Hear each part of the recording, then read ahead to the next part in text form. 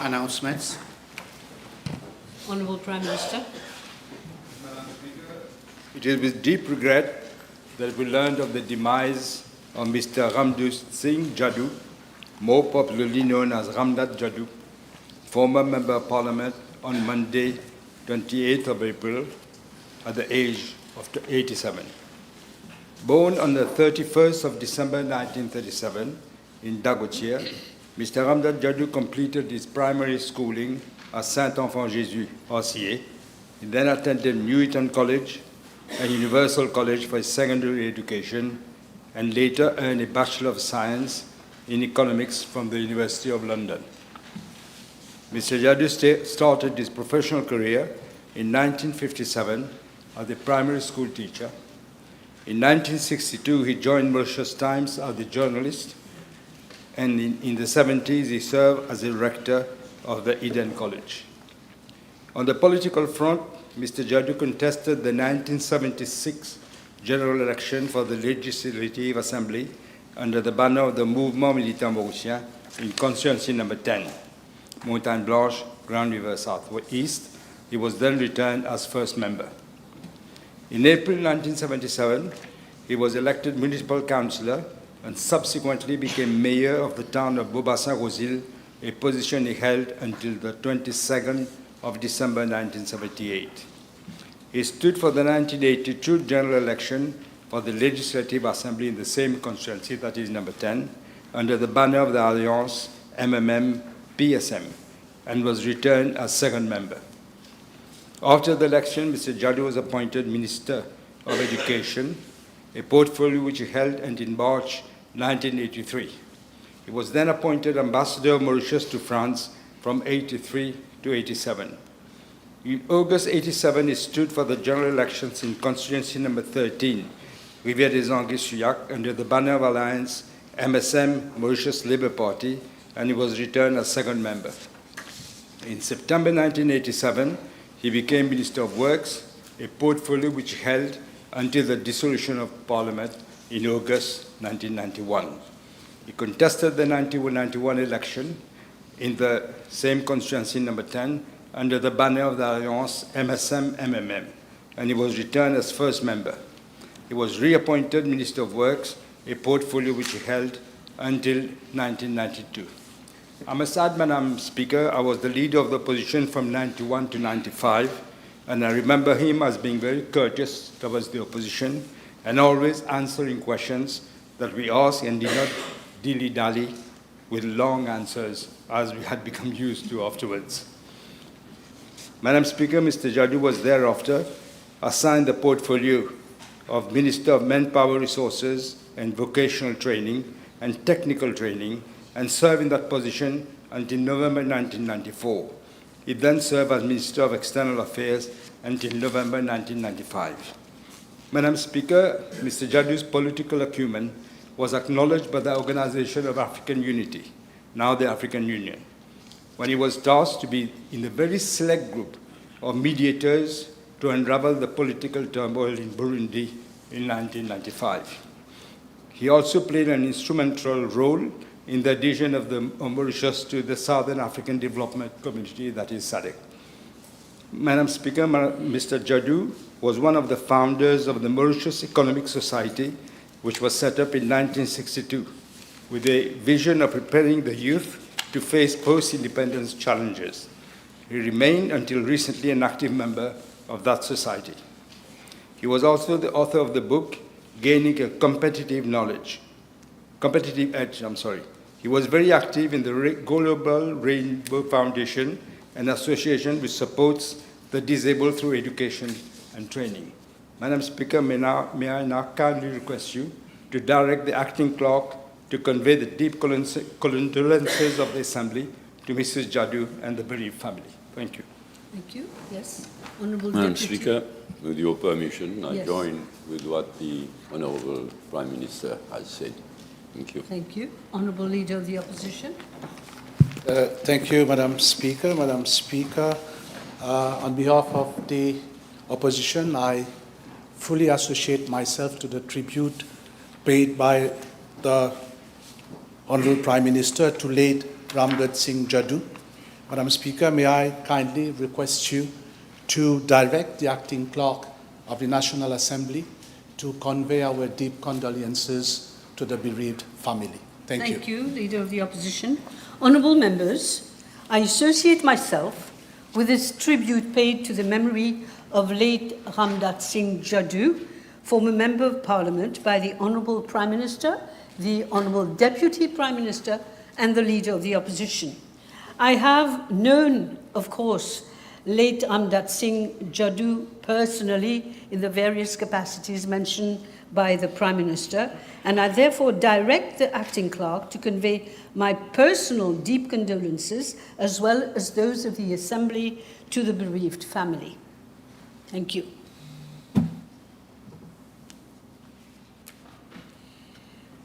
Honourable members, under announcement, I have an announcement to make.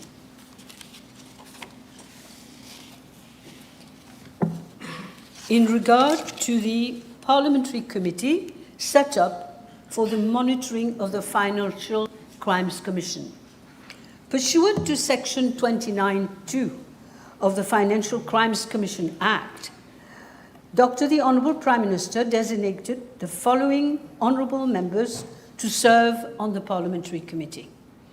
Honourable Danyeshwar Damri, Junior Minister of Finance, Honourable Chitradat Singh Lakiram, Honourable Chetan Anand Babulal, Honourable Mrs. Roxana Colette, and the Honourable Babita Tanu. I also have to inform that pursuant to the same provisions of the Financial Crimes Commission Act, the Honourable Leader of the Opposition has designated himself and the following honourable members to serve on the said committee. Please, Honourable Adrien Charles Duval, Opposition Whip, and Honourable Jean-Patrice Franco-Quirin. This is according to law, members. Moreover, pursuant to Section 1293 of the Financial Crimes Commission Act, the Honourable Prime Minister has designated Honourable Damri to act as chairperson of the said committee. Thank you. Papers have been laid. Questions? Yes, Honourable Leader of the Opposition. Thank you, Madam Speaker. Madam Speaker, I've given notice of the following private question addressed to the Honourable Minister of Housing and Lands, whether in regard to the islets around Mauritius, he will state A, the names of the lessees thereof, indicating the 1, duration and purpose of the leases, and 2, yearly fees payable therefore, and B, if government intends to set up a legal framework to regulate the activities of operators thereon. Thank you, Madam Speaker. Yes, Honourable Minister of Housing. Thank you, Madam Speaker. I'd like to say thank you to the Honourable Leader of the Opposition for this question, which gives me an opportunity to give certain information that I deem vital for not only for the House but also for members, for the members of the public outside. Madam Speaker, I am informed there are 54 islets around Mauritius, out of which 51 are fully owned by the state. 1, Île-aux-Cerfs, is partly held by the state and is partly freehold. And 2 are privately owned, Île-aux-Fortiers and Île-aux-Chats. Out of the 52 state-owned islets, 22 are leased, including Île-aux-Cerfs, 8 are national parks, and 7 are nature reserves under the control of the Ministry of Agro-Industry, Food Security, Blue Economy, and Fisheries. Île de la Passe is a National Heritage Site, Île Matapan is a public beach, and Île Bernache is vested jointly in the Ministry of Environment and the Police Department, even though it has not been actually implemented, but there was a decision to that effect. The remaining 12 islets are under the control of my ministry. I am, Madam Speaker, tabling the information requested in Part A of the question. Madam Speaker, with regards to Part B of the question, there is a pressing need indeed for the government to establish an institutional framework together with an islet management plan to regulate the activities of economic operators on the islets surrounding Mauritius. There is critical need to ensure the sustainable use of these fragile ecosystems while balancing environmental protection with economic interests, particularly in the tourism and leisure sectors. Île aux Bénitiers, for example, will indeed be used as a template for this initiative. Over the past years, the islet has witnessed an increase in unregulated commercial activities, including informal food and beverage operations, unauthorized recreational setups, and structures that are inconsistent with land use and environmental planning principles. These activities have raised concerns regarding sanitation, waste management, environmental degradation, and the preservation of public access and cultural value. Madam Speaker, further to site visits effected there and ongoing cleaning activities being undertaken, just rapidly, as at date, 138.8 tons of waste have been removed from Île aux Bénitiers. The management template, Madam Speaker, will be replicated to other islets around Mauritius. The aim is to promote a balanced approach that encourages responsible tourism and economic opportunities while preserving the national heritage of our coastal and marine assets. My ministry stands ready to support the development and implementation of this framework in collaboration with relevant stakeholders, including the Ministry of Environment, Ministry of Agro-Industry, Food Security, Blue Economy and Fisheries, it's a long name, and the Ministry of Tourism and Ministry of Local Government. And obviously all those who are ready to contribute positively and give us a helping hand in this matter and the population at large. This is my answer, Madam Speaker. Thank you very much, Minister. Yes, Leader, your supplementary question. Thank you, Madam Speaker. Since the Honourable Minister in his reply, he made mention of a template for Île aux Bénitiers. I understand this will be a master plan replicated for other islets at a later stage. Can we know from the Honourable Minister where matters are with regard to the preparation of that master plan and what is the time frame? With regards to the master plan, the situation is as follows. This matter has been raised at cabinet level. An inter-ministerial committee has been set up, which is chaired by myself, that includes several other ministries, the Ministry of Agro-Industry, Tourism, Environment, and we have technicians who are also meeting in order to come up with the plan, which is precisely the management plan. And that management plan eventually will have to be brought to cabinet for government to take a decision as to what shape the plan will take. Obviously, there are various options that will be placed before cabinet, and it will be for cabinet to decide. Now, as regards the time frame, I can also add that there has been a lot of other meetings chaired by the Deputy Prime Minister in order to assist and help bring all other stakeholders on board. They have had meetings also with les plaisanciers that the Deputy Prime Minister has met in order to try to take on board their views. And all those issues, as we talked about the balancing exercise between the economic reality as well as the environmental situation, all this is being taken into account, and obviously we'll let the technicians come up with a proper management plan before we are to apprise cabinet of same. Thank you. Yes. May I ask the Honourable Minister whether that master plan will also take into consideration and assess the potential development, for example, hotel development or commercial development on the islets? On the islet, sorry. Yes, Minister. Let me straightforward say one thing. I mean, let me, for example, take the situation of Île aux Bénitiers, and it's an opportunity to explain. You see, there have been a lot of attempts made in the past in order to come up with a proper management plan. But those have been only attempts, and no, it has taken political courage in order to start by implementing, by cleaning up one island, and then we are going to follow up onto other islands. Now, with regards to the development of islets, the Honourable Leader of the Opposition should be aware, while he himself was in government, there has been a change in the law that calls now those islets around Mauritius, by the way, which does not even have a proper definition in our statute, what are islets? Okay. And this has to be looked into as well as part of the management plan. We have to have a legal definition of what is an islet. So, while he was himself in government, and I don't mean any wrong or attacking answer, no conflict at this stage, it is that simply, at this stage, at this juncture, it is simply that all those islets have been declared to be now in an environment-sensitive area.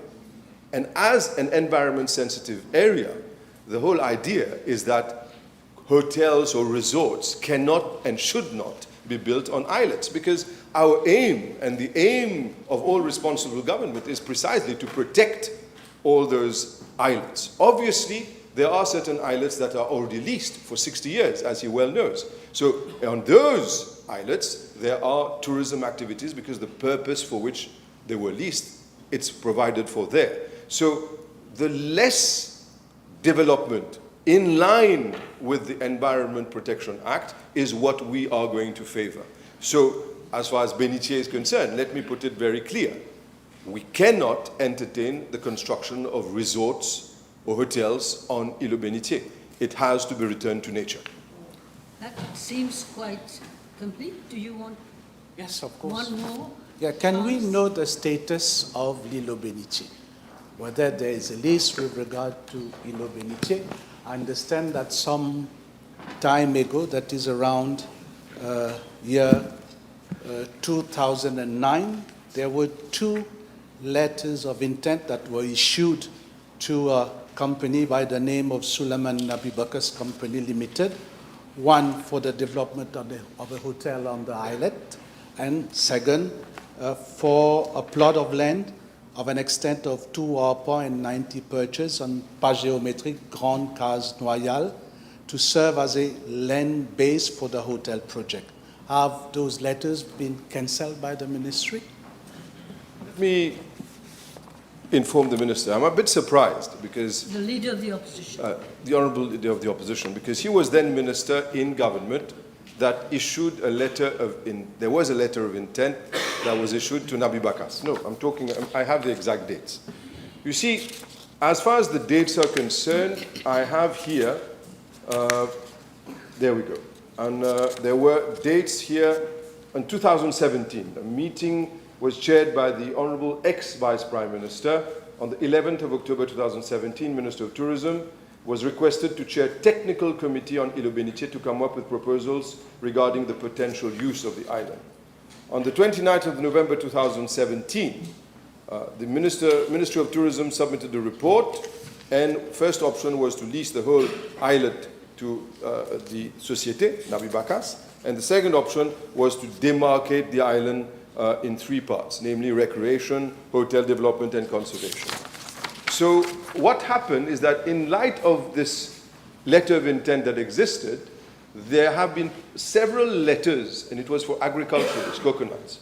Okay, but as far as all those letters of intent there have been in history, for the past 10 years, the previous government that the Honourable Leader of the Opposition formed part of let it lie and did not do anything about it and let the situation rot. And it is precisely, and I don't mean it as any criticism, even though it's just factual. They've done nothing with regards to this letter of intent. They've let it rot, and this situation has been encouraged by l'inertie, the inability of the previous government to take any decision with regards to islet management, and in particular, l'Île Bénitier. And what did we see in return? 138 tons of debris is now being, as at date, removed from that island. But imagine how did it accumulate over all those years? Can you imagine, Madam Speaker? And what is unfortunate is that people were building concrete structures, toilets, with ceramic toilets all installed on concrete, au vu et au su des autorités à l'époque où le chef de l'opposition d'aujourd'hui était ministre et ça se passait comme si de rien n'était. So this inability to see or this voluntary refusal to take note led to this situation today. But then again, I'm sure I can count on the goodwill of the people of Mauritius, including the Honourable Leader of the Opposition, to see and to take note that what we're doing now is indeed proper governance and proper governmental action. Thank you. One more bite. Yes, may I request the Minister to clarify something? Do we understand that that company still has an agricultural lease on that islet? The answer is no. There is no agricultural lease on the islet. There is no lease agreement that was issued. No, precisely because this company had been writing time and time again to the previous government and asking the government to act. So instead of renewing or giving them a proper lease for that particular coconut plantation or even any development whatsoever, we end up with l'INERCI totally sleeping on the file. But other people close to government were allowed to just go there and do as though it was their private property. Mauritians trading honestly and whom we intend to put in a better situation now were themselves sometimes asked to leave by those qui déclarent la case pas posée. So they were pretending that it was theirs when it was not theirs. So right now, we have also had situations, allow me to say that, because I've been reading press reports while the good leader of the opposition was then minister of that government, where drugs were found on the island in Ubenitie. Under the sand, stashed away. Police have found all this. So this is precisely what we're tackling. So if you want the proof that we are really implementing and taking bold decisions, there you have it. Thank you. Another one? Yes, I've got so many, Madam Speaker. This is an important subject. Yeah. Can the Minister inform the House whether the decision to remove the operators on the islet was a collective decision by Cabinet? Answer, yes. I have the full support of Cabinet, full support of government, and let me underline, full support of the Prime Minister and full support of the Deputy Prime Minister. I'm supported, or I'm sure I have your support as well. So long as you do things correctly, you'll have my support.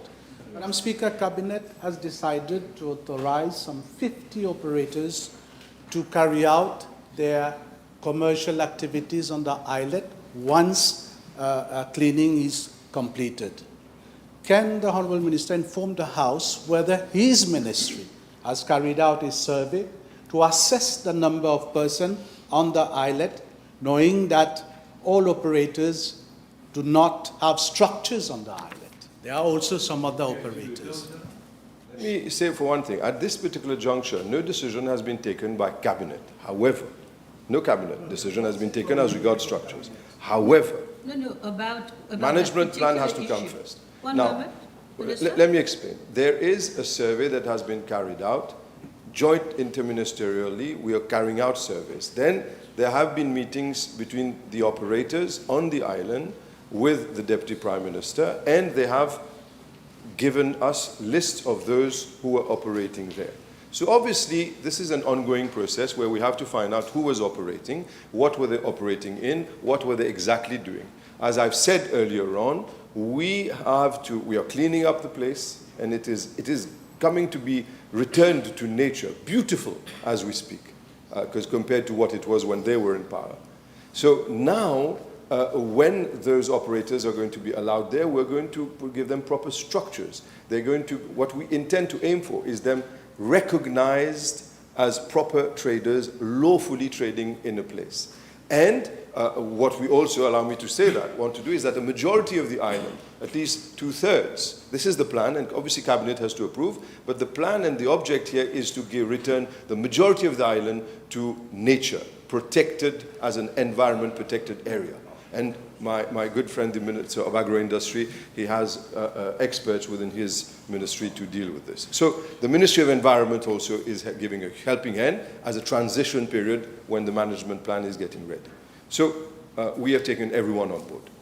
Thank you. Yes. May I refer the Honourable Minister to a Cabinet decision which was taken some 1 week ago, whereby it is stated that some 50 operators would thereafter be authorized to carry out their activities anew on the islet without erecting any permanent structure. There is a Cabinet That is the decision. transitional period that the good Honourable Leader of the Opposition is referring to. That's the transition period. Okay, during that transition period, obviously, we will have to allow people, well, I'm not talking about when the final plan comes up, this is different, there were going to be structures then. In the meantime, the Ministry of Environment is going to be responsible for the management of the island, the cleaning up as well. There are going to be operators who will be allowed to go there, but without erecting permanent structures, as the Cabinet decision says. And what happens is that once they've already worked during the day, they will be obliged to leave with their structures. We have to keep the island clean for the present and future generation. May I ask the Honourable Minister whether there was some form of consultation with the operators on the islet before stopping the activities and pulling down the structures? I thought he said, we I thought have- he already said this. We have given notice. We have given notice in line with the law, and we did not stick to the minimum delay. We gave more delay than that. And I can assure you as well is that when it was removed, it was ample delay was given, obviously because there were unlawful structures. A decision had to be taken, and a decision was taken, and I am happy that this decision was taken. Now, as far as consultations are concerned, as I've said in my answer earlier on, the Honourable Deputy Prime Minister has had meetings, and I thank him for that with the operators, and we have worked together in order to be able to find solutions where we put the operators in a better situation. Thank you.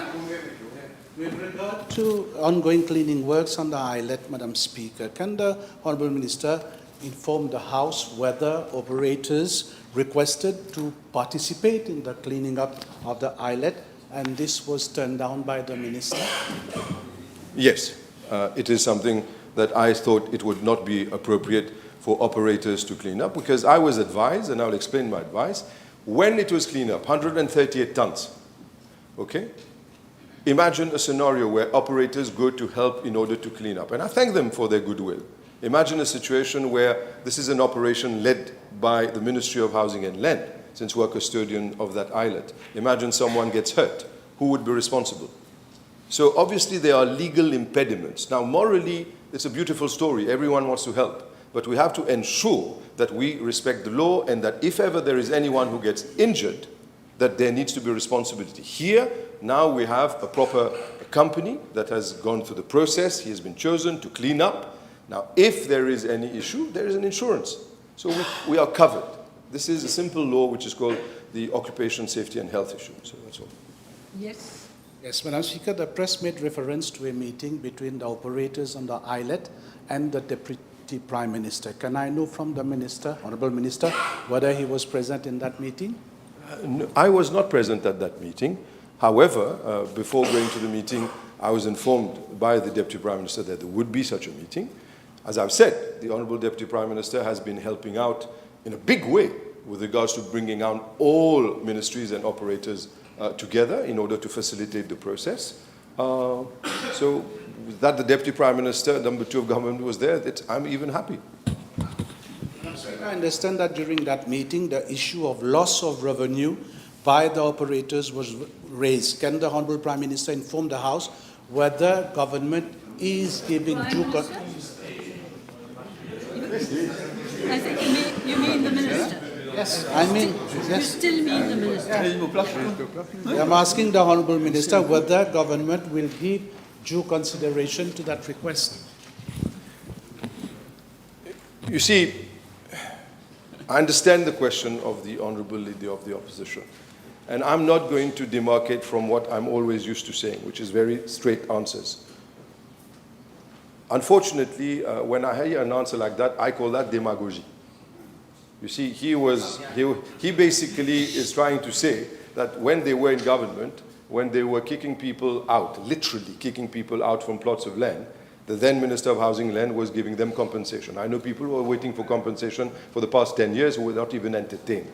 Obviously, our aim here is to put the operators in a better situation. They were not in a good situation.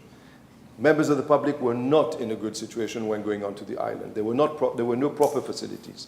And therefore, we want to put them in a better situation. And that they are recognized lawful operators. They were not lawful operators, and obviously we cannot give compensation or even consider that element if they are unlawful operators. So we have to be responsible about it, Madam Speaker, and I hope that maybe, if he couldn't do it when he was minister in the previous government, let him start doing so now. Yeah, all right. My question is simple, Madam Speaker. Some of those families depend solely on those activities. Will government consider giving them some sort of support? That's what I'm asking. Madam Speaker, I thought I was very clear on this matter. Now, where does the buck stop? Where do we draw the line? Now, everyone can... Then where do we draw the line? I mean, I hear we're not going to pass value judgment on what happened in the past. I recognize, government recognizes that those people are hard-working citizens. Unfortunately, there was no proper structure, regulation, in order to regulate this. Even islets, as I said, is not defined. We are putting things right because we are looking forward. This is what we have to do. Put them in a better position by looking forward. Okay. Honourable Whip. Yes, thank you. Madam Speaker, may I ask the Honourable Minister, given that has a survey been undertaken prior to blocking access to the operators? If so, how many operators have been identified as earning a living from Îlot Bénitier? And given that the blockage has happened in peak season and that they are now left to fend for themselves without being able to operate, and given that there is no legal impediment for exploitation of the islets today, even that there's no concession, why is it then, how will the minister then, again, compensate those, how many operators you will tell us It's the same for, question. for the last... Can you repeat? I'm sorry. Yeah. Will you please sit down while I'm speaking? You're putting the same question again. Minister, do you want to answer again? Yes. May I Yes. rephrase it? Depending on your answer on the number of operators, if it is more than 50, which you intend on allowing to operate in the future, how will you compensate those other operators that will not be able to fall within the 50? Can you tell us how many there are, and what about the other ones then? Okay, that is an opportunity to go even further. Let me explain. Number one, there is no issue of compensation. Simple. Let's put it a stop to this whole idea of trying to score cheap political points by talking about it. Please, hold. Now, that they have nothing else to hold on to, I understand. But let's be responsible and reasonable. So now the other issue is how many operators will come there. Now, the operators, they themselves, have met with the Deputy Prime Minister and have met with ministers and have... It was done in parallel. And obviously, 50 or so operators were given, the names were given, and this is not emanating from government, this emanates from the operators themselves. So now there's the exercise by technicians to find out how we could accommodate those 50 environmentally in a sound manner for it not to damage the island. Second issue which we also have to look into is how to have access to the island. The Honourable Member would know, Madam Speaker, that all the sand around the island does not have any coral anymore. It's all destroyed because all boats come towards the shore, onto the beach.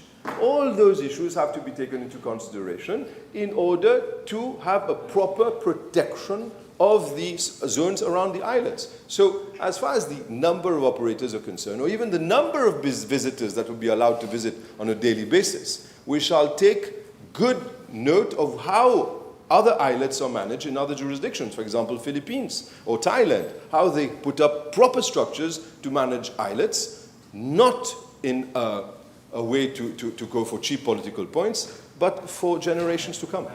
Last question. Then Leader of the Opposition, I'm sorry. It's his question. Question time. Don't fight. Madame la Présidente, le constat général, c'est une situation de poids et de mesure. My question is, what will government do to rectify that, Madam Speaker? Minister, we got few minutes left. Yes, 2 minutes. Let me very quick. For 10 years, they've done nothing. Worse? I totally agree. They've done worse than that. So, for one thing, we are going to ensure that it is not an open place for people to go in close to the previous regime and stuff drugs under the sand. One, we are working closely. The Prime Minister has been briefing me and working closely with the Commissioner of Police to ensure that those islets around Mauritius are not used for drug trafficking and for any other illicit business. This is what we're doing. What we are doing as well is not only encouraging those who are the exclusive few known to certain ministers in high quarters to be allowed access to those islands. What we are doing is protecting the environment because we recognize the importance of leaving pour postérité, pour les générations futures, the islets in a proper state than it is today, in a better state tomorrow, but we are also balancing it with operators. Mauritius is important, not kitchen politics like they did.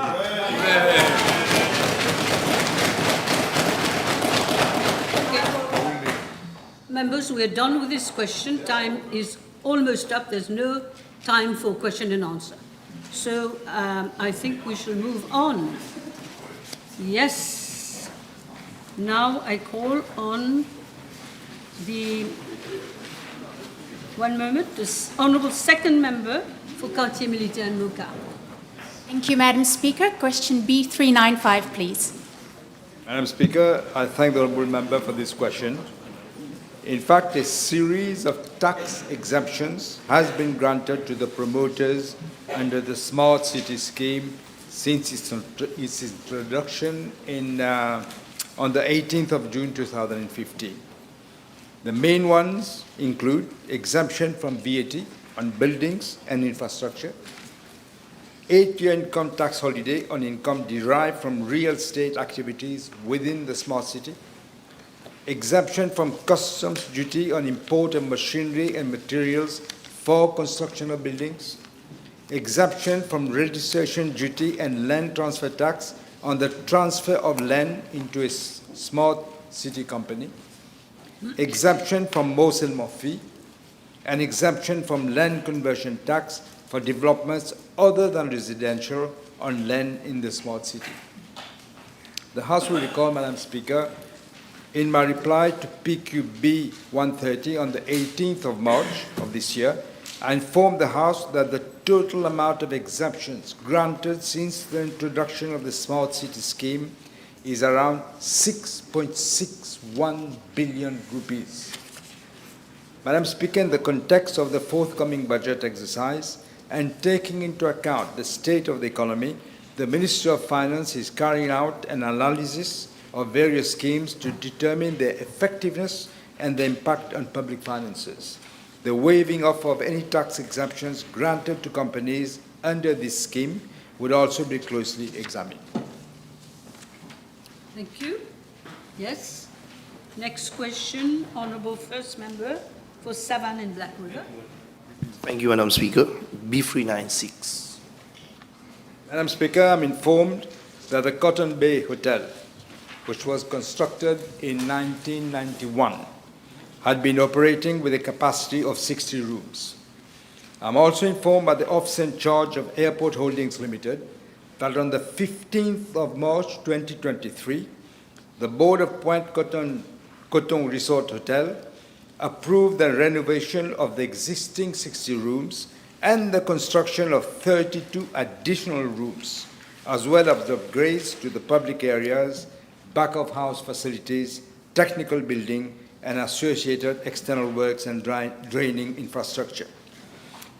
On that same day, the board of Point Coton Resort Hotel Limited approved that the hotel renovation and extension project be undertaken at the revised estimate cost of 650 million rupees. That is excluding VAT. That was on the 15th of March. On the 12th of June, the contract for the refurbishment and extension works was awarded to Laxman Bai and Company Limited at the cost of 683 million rupees, 501,922 rupees, and 42 cents as well. So don't forget the cents. Again, that's exclusive of VAT. I must point out, Madam Speaker, that the letter of award was signed on behalf of Point Coton Resort Hotel Limited by Mr. Ken Oyan, Director without board approval. Signed without board approval. It was only 4 days later, that is on the 16th of June, 2023, that the board of Point Coton Resort Limited approved that the contract be awarded to Laxman Bai and Company Limited at the negotiated price, that is of 683,501,922 rupees and 42 cents. Again, exclusive of VAT. Worse, Madam Speaker, this letter of award of the 12th of June 2023 was ratified by the same board only on the 18th of September 2023. That is a bit more than 3 months later. Now, an additional amount of 28,321,006 rupees, exclusive of VAT, representing variation works incurred and brought the renovation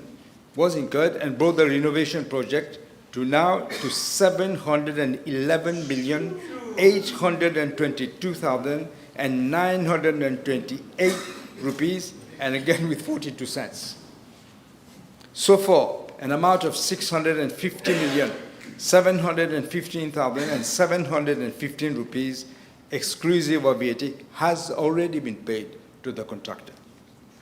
Furthermore, from the period May 2023 to April 2024, contracts were awarded to 28 suppliers for the procurement of other components of the project, including furniture, kitchen, laundry equipment. You would have thought it's called money laundering equipment, as well as the purchase and installation of desalination plant at the total cost of 86,342,773 rupees and 63 cents.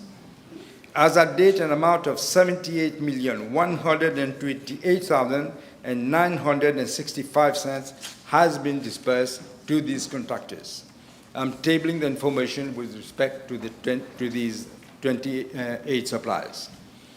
Madam Speaker, as if that was not enough, an additional sum of 15,962,062 rupees was disbursed by the company to these 22 service providers for communication, training, IT system, and insurance, among others. Again, I'm tabling this information. And I'm sure honorable members will be surprised, and wait for it. A further amount of 83,918,643 rupees has been paid to 12 consultants, including Etwaru Associates Limited, and this information again is being tabled. Nothing to do with them. It's not written the same way. Madam Speaker, so we are faced with a project which was initially estimated at 650 million rupees, and which is now estimated to cost the taxpayer 1,024,956,038 rupees. This represents an increase of 58% of the original.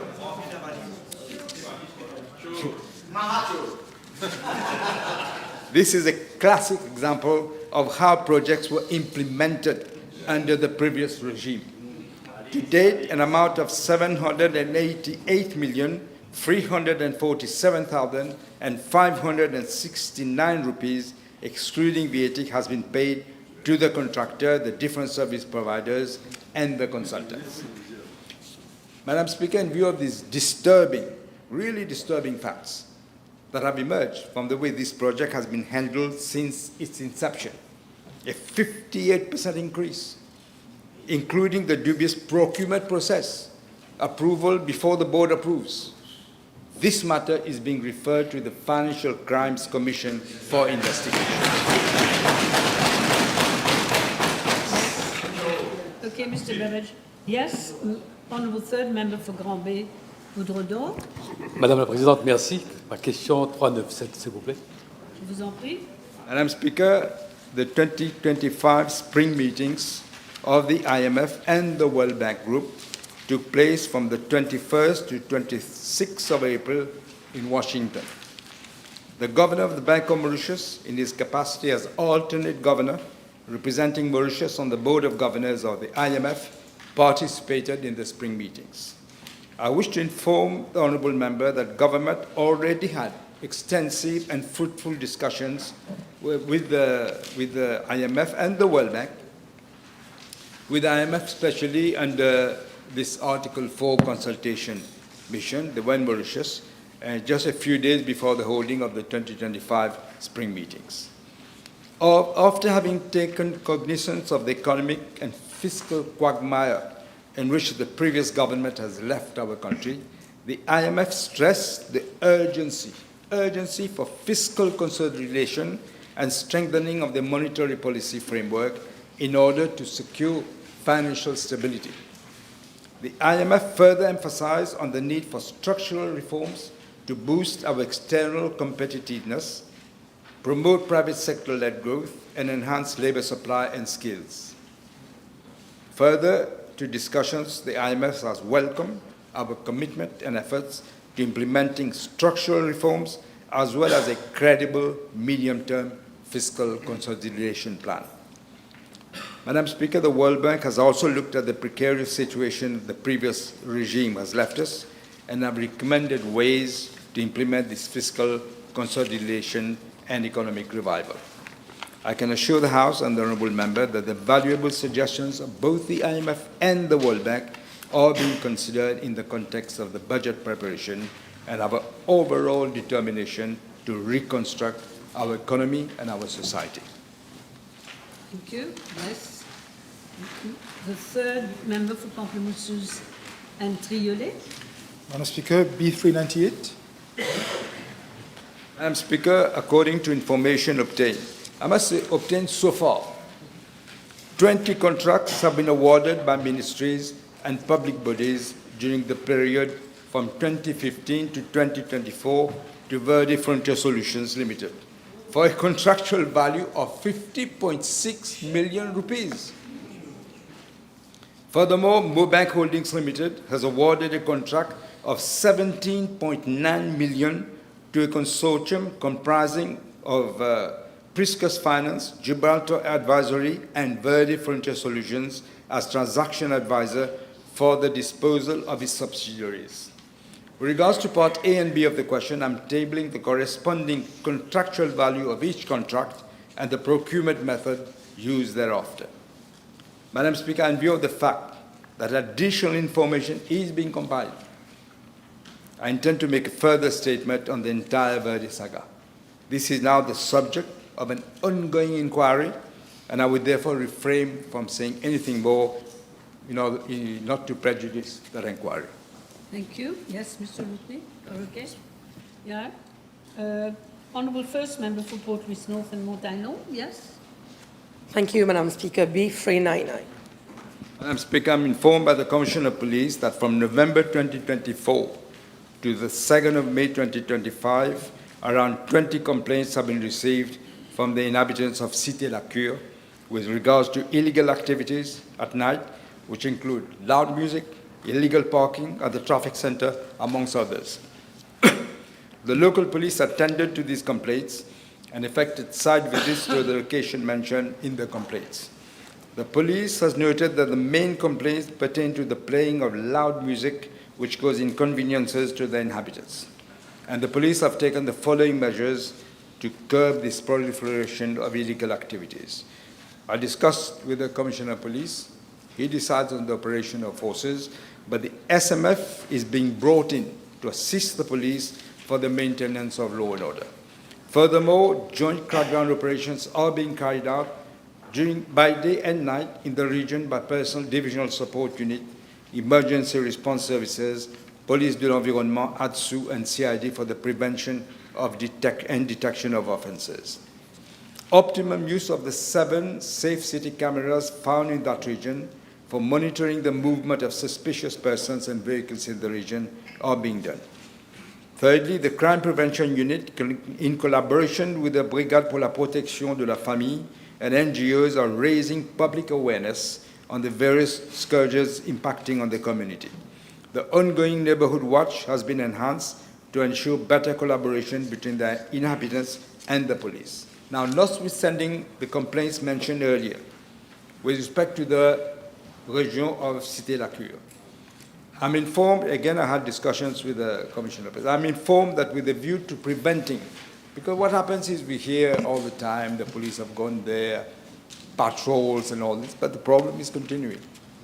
We have to put a stop to it. So I'm informed that with a view to preventing the upsurge of substance abuse in this area, ADSU, again with the assistance of the SMF, has so far conducted 15 crackdown operations, resulting in the arrest of 13 suspects from the November 2024 to 2nd of May 2025. Madam Speaker, the police is taking all the necessary measures to ensure a peaceful environment in the region of Cité-la-Cure. They will be working in close collaboration with the inhabitants to address the problems they are facing. Furthermore, the police de l'environnement will be provided more resources to ensure a more effective service in the region to combat the problem of noise pollution. Thank you. Yes. Honourable Second Member for Rivière des Anguilles, Souillac. Thank you, Madame. Question B400, s'il vous plaît. Madam Speaker, the House will surely recall that the former Prime Minister refused to answer questions relating to Mr. Sattar Haji Abdullah. He never answered any question. He was a protected man. Bush. I have decided to depart from that and to answer because it is a matter of national interest. And I thank the Honourable Member for the question. I presume that the Honourable Member is not only referring to parastatal bodies, but also to state-owned enterprises and entities involving public funds which have retained the services of Mr. Sattar Haji Abdullah for the period of 2015 to November 2024. Now, as regards to part A of the question, I'm informed that Mr. Sattar Haji Abdullah has not served as either the chairperson or a board member of any parastatal body over that period, that is 2015 to November 2024.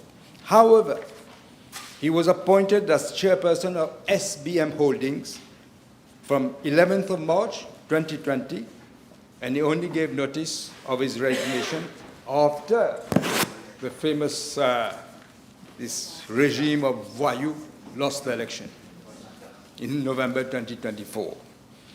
Mr. Sattar Haji Abdullah also served as a member of committees of SBM Holdings Limited and the director of several subsidiaries of the SBM Group. Madam Speaker, accordingly, for the period 2020 to 2024, he was paid by SBM Holdings Limited an amount of 16.6 million rupees as fees for serving as chairperson and a committee member. 16.6. Look at all these young people. They're going to, I'm sure they're going to go through exams. They're going to work hard. But who will be paid that sum of money? 16.6 million. In addition to the 16.6 million, he was also paid an amount of 20.7 million rupees as fees as board and committee member by the subsidiaries of SBM Holdings Limited for the same period. Therefore, if you add the two, it's a total amount of 37.3 million rupees was paid to Mr. Sattar Haji Abdullah by the SBM Group over a period of a few years. 37.3 million? It's more than a scandal. Madam Speaker, concerning Part B of the question, I'm informed that over the period 2015 to November 2024, Mrs. Sattar Haji Abdullah was appointed by Mobank Limited to provide insolvency services in respect of 13 companies, where payment for these services were made to Grant Thornton Advisory Services Limited. Now, this company, Mr. Sattar Haji Abdullah, is himself a senior director. So a clear case, couldn't be clearer, of conflict of interest and possibly, surely, malpractice. This is the case of the right hand giving to the left hand, and nobody is saying anything. This matter, Madam Speaker, will be referred to the relevant authorities for investigation. Madam Speaker, Mr. Sattar Haji Abdullah received the following: a total of 10.9 million rupees as receiver. That is, apart from the other things I mentioned, 10.9 million rupees as receiver in respect of 7 companies. 600,000 rupees as joint receiver in respect of 3 companies. 6 million rupees as liquidator in respect of 1 company.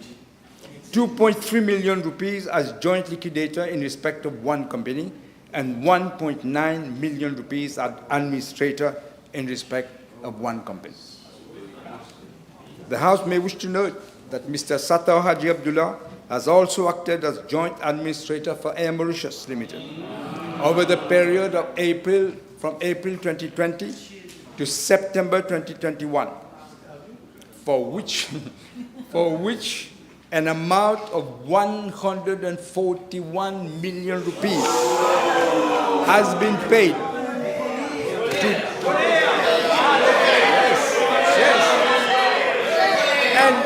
and these are the people who said I had bought an airplane. I was ready to leave the country. Look what they were doing. Now, and I say again, the Grant Thornton Advisory Services, Mr. Abdullah was the director.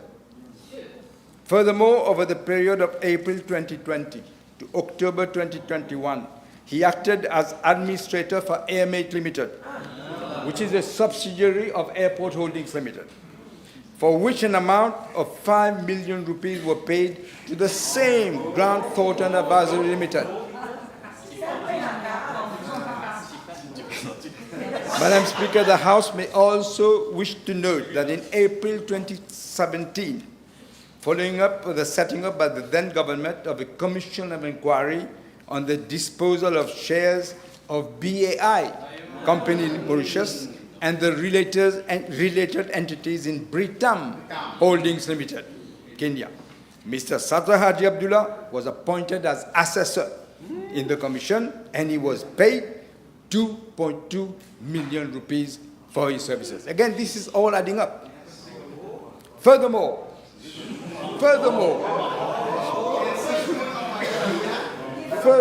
a total of 79.6 million rupees has been paid by parastatal bodies, state-owned enterprises, involving public funds, again to Grant Thornton Advisory Services and Grant Thornton Limited for the provision of consultancy and other services, of which 28 million has been paid by the SBM Group.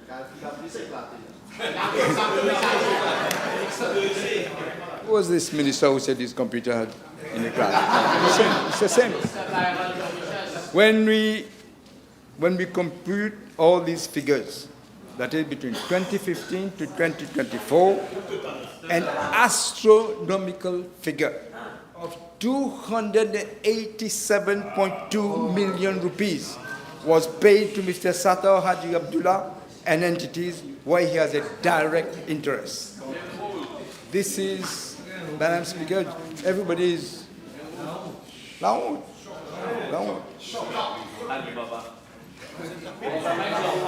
Alibaba est un voleur. Non, il y a d'autres voleurs. Il y a d'autres voleurs. This is an indication, Madam Speaker, of the sort of incestuous relationship that existed between some individuals and those who were in power under the previous regime.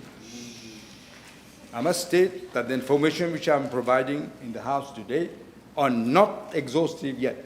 We are still looking.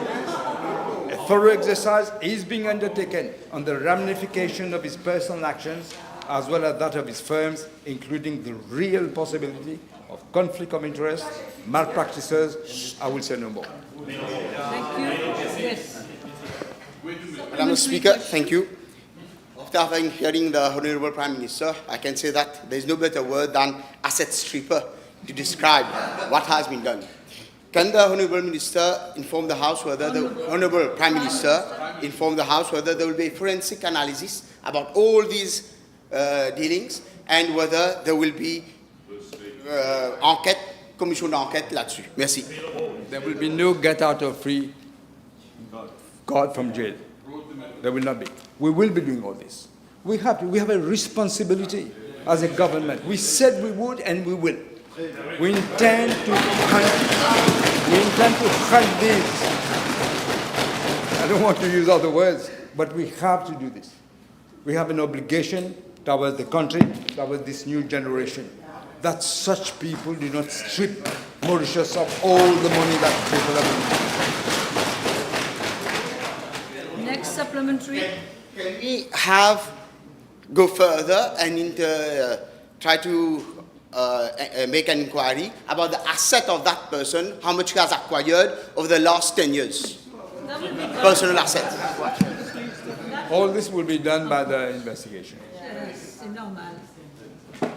Yes, Honourable Third Member for Bobassin. May I be allowed to call members? Yes, Honourable Third Member for Bobassin. P400, Madame.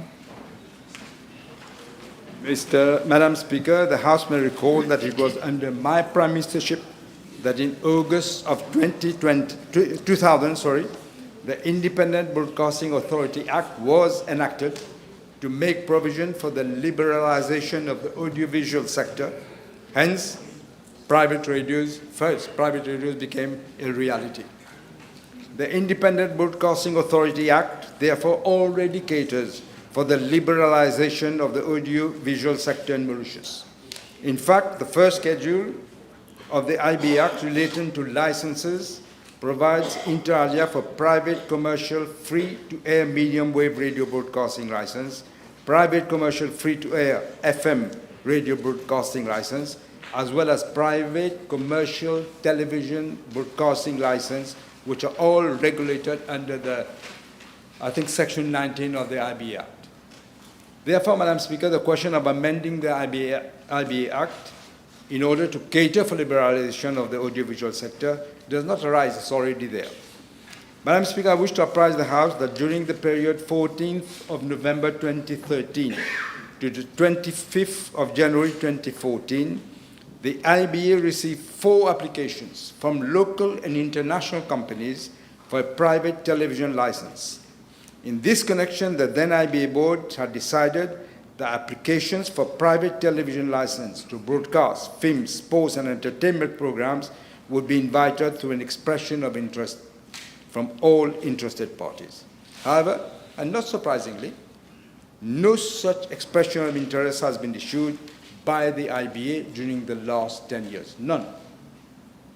Madam Speaker, I wish to point out that the IBA Act was amended in 2019 to provide for time for the limit of foreign shareholding in a company applying for a license to be increased.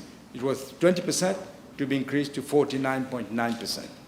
However, despite this amendment, no application for a private television license has been received by the authority. Madam Speaker, as already announced in the government program 2025-2029, my government will stand by its commitment, and therefore arrangements will be made for the introduction of private television channels in order to promote pluralism in the audiovisual sector. Yes? Supplementary? Oui, j'ai bien compris la réponse de l'honorable Premier ministre, mais je voudrais qu'il nous confirme une chose. Depuis l'entrée en fonction du nouveau gouvernement et lui-même en tant que nouveau Premier ministre, est-ce qu'il peut confirmer qu'il n'y a pas eu aucune demande pour opérer une télévision privée, et parce qu'il y a certaines informations qui circulent à l'effet qu'il y a des demandes qui ont été déposées depuis l'entrée en fonction du nouveau gouvernement pour opérer une télévision privée? I'm not aware that any demand has been made yet, but when we look at the whole picture, we're going to re-look at this. I'm sure there will be interest. At one point, I remember there was an interest when I was Prime Minister, after I passed the law, and then I don't know why I suppose I lost the election and nobody was prepared to give any money under the table. Yes. That's it, Mr. Kiran? Yes? All right, the Honourable Second Member for Flac-Bonaccueil, Mr. Bichou. Madame la Présidente, B402, s'il vous plaît. Madam Speaker, the Corporate Social Responsibility Framework was introduced in 2009 when profitable firms were required to either spend 2% of the profits on CSR activities approved by government or to transfer these funds to government to be used in the fight against poverty. I'm informed by the Mauritius Revenue Authority that during the last 5 financial years, that is from financial year 2019-2020 to financial year 2023-2024, an amount of some 5.3 billion rupees has been collected as CSR contributions from companies. I'm further informed that in the current financial year, the MRA has at the end of March 2025 collected 917 million rupees as CSR contributions. In regards to Part A of the question, as from January 2019, a company may use up to 25% of its CSR contribution to implement a CSR program of finance in non-governmental organization implementing a CSR program in the priority areas of intervention. In both cases, it is the company that actually decides on the use of the funds. A company is therefore required to remit at least 75% of the CSR contribution to the MRA. Madam Speaker, over the past 5 years, the amount collected by the MRA has been remitted as follows. For the financial years 2019, 2020, and 2022 and 2023, the Accountant General for onward remittance to the National Social Inclusion Foundation is 5.3 billion rupees. As from financial year 2023-2024, an amount of 200 million to the Accountant General for onward remittance to the Poverty Reduction Fund and the remainder to the National Social Inclusion Foundation. Exceptionally, for financial 2024-2025, an amount of 1 billion rupees has been earmarked to be credited into the Consolidated Fund for onward remittance to Poverty Reduction Fund. Madam Speaker, regarding Part B of the question, I'm informed by the MRA that an amount of 1.4 billion rupees has been spent directly by the companies under the CSR scheme for financial year, from financial year 2019-2020 to for the financial year 2023-2024. As regards to Part C of the question, I'm informed by the National Social Inclusion Foundation. During the last 5 financial years, it has disbursed an amount of 3.4 billion rupees to non-government organizations. And I'm further informed that in the current financial year, that is at the end of March 2025, it has disbursed an amount of 768 million rupees to non-governmental organizations. Madam Speaker, regarding Part D of the question, an amount of 200 million has been transferred to the Poverty Reduction Fund in the financial year 2023-2024, and an amount of 1.2 billion rupees has been earmarked to be transferred to the Poverty Reduction Fund in the financial year 2024-2025. Out of the 1.2 billion rupees, an amount of around 917 million has been transferred to the Poverty Reduction Fund to finance national social programs. As regards to Part E of the question, only 1 billion rupees will be redirected from the CSR contributions to the Consolidated Fund for onward remittance to the Poverty Reduction Fund. C'est bon, Monsieur Bichuk, because time is already up anyway. That was for everybody to understand. We were having questions for the Prime Minister. Now time is up. The table has been advised that the following PQs under this PMQT, PQ B406, B407, B408, B409, and B404 have been withdrawn. Now we proceed. Do you want to start, or shall we break at this stage? Okay, we can start. We break at 1. Okay? I like it to be... J'aime avoir le consensus. Alors, so now we proceed with parliamentary questions. And I will call on Mr. Bijan, second member for Grand Bay Poudre d'Or. Thank you, Madam Speaker. B412. Madam Speaker, with regards to the region of Vale, I am informed that several traffic and road safety calming measures have been implemented along the Vale B12 road in response to reported recurring issues of vehicle over-speeding and fatal road accidents along that particular road. These measures include the installation of a speed camera system and the construction of a raised pedestrian speed table. To address on-street parking that obstructs traffic flow, thus causing a road safety issue and also hindering pedestrian movement, single and double yellow lines have been painted at various locations. Additionally, due to limited visibility of vehicles exiting Petit Raffray Road into Vale B12 Road, the installation of a traffic light system has been proposed at this junction to ensure safer and more efficient turning movements.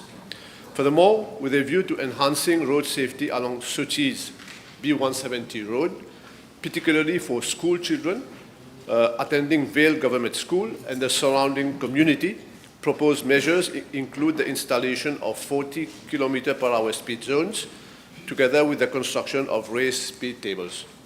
Madam Speaker, as regards the region of Cap Malheureux, double yellow lines have been implemented along Chemin Vert-Pied, Montchoisy Cap Malheureux B13 Road, and several lateral roads to prevent on-street parking, to improve safety at road junctions, and to facilitate safer movements of pedestrians.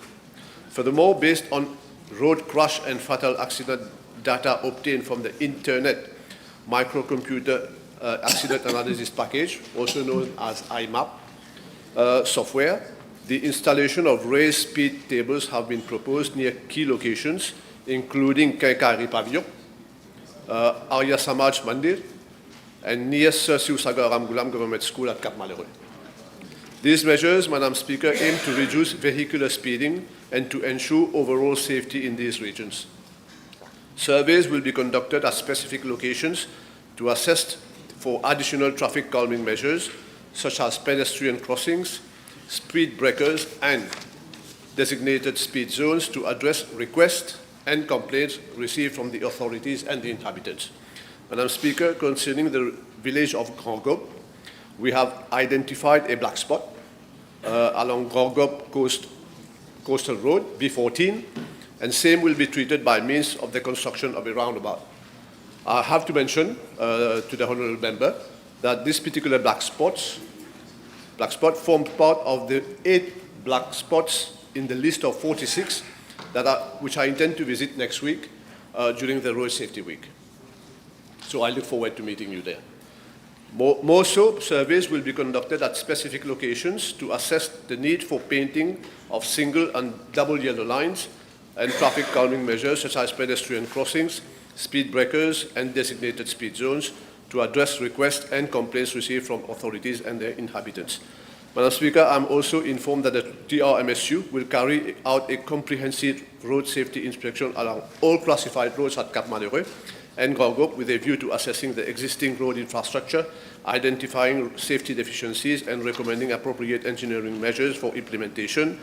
These will include improved traffic signage, safer pedestrian crossings, enhanced road markings, installation of guardrails and handrails, and traffic calming measures where pedestrian traffic is high, for instance, near schools and places of worship.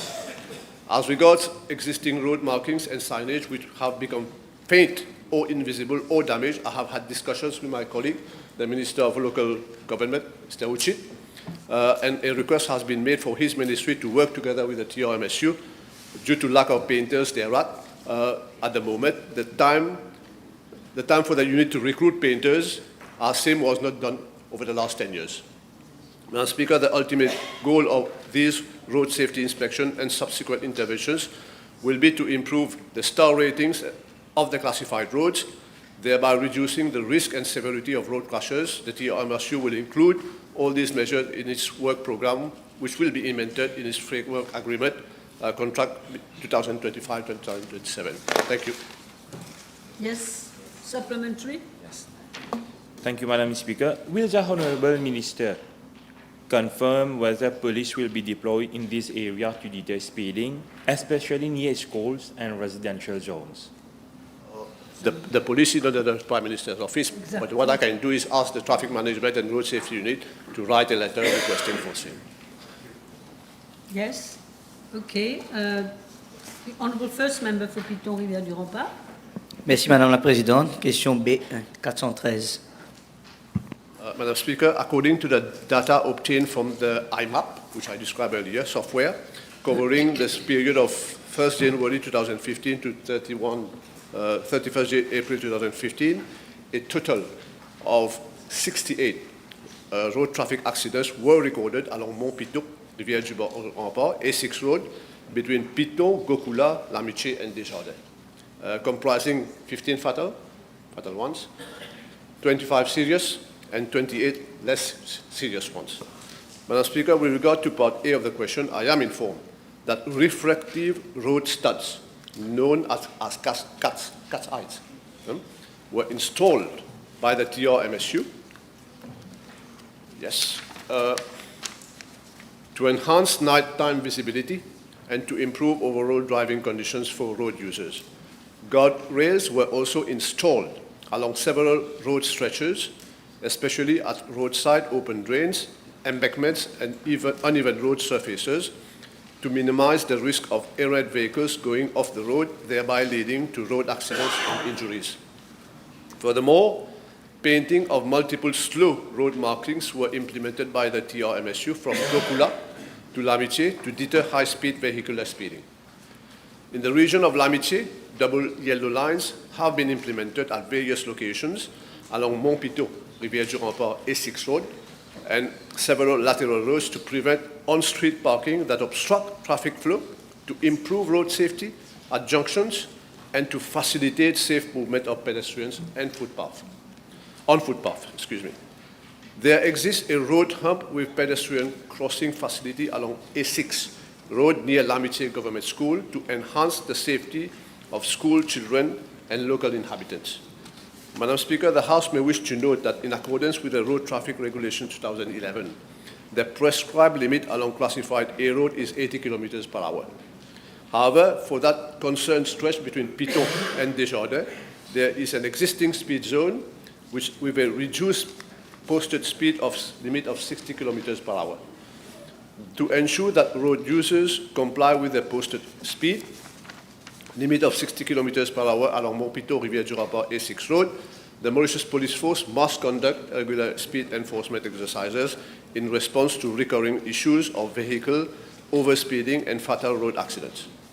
Madam Speaker, as regard to Part B of the question, the following additional preventive measures are being envisaged. A, the TRMSU will carry out a comprehensive road safety inspection along all classified roads at Piton, Gokula, L'Amitié, Desjardins, Bellevue, Morel, with a view to assessing the existing road infrastructure, identifying safety deficiencies, and recommending appropriate engineering measures for implementation. These will include improved traffic signage, safer pedestrian crossings, enhanced road markings, installation of guardrails and handrails, and traffic calming measures where pedestrian traffic is high, for instance, near the schools and places of worship like the Shivala of Gokula and near Anu Grandi Association at L'Amitié. The ultimate goal of these road safety inspections and subsequent interventions will be to improve the road safety star ratings of the classified roads, thereby reducing the risk and severity of road crashes. The TRMSU will include all these measures in its work program, like I mentioned earlier. Furthermore, the TRMSU will be carrying out surveys at specific locations to assess the need for painting of single double yellow lines and traffic calming measures such as pedestrian crossings, speed breakers, and designated speed zones with regards to requests and complaints received from the authorities and the inhabitants. As a last line, with a view to ensuring that road users comply with the posted speed of 60 kilometers per hour along Mont-Piton, Rivière-du-Rempart A6 road, it is also proposed that police conduct more frequent enforcement, like I mentioned earlier. The TRMSU will assist to the extent possible. Yes. Thank you, Honourable Minister. Given that we have had 15 fatal accidents during these past 10 years, meaning at a rate of more than 1 fatal accident per year, and also I'm pretty sure you're aware that the rumbles that existed near to the Shivala of Gokula, where last week there was another fatal accident. The rumbles were removed a few years back. I just want the Honourable Minister to enlighten the House whether these measures that your ministry is planning will be implemented by the end of this year, given that the seriousness of the condition. Thank you. Yes, certainly we'll try our level best, but I have to mention to the Honourable Member that next week, during the Road Safety Week, more measures will be announced, not only in the region, but around the island. Thank you. Yes, Dr. Tanu, please. Last question for this morning, of course. Thank you, Madam Speaker. Question 414, please. Madam Speaker, early childhood care and education lay the cornerstone for a child's lifelong journey of discovery, growth, and achievement. These early years are not just formative, they are transformative, shaping the minds and hearts of our youngest citizens while laying the foundation for literacy, numeracy, and personal development. Recognizing this vital stage, this government remains steadfast in its commitment to delivering inclusive, equitable, and high-quality early childhood education for all. With regard to the post of assistant teacher in pre-primary schools, I'm informed that in August 2023, approval of the then government was sought to the implementation of the granting formula for the pre-primary sector, whereby it was agreed that a new post of assistant teacher be created. The incumbents would be required to hold a Cambridge School Certificate or a General Certificate of Education. Assistant teachers play a vital role in pre-primary schools by providing individualized support to pupils who require tailored instruction and pastoral care. They help pupils to adapt to the pre-primary environment, assist them in feeding and hygiene. They also support teachers in activity planning, creating learning materials, help to supervise and maintain discipline both indoors and outdoors. Madam Speaker, my ministry is proposing to review the criteria, including the possibility of waiving the 5 credits requirement for candidates who already possess a recognized proficiency course from the Mauritius Institute of Education, particularly where such qualifications demonstrate the necessary competencies for effective early childhood education. Those who possess MIE proficiency course will not be penalized during selection process, especially those who have experience in the early childhood sector. I'm further informed that currently there are 267 assistant teachers in pre-primary schools at the ECCA. Those assistant teachers possess 5 credits, including mathematics, English, and French respectively, but do not possess proficiency course from the MIE. But they will have to follow the MIE Teacher's Certificate soon. In case the 5 credits requirements for assistant teachers will be waived, it will have an impact on the salary accordingly. It can be noted the MIE proficiency course is lower than the MIE Teacher's Certificate course. Consequently, the assistant teachers who do not possess 5 credits but possess a proficiency course should be graded as assistant teachers but will have a different salary scale. Madam Speaker, following les Assises de l'Éducation, which were held from 15 to 17 April 2025, proposals have been received for a comprehensive review of the education sector, which include also the free pre-primary scheme. These include recommendations for adapting recruitment requirements to better reflect the practical skills and a specialized training for the quality early childhood education. Yes, are you happy with this? The Minister, to what extent will years of experience be taken into account with regards to planning for the future salary? Thank you. Definitely. Their years of experience, definitely, in case they do not have. In pre-primary. In pre-primary, we're talking about the assistant teachers in that particular case. Yes. Thank you. Thank you, Minister. And I will now raise the sitting for 1.5 hours. We resume at 2:30.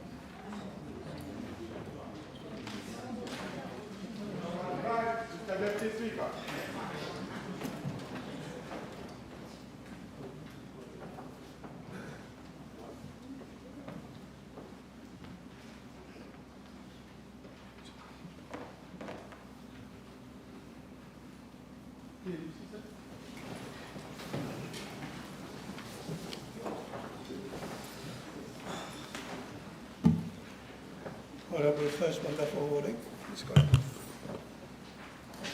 B415, please. Mr. Deputy Speaker, I wish to inform the House that there are presently 5 special education needs institutions in Rodrigues. All of them are registered with the Special Education Needs Authority, SENA. Out of the 5 SEN institutions, 3 are run by non-government organizations and 2 are run by the Service diocésain de l'éducation catholique, SEDEC. The National Remuneration Board, NRB, determines the salaries for various positions such as teacher, teacher's assistant, clerk, carer, driver, and caretaker for NGOs. With the implementation of the NRB regulations in 2024, the salaries of teacher, teacher's assistant, clerk, carer, driver, and caretaker have increased, whereas the salary of managers have remained the same as recommended by the NRB.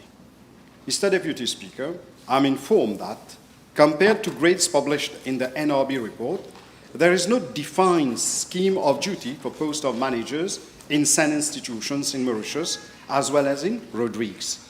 SEN institutions in Rodrigues are allocated funds by the Ministry of Finance through the Rodrigues Regional Assembly. Mr. Deputy Speaker, I wish to highlight that during consultations for the Special Education Needs Institutions Employees Remuneration Regulations 2024, my ministry had proposed that managers be included in the category of employee. However, the Ministry of Labour and Industrial Relations indicated that managers of NGOs have not been included in the exercise for the following reasons. 1, these were high-profile job positions and holders of same could negotiate their salaries with their boards. 2, people in these positions were in charge of all the NGO's activities, but not limited to SEN schools. A working committee, including an officer of the Human Resource section of my ministry, has been set up at the level of the SENA with a view to finding appropriate solutions on the matter. Same would then be referred to the Ministry of Labour and Industrial Relations for consideration. The relevant duties of managers, including the duties of managers in Rodrigues, will thus be examined at the level of the above working committee prior to the submission of the recommendations to the Ministry of Labour and Industrial Relations. Thank you. Thank you. Honourable First Member for Port-Louis North and Mortaillon. B416, please. Thank you. Mr. Deputy Speaker, sir, regarding drain works being undertaken in the region of Islamic Secular Studies in Le Cournu, Sainte-Croix, I'm informed that the National Development Unit had awarded a contract to Sotravic Limited for an amount of around 140 million on 22nd June 2020. Works were completed in December 2022. However, following a heavy rainfall on 17 February 2023, whereby residents in the Le Cournu region reported flooding in their premises, the Land Drainage Authority recommended that post-flooding measures be implemented, namely the construction of 3 attenuation basins thereat and the relocation of a 500 millimeter diameter CWA pipe which passed through the newly constructed drain at Beit ul Nur Street. These works had to be implemented as during the heavy rainfall it was found that water running off from the slopes of the mountain carried all sorts of debris which were being deposited in the inlet of the newly constructed drain network, thus obstructing the free flow of water.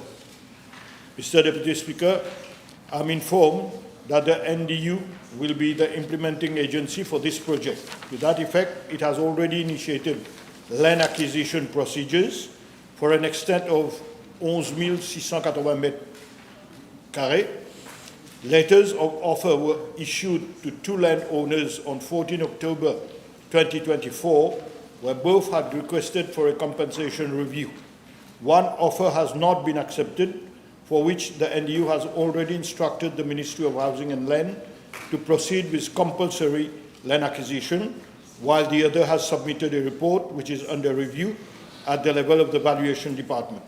Construction works will start once the land acquisition has been completed. Yes. Thank you, Mr. Deputy Speaker. Sir, will the Honourable Minister agree with me that this whole affair requires a full-fledged inquiry to establish responsibilities and take appropriate actions as may be warranted? Thank you. As far as the first contract is concerned, the work has been completed since 22nd June 2020. Now we have, after the flooding of 2023, that we have works to be done, and land acquisition procedure is ongoing. Honourable Second Member for Belleau-Cadbourne. B417, merci.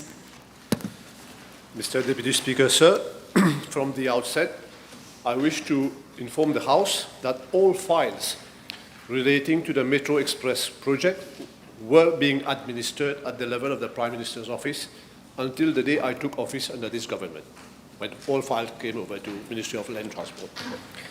Mr. Deputy Speaker, sir, after perusal of those files available at my ministry, it has been brought to my attention that the Metro Express Limited had recourse to a restricted bidding exercise where free bids were received for commercialization of advertising space, that is the entire extent of the Metro Express Limited, meaning inside and outside the trains, stations, buildings, websites and portals, and any metro lines across the island that may be added to phase 1 and 2, meaning phase 3, phase 4, phase 5, up to phase 10, if ever there is one. That is the contract that has been signed. Here, I wish to point out that taking into consideration the value of the procurement, that is above 75 million rupees over first years according to the agreement, an open advertising bidding process would have been more appropriate and beneficial to the company. Mr. Deputy Speaker, sir, after scrutiny of the available records, it has been brought to my attention yesterday that the contract signed by the Metro Express Limited was not according to the final vetted document by its legal advisor, that is the Attorney-General's office. This is a matter of great concern. Following immediate consultations thereto, the latter has informed that the legal implications of not following the legal advice are various, and that each clause would now have to be examined to gauge the effect of non-compliance. Mr. Deputy Speaker, sir, I am further informed that not complying to the advice of the Attorney General's office has led to abusive clauses in the duration of the contract. That is, firstly, a first extension of 2 years over the initial contract of 5 years, subject to a satisfactory report by an independent evaluator. And number 2, a further renewal of 7 years to the sole discretion of the contractor, namely Alliance Media, subject to no breach to the terms and conditions. All of the clauses that were struck out by the legal advisor, but somehow found its way into the final document, was signed on 28th August 2020 with Alliance Media by Mr. NKB, Nayan Kumar Bala, everybody knows him, he's a public figure, and witnessed by Mr. DM, the general manager that bolted away, Mr. Das Mutana, the then chairman and the CEO of MEL respectively. That is the most, it is this clause that is most detrimental to the Metro Express Limited. Mr. Deputy Speaker, sir, this, in my opinion, is a clear case of irregularity by the then management of Metro Express Limited, who will have to answer thereto. I intend to refer the matter to the new board of the Metro Express Limited for appropriate actions it deems necessary. Mr. Deputy Speaker, sir, regarding the bid evaluation committee, I have to mention that the Ministry of Finance, who has a representative of the board of Metro Express Limited, considered it not appropriate that its representative be part of that committee. Nevertheless, the bid evaluation committee chaired by Mr. K.B. Gary, also known as Dave Bigari, proceeded with the exercise. I am, Mr. Deputy Speaker, sir, tabling the full composition of the bid evaluation committee.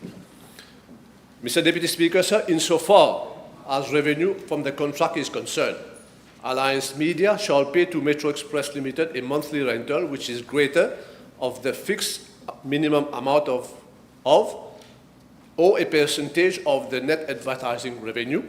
The incremental income to be paid are as follows. Number one, up to 15 million rupees billing and collected per year, 51% payable to Metro Express Limited. Number two, from 50 to 70 million billing and collected per year, 65% payable on the additional value to Metro Express Limited. Above 70 million rupees billing and collected per year, 75% on that additional amount of value to Metro Express Limited. However, it is unfortunate that there is no provision in the contract to allow Metro Express Limited to ascertain how much the contractor is actually deriving from the advertising contract, thus potentially affecting Metro Express Limited income share, I am further informed. Mr. Deputy Speaker, sir, according to information received from Metro Express Limited, a total of 34,265,246 has been paid for advertising over the last 4 years as per the agreement up to now, including 29,215 and 108 million rupees as minimum guaranteed remuneration and 5,050,128 as income share, which is directly proportional on the income derived by the contractor. I am informed that it is when the new board of Metro Express Limited has been set up under the chairmanship of Dr. Arvind Sunaran. One of the things they looked at was this particular contract. Metro Express Limited issued a letter on 14th of April 2025 to Alliance Media requesting for details and evidences supporting revenue to Metro Express Limited. From then onwards, it has become evident that something was not quite correct. Metro Express Limited has since sought legal advice from Attorney-General's office. Thank you. Je vous remercie, Monsieur le Vice-président. Le ministre peut-il indiquer à la Chambre si son ministère envisage de résilier ce contrat avec effet immédiat compte tenu des sommes mirobolantes perçues? Merci.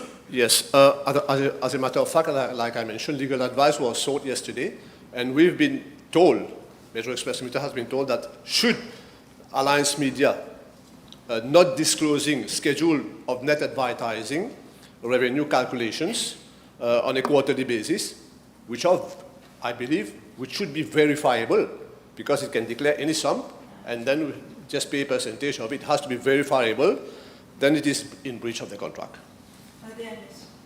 Je vous remercie, Monsieur le Vice-président.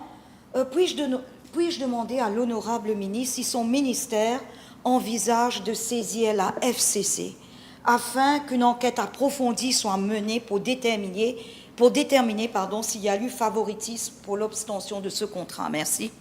Yes, like I said, in the first instance, I will refer it to the board because the question is fresh. Yesterday we discussed extensively about it. But I believe if the board is convinced, the full file, which is now resting at the ministry, I've asked that the file remain at the ministry, be referred to the Financial Crime Commission. The Honourable Third Member for Grand Bay, Poutoudo.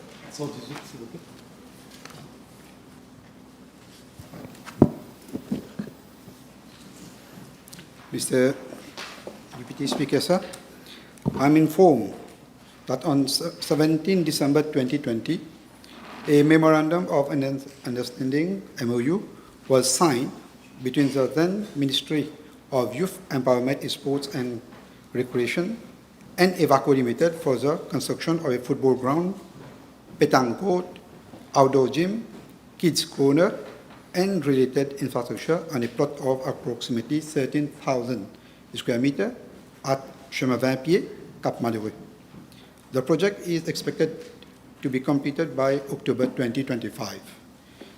Subsequently, it has been brought to my attention that part of the old football ground at Cap Malheureux was found to be within the property of Evaco Limited. Initially, Evaco Limited proposed a badminton sports center on this plot of land. However, this project did not materialize, and the company later applied to the Ministry of Housing and Land for permission to develop the endemic garden and a community farm instead. The land was formally vested to the District Council of Rivière-du-Rempart on 6 August 2024. A new MOU was signed on 19 August 2024 between the Council and Evaco Limited, clearly stipulating that any development on the land would require the necessary permits. Mr. Deputy Speaker, sir, however, it was found that Evaco Limited had started construction works for an animal shelter without securing a valid BLUP, that is Building and Land Use Permit. Subsequently, the Council issued a compliance notice on 22 October 2024. Evaco Limited applied for the required BLUP on the same day. But due to objections from the local residents and the absence of clearance from the Ministry of Environment, Solid Waste Management and Climate Change, the application was set aside after a hearing held on 30 December 2024.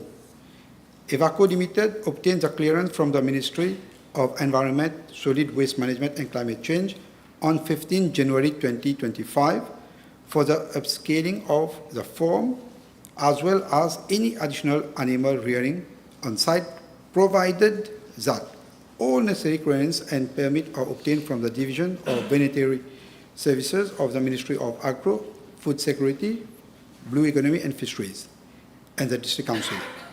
The promoter was also requested to ensure that the sheds are located further away from the adjacent school so as to minimize any source of odor nuisance. A third application has been received on 22nd of April 2025, together with a clearance from the Ministry of Environment, Solid Waste Management and Climate Change. In view of the fact that the Council has received multiple objections from the local community, a public hearing is being scheduled accordingly. Mr. Deputy Speaker, sir, in a letter dated 19 March 2025, the Ministry of Housing and Land has informed that he had requested Evaco Limited to remove the animal farm component, which has not been approved. Accordingly, I am informed that following a site visit by the District Council of Rivière-du-Rempart on 2nd May 2025, several animals, namely 9 ponies, 1 horse, 1 camel, and 1 goat were found on the premises. Mr. Deputy Speaker, sir, to date, no permit has been granted by the District Council of Rivière-du-Rempart for the operation of an animal farm by Evaco at Cap Malheureux. Okay. The Honourable Third Member for Parliamentary Questions. Mr. Deputy Speaker, sir, question B419. Mr. Deputy Speaker, sir, with regard to Part A of the question, I am informed by the Financial Services Commission that Verde Frontier Solutions Limited was granted an investment advisor, corporate finance advisory license on the 10th of August 2020, pursuant to Section 30 of the Securities Act 2005 and Rule 5.1 of the Securities Licensing Rule 2007. With regard to Part B of the question, I am informed that the Financial Services Commission has been cooperating with the Financial Crime Commission since 24th of February 2025 in connection with an investigation initiated by the FCC. In the meantime, the FSC has also initiated a regulatory investigation pursuant to Section 44 of the Financial Services Act 2007 on the activities of Verde Frontier Solutions Limited, which is currently ongoing. Thank you. Yes, Honourable Oakley. Mr. Deputy Speaker, sir, could the Minister please advise if, with regards to the date of application of Verde and the date on which the license has been granted, whether there may have been any fast track for granting of the said license and the reason thereof? Mr. Deputy Speaker, sir, I'm informed that with regard to the date of license, the application was submitted on the 3rd of July 2020, and the license was granted on the 10th of August 2020. It's difficult for me to say if it has been fast-tracked, but it took like a month to grant the license. You have another question? Okay, let's see if it's your question. Deputy Speaker, could the Minister please inform the House if on the date on which the FSC has instituted enforcement actions or investigations on Verde? The investigation was instituted as per the information received from the FSC on the 2nd of May 2025. Okay. You have a question on the same topic? Same. Okay. Thank you, Mr. Deputy Speaker.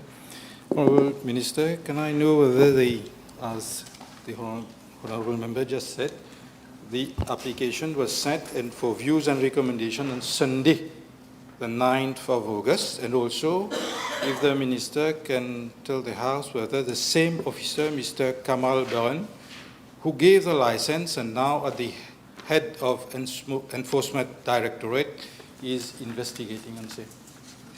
I don't have the information, Mr. Deputy Speaker, sir, but I will definitely look into it. The Honourable Third Member for Vieux-Grand-Port-Roosevelt. Thank you, Mr. Deputy Speaker. PQB 420. Thank you.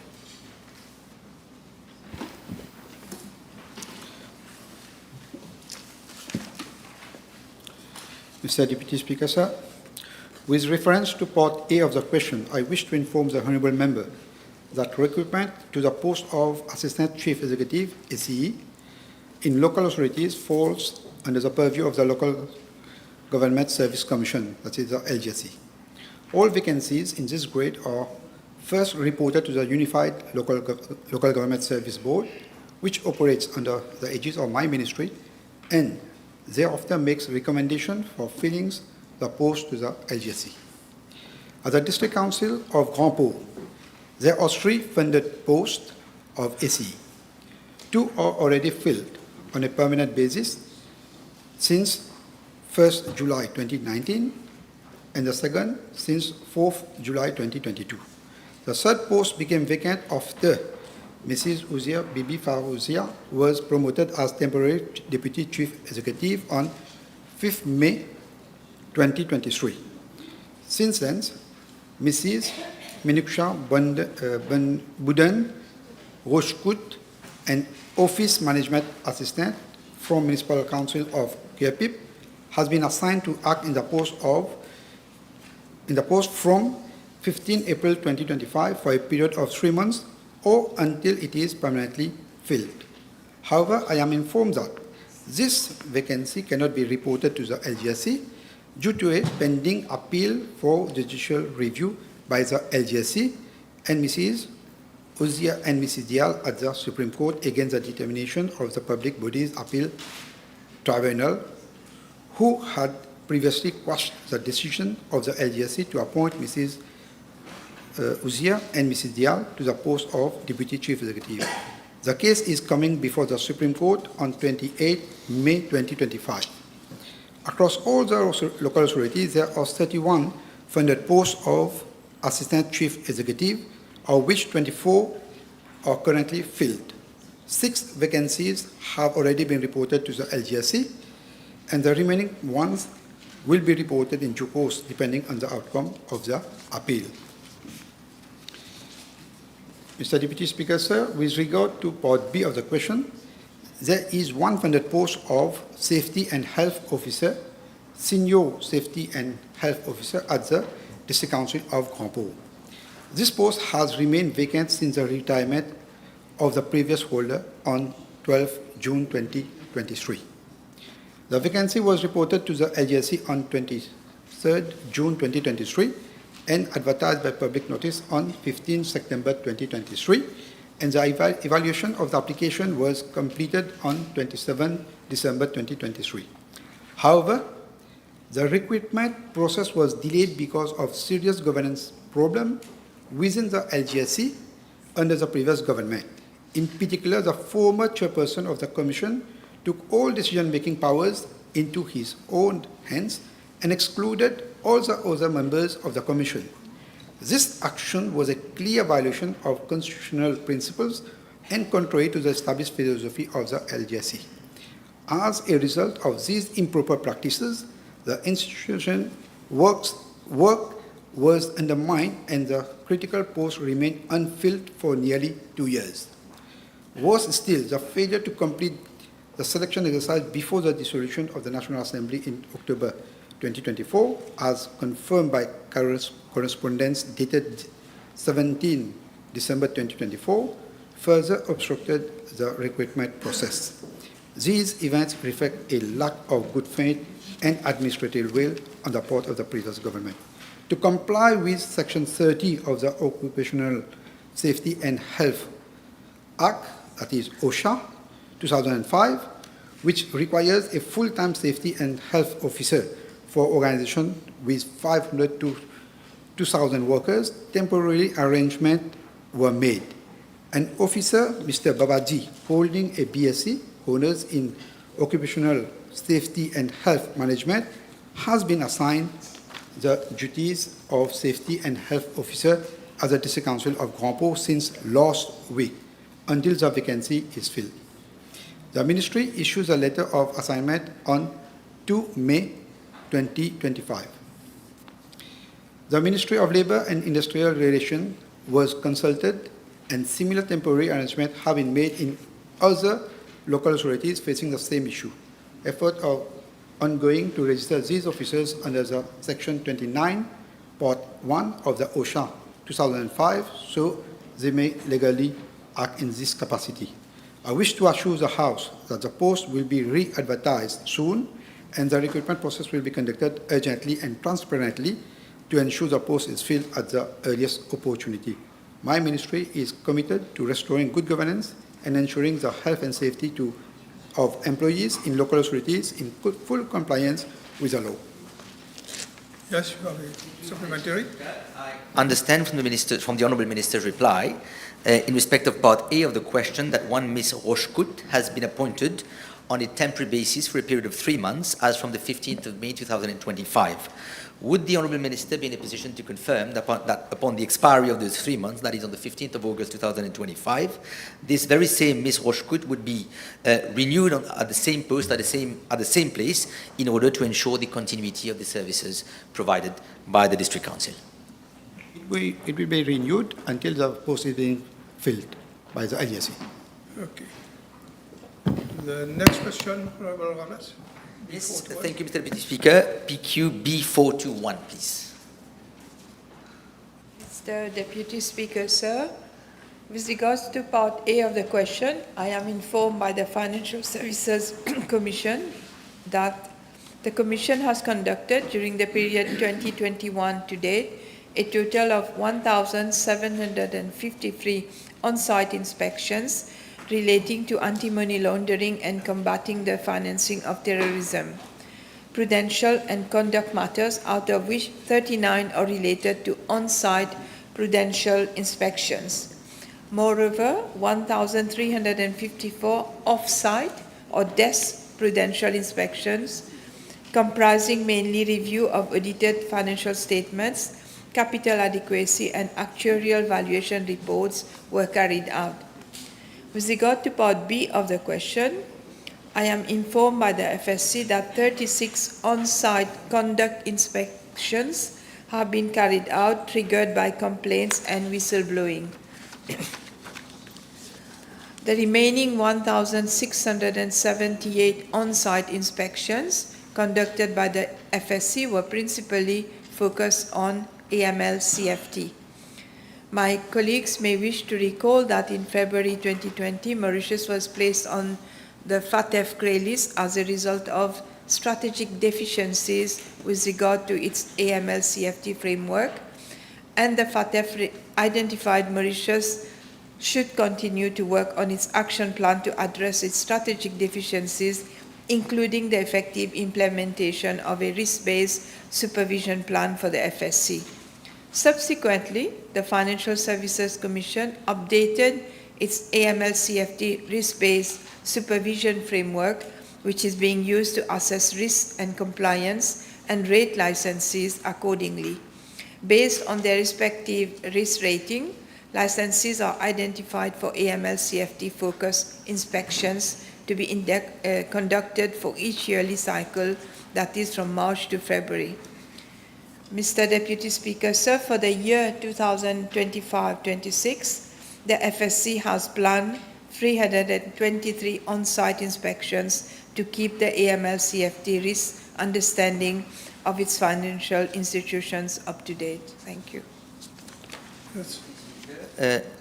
It would seem that in the past few years there has been a higher concentration on AML CFT inspections as opposed to prudential inspections. And this may be the cause of a rise in the number of complaints to Ombudsperson for Financial Services. Would the Honourable Minister consider the possibility of looking into the matter so that remedial actions are taken with a view to preserve this sector in Mauritius? I totally agree with the member, Mr. Deputy Speaker, sir. We are reviewing the strategic way FSC has been functioning. There has been a lot of focus on AML CFT due to being put on the grey list, but we have to have a harmony and balance in all our operations. Thank you. Yes, one. Mr. Deputy Speaker. Honourable Minister, can I know, I don't know whether you are aware, a non-technical staff is heading the licensing department actually at the FSC. Non-technical staff, former HR, is heading the licensing department at the FSC. Are you aware? I will look into the matter. I don't get into the operational matters of the regulatory. You must understand it's the regulator, and the minister does not interfere in a regulator's functioning as such. We don't have power to interfere in the regulator's functioning as per the law. Okay. The Honourable Third Member for Montaigne and Golgi. Thank you, Mr. Deputy Speaker. B422.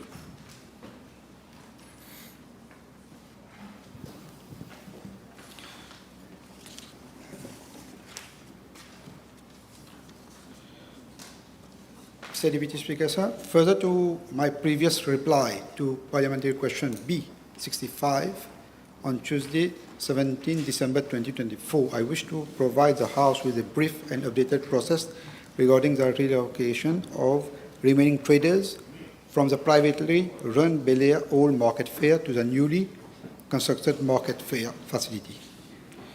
There are 340 traders who are operating at the privately run Belair Market. Following the launch of an expression of interest, EOI, on 19 April 2024, 145 traders were successfully relocated to the new market. However, around 195 traders either did not show any interest in the relocation or failed to meet the criteria outlined in the expression of interest. Out of the total of 515 available stalls as a new market, 321 were allocated following the first EOI. Since then, 18 traders surrendered their stalls, and a further 7 traders did so this year, earlier, leaving a balance of 219 stalls currently available for allocation, according to the information provided by the Council. As regard to the main question to expedite the relocation of the remaining traders, a second expression of interest was launched on 1st October 2024, pursuant to Section 57 of the Local Government Act 2011. At the closing of the application date on 4th November 2024, a total of 353 applications were received and referred to the Bid Evaluation Committee, that is BEC, for assessment. I am pleased to inform the honourable members that the evaluation exercise was completed on 17 April 2025. The Council will now proceed with the drawing of lots for the allocation of stalls this week on Thursday, 8 May 2025, in the presence of all eligible applicants, 2 court ushers from the Supreme Court, and the principal internal control officer, together with other senior officers of the Council. Upon completion of the allocation exercise, successful bid applicants will be required to pay the prescribed market fees and sign their occupation contract accordingly. All successful applicants will be expected to occupy their respective stalls as from 1st June 2025. I wish to assure the House that my ministry is working in close collaboration with the District Council of FLAC to expedite this transition and to ensure that all eligible and interested traders are fairly accommodated within the shortest possible time frame. Yes, Honourable Second Member for voting. Yes, thank you, Mr. Deputy Speaker, sir. B423. Thank you, Mr. Deputy Speaker.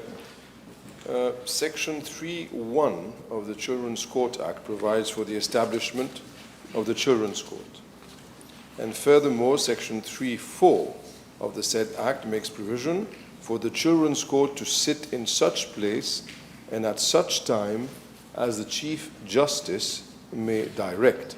With regard to Part A of the question, I have been informed, according to information obtained from the Master and Registrar, that there has not been any sitting of the Children's Court in Rodrigues, as the Children's Court does not sit in Rodrigues.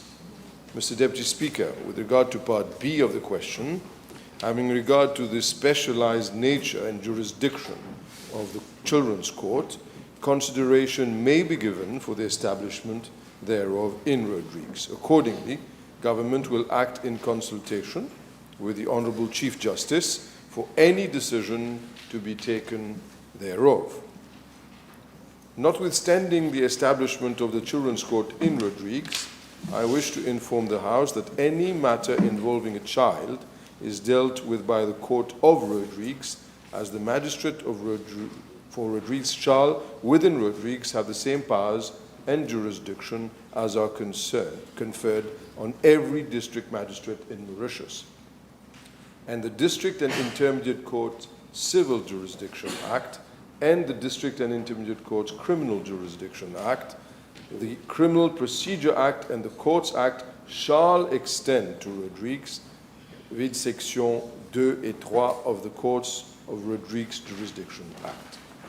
Honourable Minister, just for the record, you are the acting Attorney I'm the Acting Attorney General. Just for the record. Thank you. Yes.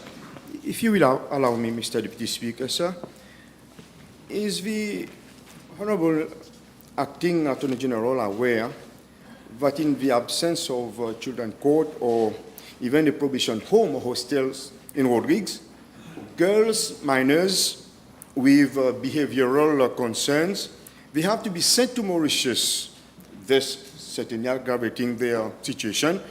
Will he look into the matter with local stakeholders, with all his courts and others, for urgent remedial action thereof, maybe as a proposal for the next budget itself? I have taken good note of the observations of the Honourable Member. I shall apprise the substantive Minister of Same, and I shall also apprise other members of government, relevant ministries, of his remarks, and this will be looked into.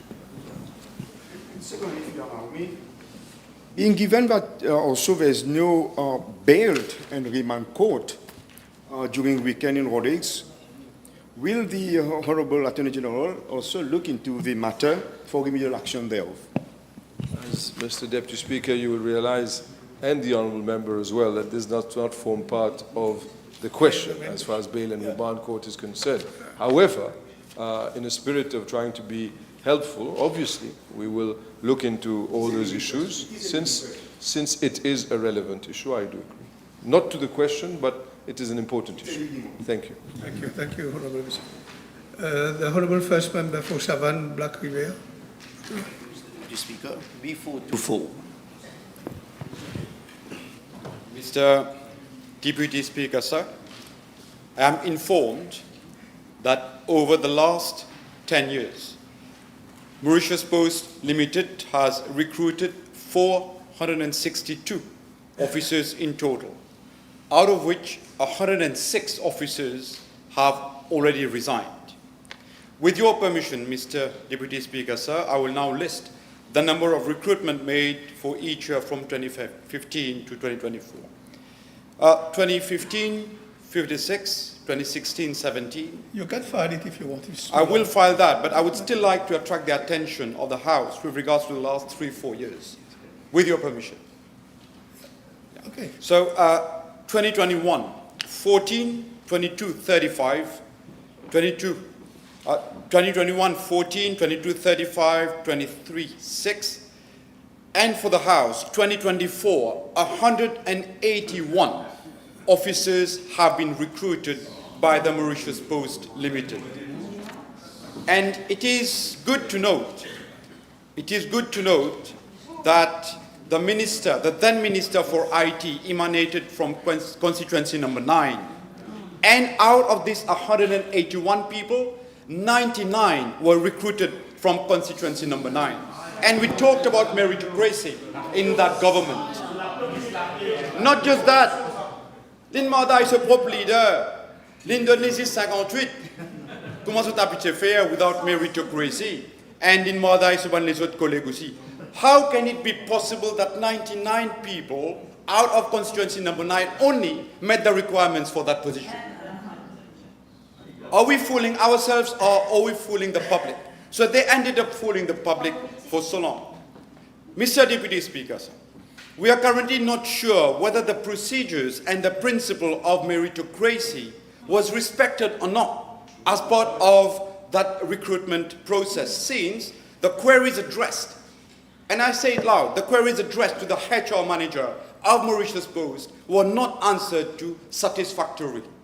And the board, which is an independent entity, will be called upon to take the necessary actions. An audit exercise may also not be excluded at this stage. And additionally, I'm informed that as of June 2024, the Mauritius Post has incurred a loss of 86 million rupees. Like so many other institutions under the rule of the MSM government. Further, the company had a shareholders deficit of around 2 billion. And the state of the economy actually revealed that the pension deficit amounted to 2.6 billion rupees. And this didn't prevent them from recruiting at will, just for political mileage. And as Honourable Shakil pointed it earlier, to have some cheap political points out of the ailing population. But again, that wasn't enough. They still had the liberty to go and the audacity to acquire a new vehicle for the then new CEO at 3.6 million rupees.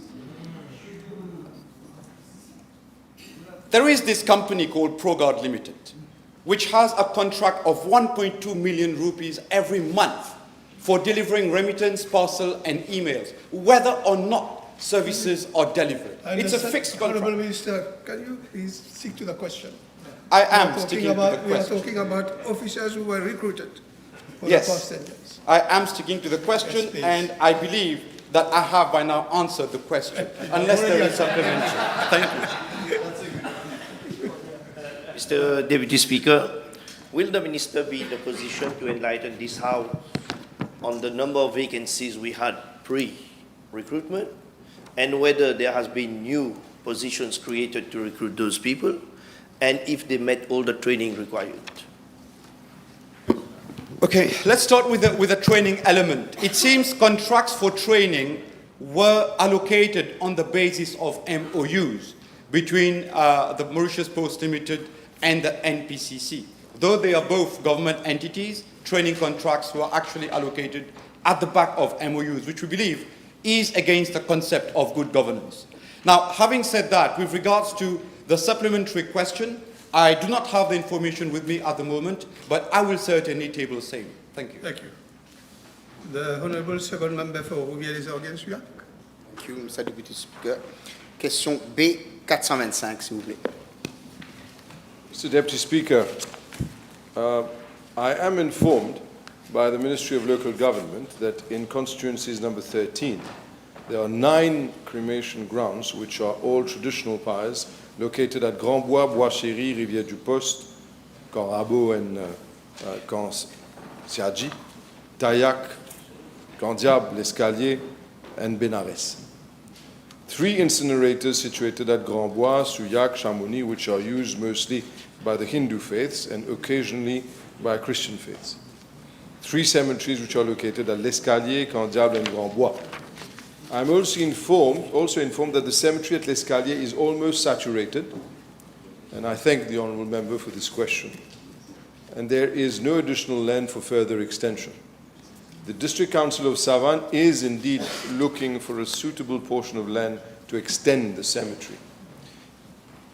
In 2022, the Ministry of Local Government and Disaster Risk Management requested the Ministry of Housing and Land Use Planning to confirm the status of 2 identified plots of land adjacent to the cemetery and to the village market. Both are private properties. Process has started for the acquisition, and I can assure my honourable friend that I will be following this matter closely to ensure that the process is completed, and will be working together with my honourable colleague, the Minister of Local Government, in order to implement this project. As regards the cemetery at Camp Diable, which caters for burial of all religions and faiths, we have received at the level of my ministry no request for additional land. However, if there is the need for same, I can assure the honourable member and all his colleague honourable members and the inhabitants of constituency number 13, that happens to be the first constituency I was elected in, that I will be personally looking into the matter and try to find solutions. With regards to the cemetery found at Grand-Bois, there is indeed an urgent need to extend its area. A portion of freehold land found adjacent to the existing cemetery has been identified already, surveyed, and consultations are already ongoing to assess the suitability of the land in view of the potential acquisition. And for that process, in March of 2025, views of various ministries have been sought: Ministry of Environment, Health, Water Resources Unit, Land Drainage Authority, and we are on the 8th of April, the Water Resources Unit stated that it had no objection for the proposed extension of the existing cemetery. So now the planning section in my ministry is awaiting the views of the Ministry of Environment, Health and LDA prior to submitting planning views. So obviously all my colleague ministers will be looking into it in order to try to expedite matters. The Honourable First Member for Pito, you have your rapport. B426, please. Mr. Deputy Speaker, sir, I'm informed that no survey has been carried out to assess the average waiting time taken for a patient who is advised as a casualty or unsorted department for admission at the time he or she is admitted to the ward. I'm advised that the waiting time for a patient who is advised by a doctor for admission at the time the patient reaches the admission ward depends on different situations, and these are as follows. Insofar as emergency cases are concerned, and that require immediate management and admission to intensive care unit or high dependency unit, admissions are not delayed. As such, the admitting doctor or the emergency physician will accompany the patient to the admission ward and hand over to the ICU or HDU doctor. For example, intracranial bleed patient, diabetic ketoacidosis patient, ectopic pregnancy patient, etc. For cases of acute ischemic stroke, patients needed thrombolysis are transferred immediately to the stroke unit at Victoria Hospital by SAMI for thrombolytic management. This process may take 30 minutes to 1 hour before admission to stroke unit. Note that the ideal time to reach the stroke unit should be less than 4.5 hours from onset of symptoms. For cases needing emergency surgery, patients are sent directly to the operation theatre where surgeons are already available to carry out the intervention. Mr. Deputy Speaker, I am further informed that delays may occur in cold and semi-urgent cases needing admissions. The waiting time depends on several factors that include the following: blood and X-ray investigations being requested prior to admission. Second, availability of beds in the admitting ward. Third, patients with special needs needing immediate attention, such as elderly people, pregnant women, disabled, and children. And fourth, the number of patients at peak time and off-peak time. I wish to inform the House that the situation prevailing in hospitals with the present government has taken note or in deplorable state. However, as a responsible government, we will not give up and will leave no stone unturned to improve the services in our hospitals for the benefit of our population. In addition, we are also looking for the ways and means to try to reinforce the manpower in these hospitals. I wish to thank the Honourable Minister for his reply. No survey has been carried out during the past 10 years, let's say, and there is a critical time of 4.5 hours that an ischemic stroke patient should be managed. However, I find myself with a complaint from a patient dated the 2nd of May last week, which I'm sure the Minister will find it in the records of the Ministry, where the husband of the patient had an ischemic stroke, and the husband of the complainant had an ischemic stroke, got admitted at 5 a.m., was admitted in the chemotherapy ward of the hospital probably because of this way of camouflaging the waiting time in the hospital.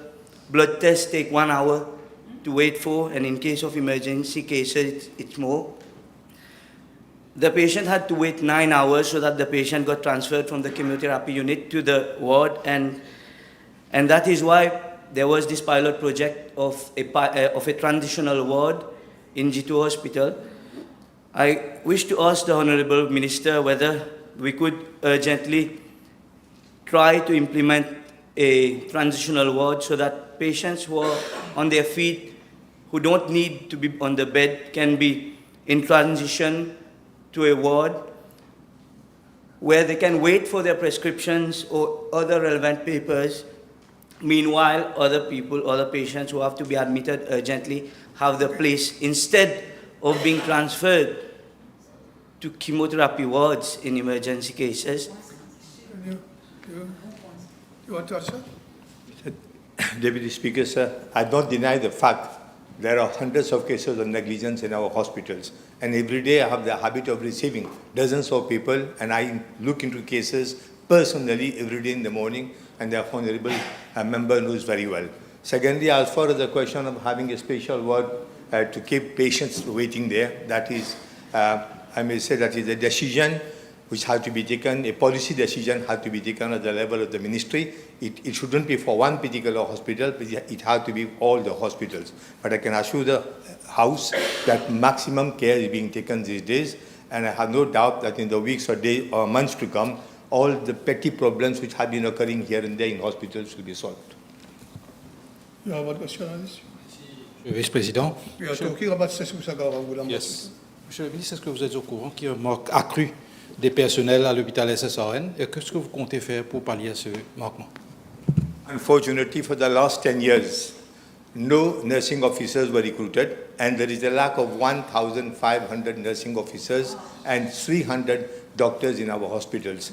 And probably the forthcoming budget will find room to at least recruit 200 nursing officers, and probably by next week we are going to advertise in order to take doctors on contract. So I can assure the Honourable Member I am aware of the problem, and that is the reason why I cannot accuse the doctors who are serving in the hospitals because they are overworked, and we have to understand their situation.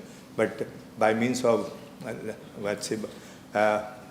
by means of pleading to those doctors repeatedly, we are encouraging them to do the work in the meantime, and so that in the months to come, probably we'll be having additional doctors in hospitals. I'd also like to inform the House that about 30 to 35 doctors, specialists have left the government service and they have been in the private. That is another problem for us. Honourable Second Member for Belrose Cadbourne. B 427.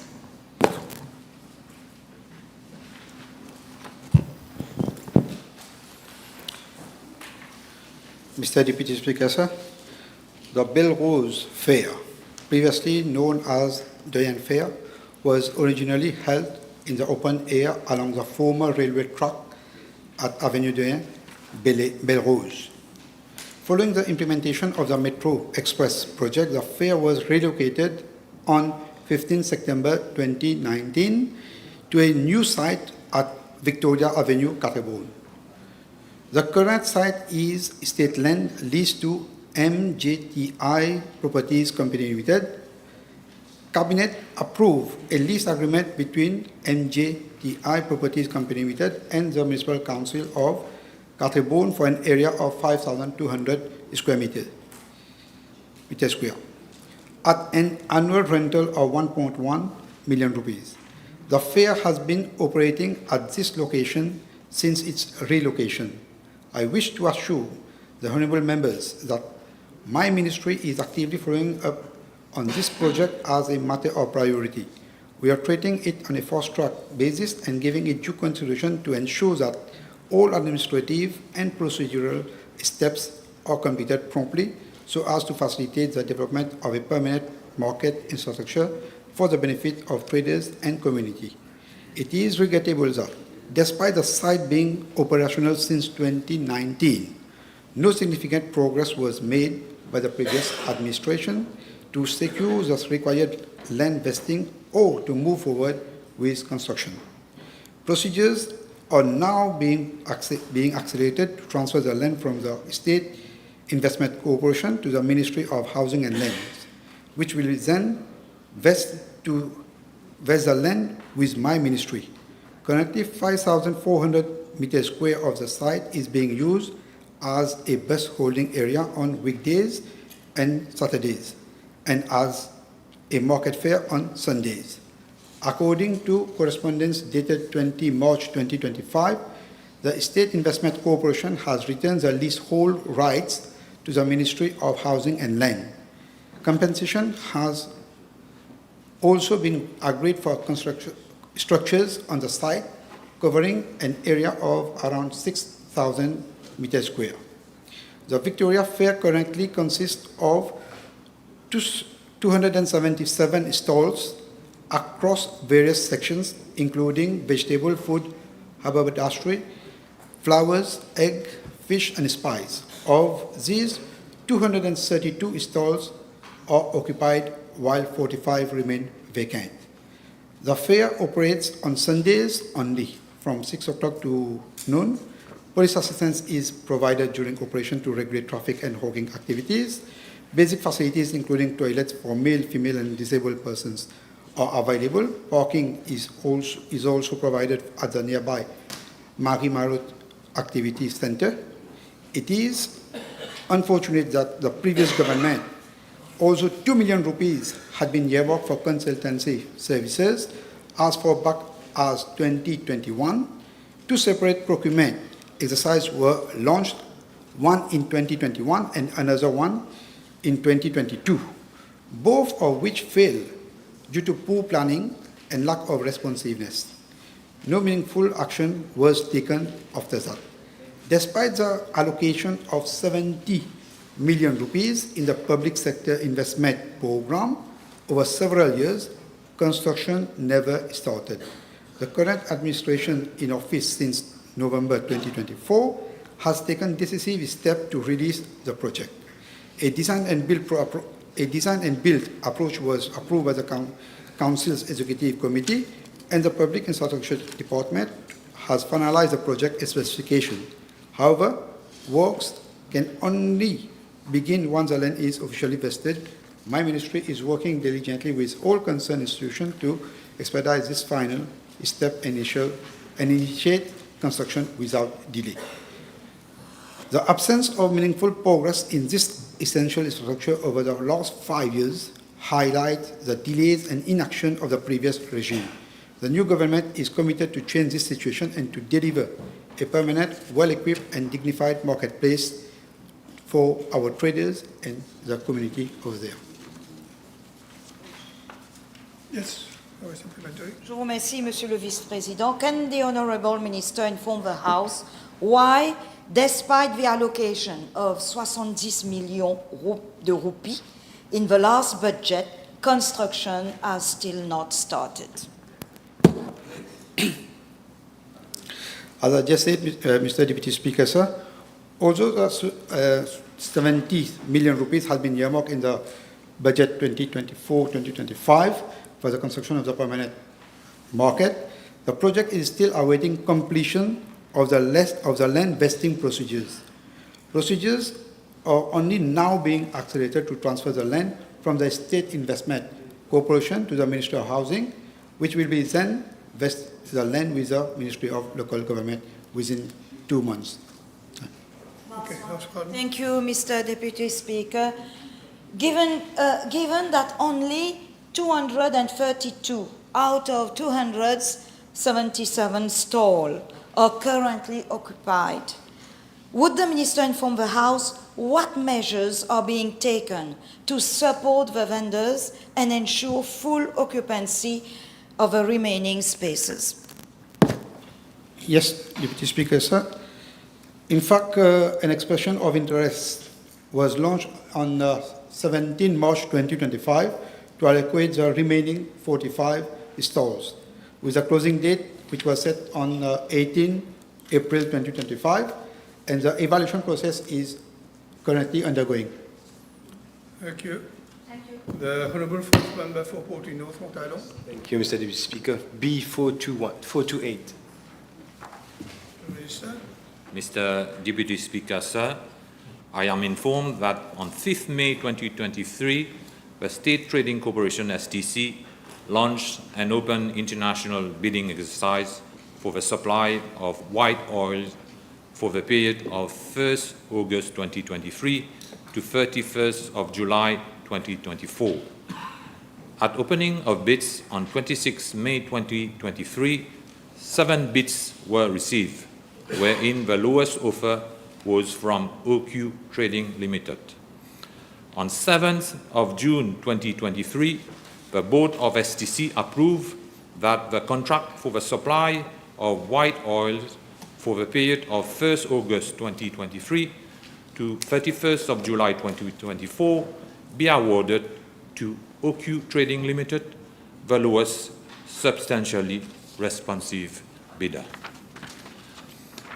I am further informed that prior to the award of a contract, the STC received a direct offer from Mercantile and Maritime Holdings WLL, offering lower premiums on all 4 categories of white oils products and several competitive advantages according to the then STC board and the then government. Following the due diligence done by the STC and the then government, the contract was awarded to the Mercantile and Maritime Group. Mr. Deputy Speaker, sir, I wish to inform the House that a few days ago, at their request, I met with the 2 representatives of OQ Trading Limited in presence of my PS, my permanent secretary, wherein they inform of disturbing facts with regards to the above-mentioned procurement exercise. This is a matter of concern and gives rise to many doubts regarding the way things were done under the previous government. This gives additional justification as to why a few months ago, government had requested that the Financial Crimes Commission, FCC, investigate the whole process. In parallel, I have already instructed for an audit exercise to be carried out at the STC, and in particular on all major procurement exercises done for the last 10 years. Mr. Deputy Speaker, sir, with respect to the above-mentioned direct procurement exercise for petroleum products from Mercantile and Maritime Group, A, I am advised that the whole procurement process is currently under investigation by FCC.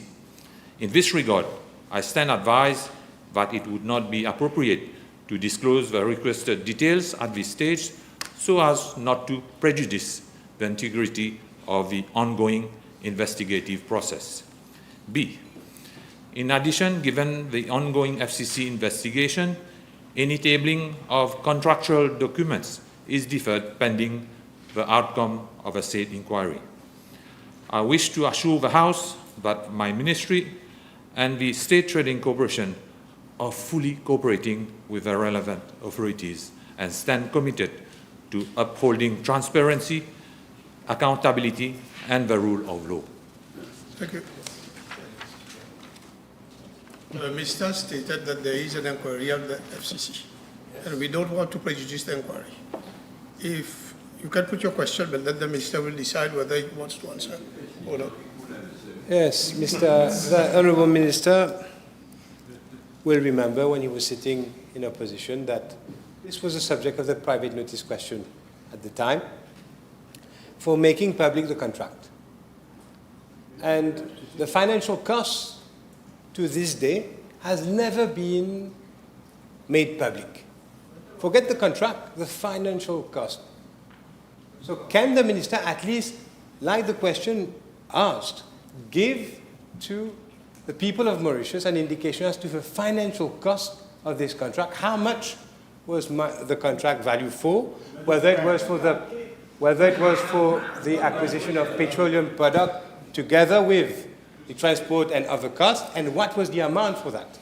We have a right to know. Mr. Deputy Speaker, sir, I believe that the contract was amounted to almost 30 billion rupees. Last question.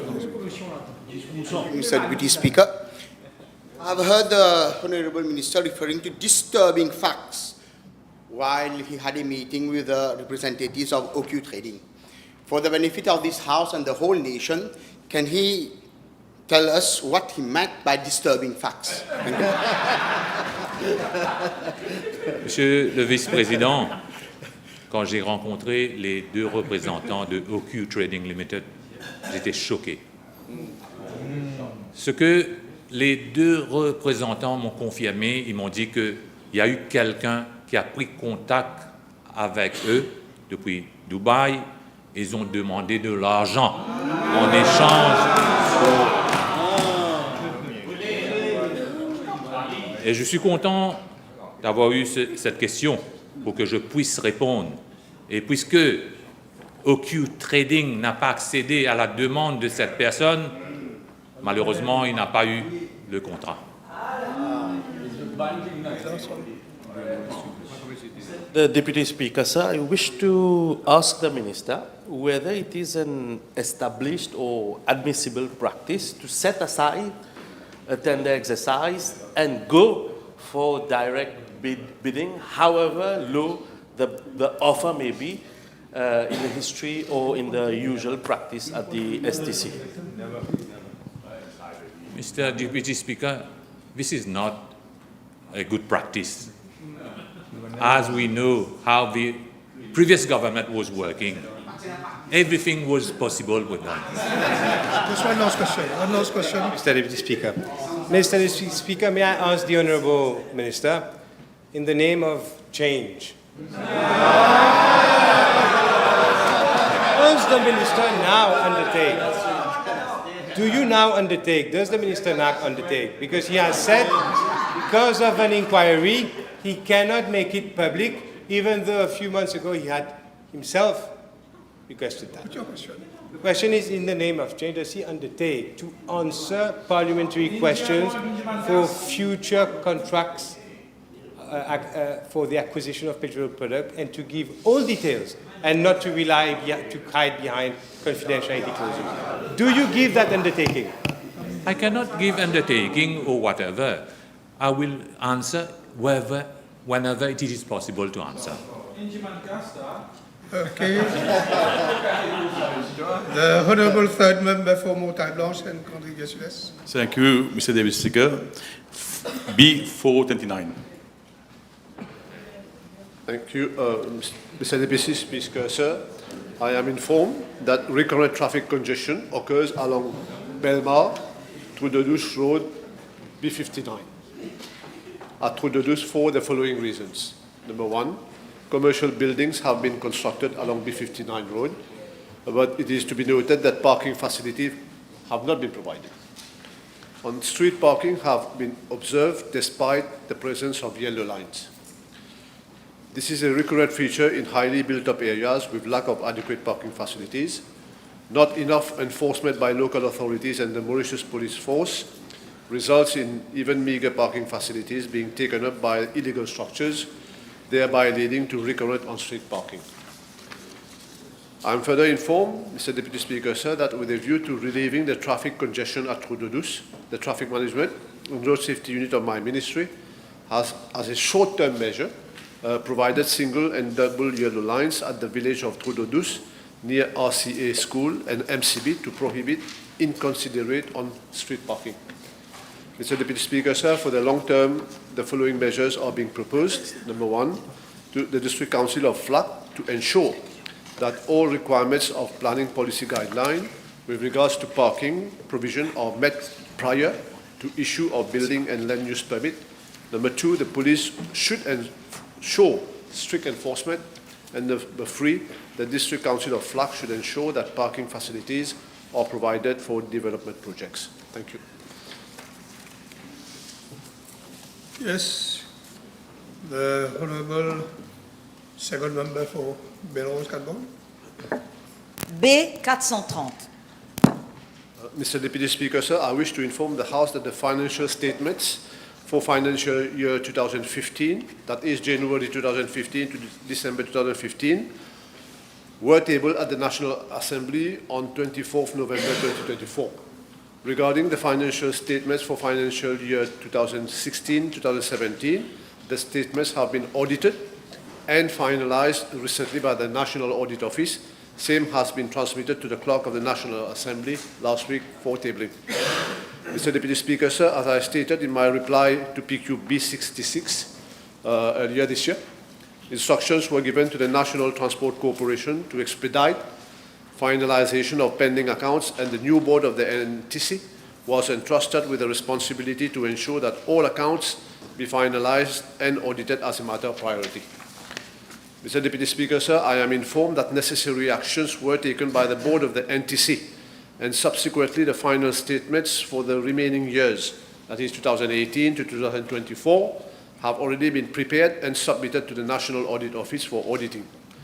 I am further informed that the accounts for the financial years 2017-2018 and 2018-2019 are currently being audited by the National Audit Office, and the auditing of the accounts for the remaining financial years 2019 to 2024 will follow.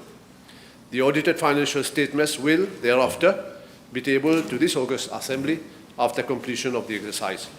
Mr. Deputy Speaker, sir, regarding the final situation of the NTC, I have to inform the House that the last 3 reports audited by the National Audit Office were all provided with a qualified opinion, meaning that the completeness and accuracy of the information submitted by the NTC could not be ascertained by the National Audit Office, inter alia, regarding the inventories, the cash and cash equivalents, the property, the plant and equipment, and the trade and other payables. I invite the honourable members to consult the financial statements tabled so far, should they require additional information. Mr. Deputy Speaker, sir, it is a matter of great concern that the NTC has been accumulating deficits year on year since 2015 to reach a staggering sum of 1.223 billion rupees in June 2024. I can list the breakdown, but you will surely stop me. But let me just mention the last or four figures, where they are the highest. June 2021, ending June 2021, 199 million rupees. June 2022, 150 million rupees. June 2023, 184 million rupees. June 2024, 209 million rupees. And these are not audited figures. These are from management accounts. There could be more. These figures speak definitely for themselves on the state of the affairs of the corporation, which have been persistent over the last 10 years due to various reasons, including a poor management and a lack of appropriate strategies. It is against this backdrop that the new board of the NTC, under the chairmanship of Mr. Nishad Beg, held, I am informed, the very first strategic meeting on Saturday, 19 April 2025, with senior management people and board members of the NTC to strategically reflect on cost efficiency measures. Thank you. One question. Merci, Monsieur le Vice-président. Devant une telle dérive financière, je ne peux me taire. Est-ce que le ministre pourrait indiquer à la Chambre quelle action concrète son ministère prévoit-il face à ce déficit de 1 milliard à la NTC devenu clairement insoutenable? Merci. Basically, cost-cutting measures. I had to mention the figures of the last 4 years because it is during those 4 years specifically that fake spare parts were bought at very high prices and were made to be passed for genuine spare parts and costed hundreds of millions of rupees to the NTC. So when you deal with fake spare parts, it means that you have to change it again because the quality is not the same. So cost-cutting measures, and even for tires, I had mentioned before, they were buying tires that lasted only 4,000 kilometers. Can you imagine? So the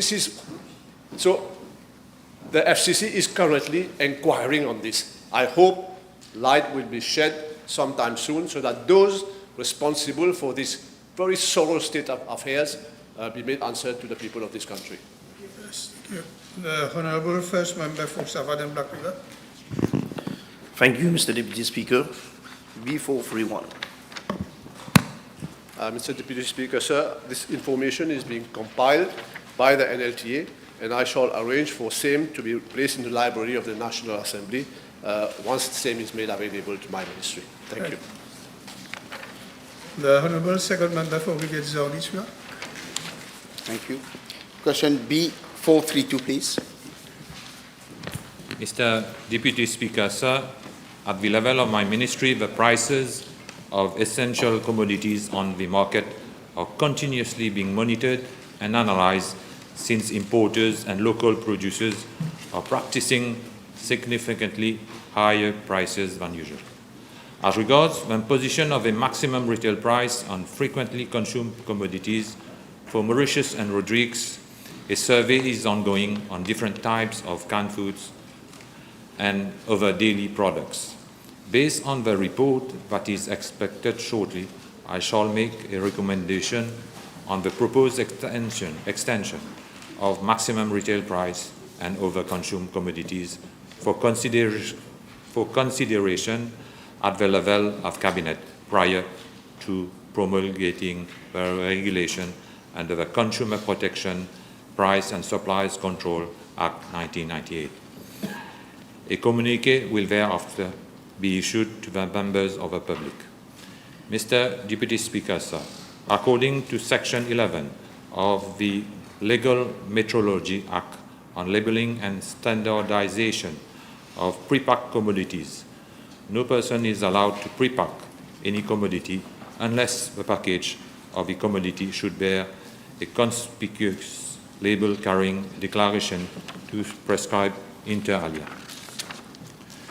1. The name of the commodity. 2. The net quantity of the commodity. 3. The name and complete address of the packer. And 4. Such other information as may be required. In addition, in line with the Consumer Protection, Pharmaceutical Products, Maximum Markup, Regulation 2023, Importers are required to affix the approved maximum retail prices on every packet or container of pharmaceutical products. This concerns about more than 7,000 medicines which are subject to price control. As regards for other commodities, in accordance with the Consumer Protection, Consumer Goods, Maximum Markup Regulation 1998, a weighted average maximum price is applied to new consignment and existing stock. As such, the prices of the controlled commodities automatically change once the price in the new consignment is approved in order to reflect the new prices. Presently, consumers have access to transparent and necessary information on the newly approved maximum price for each product, which are on the website, the price fixing information system, and that are to be practiced by retailers. Consumers can thus also report for any mispricing to my ministry for necessary action.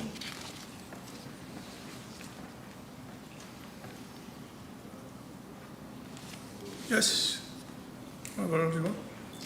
Can the Honourable Minister come up with regulations so that the MRP, the maximum retail price, be affixed, be visible to the consumers, so that at least they don't have to go on the website of the ministry to cross-check the MRP and the actual price that is being practiced in shops, supermarkets, and so on.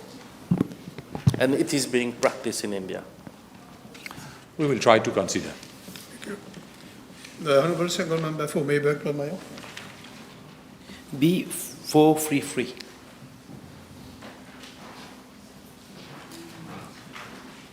Honourable Minister of Housing.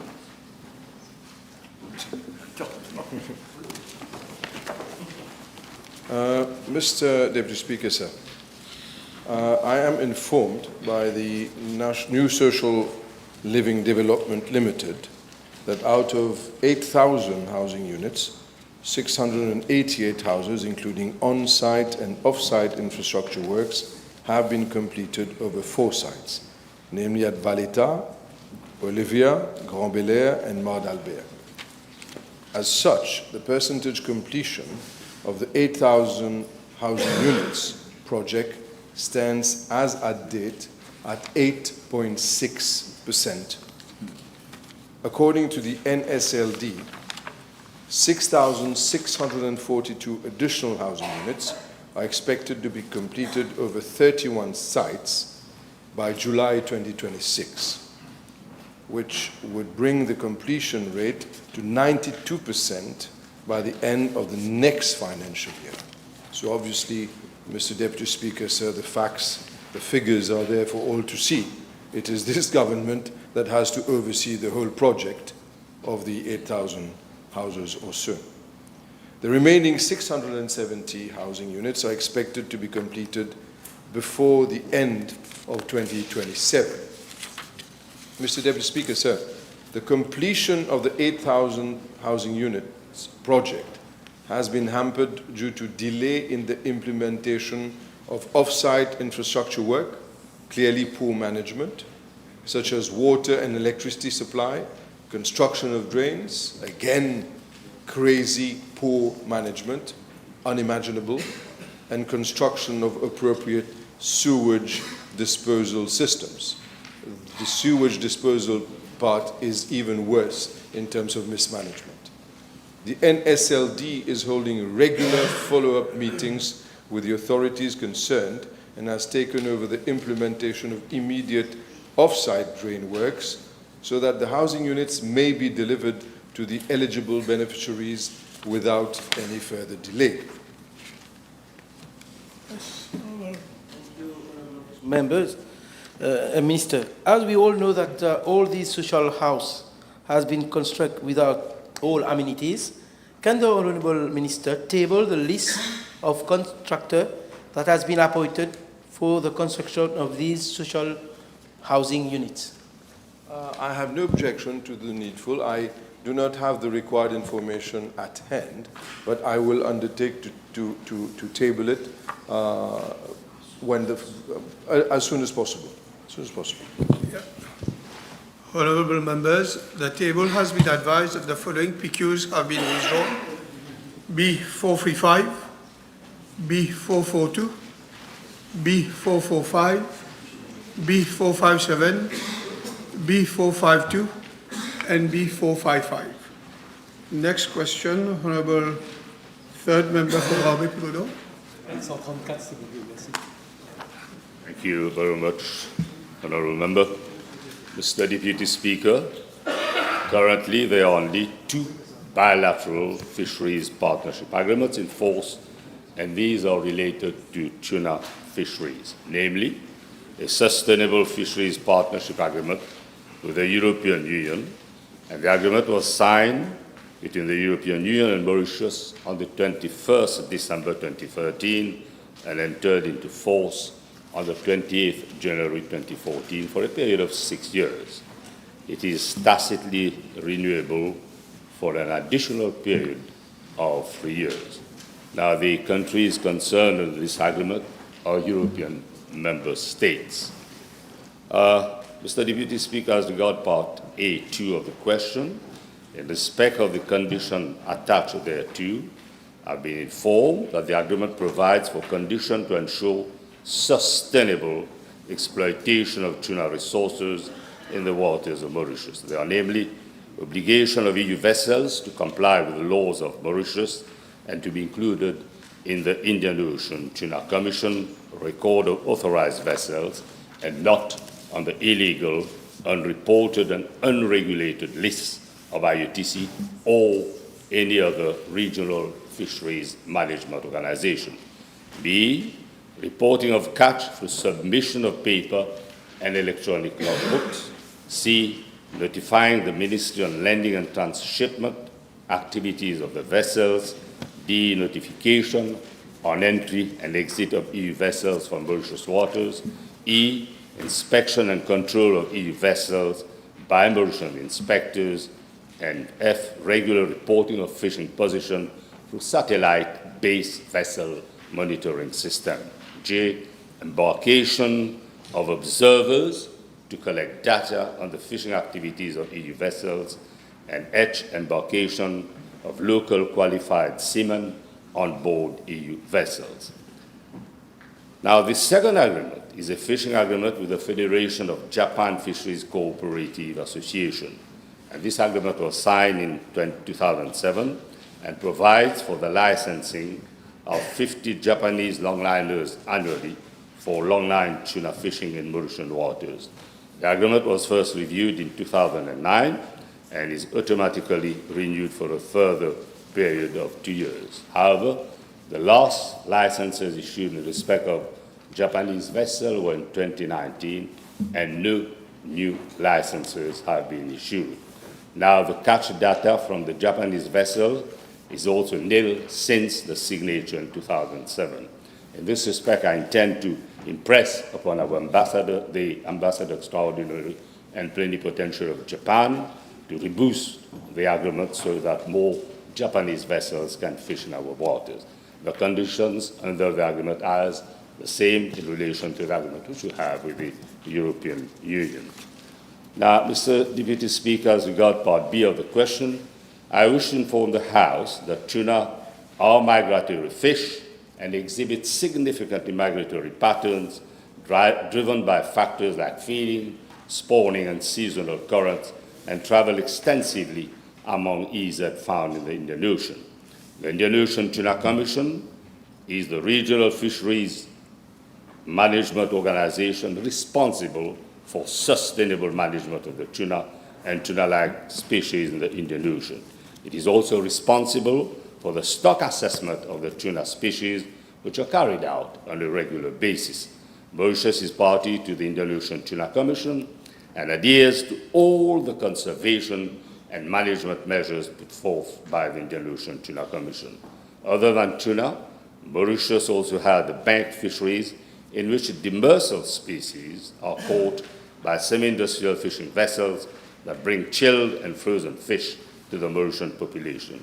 It is well established fishery and it is a well-established fishery and stocks, and these are monitored regularly by the Albion Fisheries Research Center. Yes, Honourable. Deputy Speaker, sir, can we have some details on the financial aspects of the agreements to the EU and the Japan? The financial aspects. No, I don't have the information, but I can retrieve the information and submit accordingly. The Honourable Third Member for Bobassa Chitrikir. B436. Mr. Deputy Speaker, I wish to inform the House that on the 24th April 2025, the Mauritius Olympic Committee has forwarded to me a copy of a letter dated 16 April 2025 from the International Olympic Committees that was addressed to the President and members of the Executive Committee of the Mauritius Olympic Committee. The said letter, the International Olympic Committee, inter alia, raised concerns about the situation prevailing at the Mauritius Olympic Committee and pressed upon the latter to take all necessary measures to ensure the holding of the elective General Assembly at the earliest opportunity, failing which the International Olympic Committee may take protective measures in line with Rule 27.9 of the Olympic Charter, which includes suspension of or withdrawal of recognition from a National Olympic Committee. In this case, the Mauritius Olympic Committee, Mr. Deputy Speaker, I'm informed that the elective General Assembly of the Mauritius Olympic Committee was scheduled on 25th January 2025. However, on 23rd January 2025, upon an application by the Mauritius Tennis Federation, the Sport Arbitration Tribunal ordered that an interim order in the nature of an injunction be issued restraining and prohibiting the Mauritius Olympic Committee from holding or proceeding with its forthcoming elective General Assembly pending the hearing and determination of the present matter. While the case was still ongoing before the Sport Arbitration Tribunal, the Mauritius Olympic Committee scheduled another elective General Assembly for 29th March 2025. On 20 March 2025, following an ex parte application by the Mauritius Tennis Federation for an ex parte interim order, the Sport Arbitration Tribunal declined to issue the order as the latter understood and recognized that parties are to maintain the status quo pending the hearing and determination of the main case.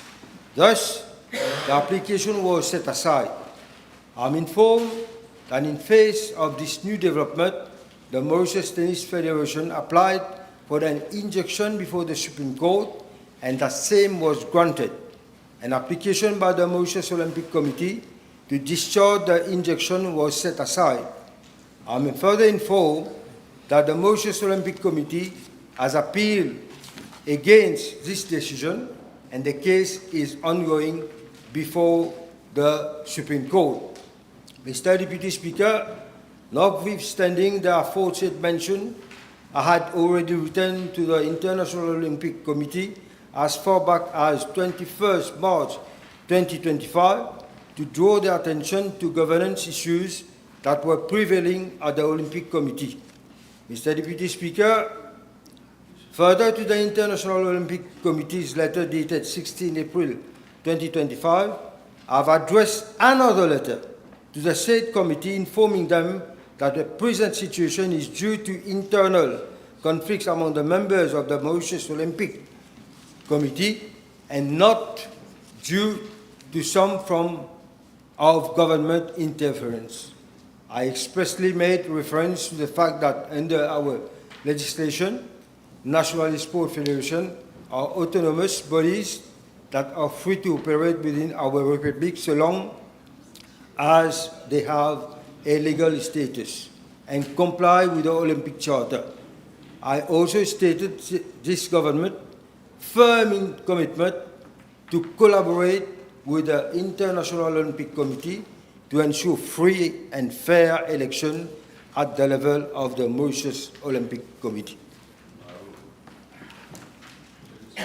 Yes. Avec votre permission, par rapport au contexte actuel, le ministre peut-il nous dire comment il compte éviter au pays une suspension, alors que le CIO, dans le passé, n'a pas hésité à suspendre de grandes nations comme l'Inde et la Russie? Ça, c'est ma première question, Monsieur le Président. Mr. Deputy Speaker, sir, this is a speculative question. We shall cross that bridge when we come to it. As far as we are concerned, we are proceeding accordingly to our legal framework. As I have stated in my reply, the matter is sub judice and we have to respect our code of law. L'honorable ministre ne pense-t-il pas que c'est de son devoir de réunir le COM, la Fédération mauricienne de tennis, le représentant du Comité olympique international, s'asseoir avec l'honorable ministre lui-même et ses officiers pour trouver une solution à ce problème? Parce que ce que nous risquons, Monsieur le Vice-président, c'est de voir nos athlètes être pénalisés. C'est cela mon souci. Je connais très bien comment ça se passe. Je ne suis pas là pour dire qui a raison, qui a tort. Mais ma question est justement de demander au ministre de réunir tout ce beau monde, de s'asseoir et faire de son mieux pour qu'on puisse arriver à une solution, évitant ainsi que le pays, c'est le pays qui sera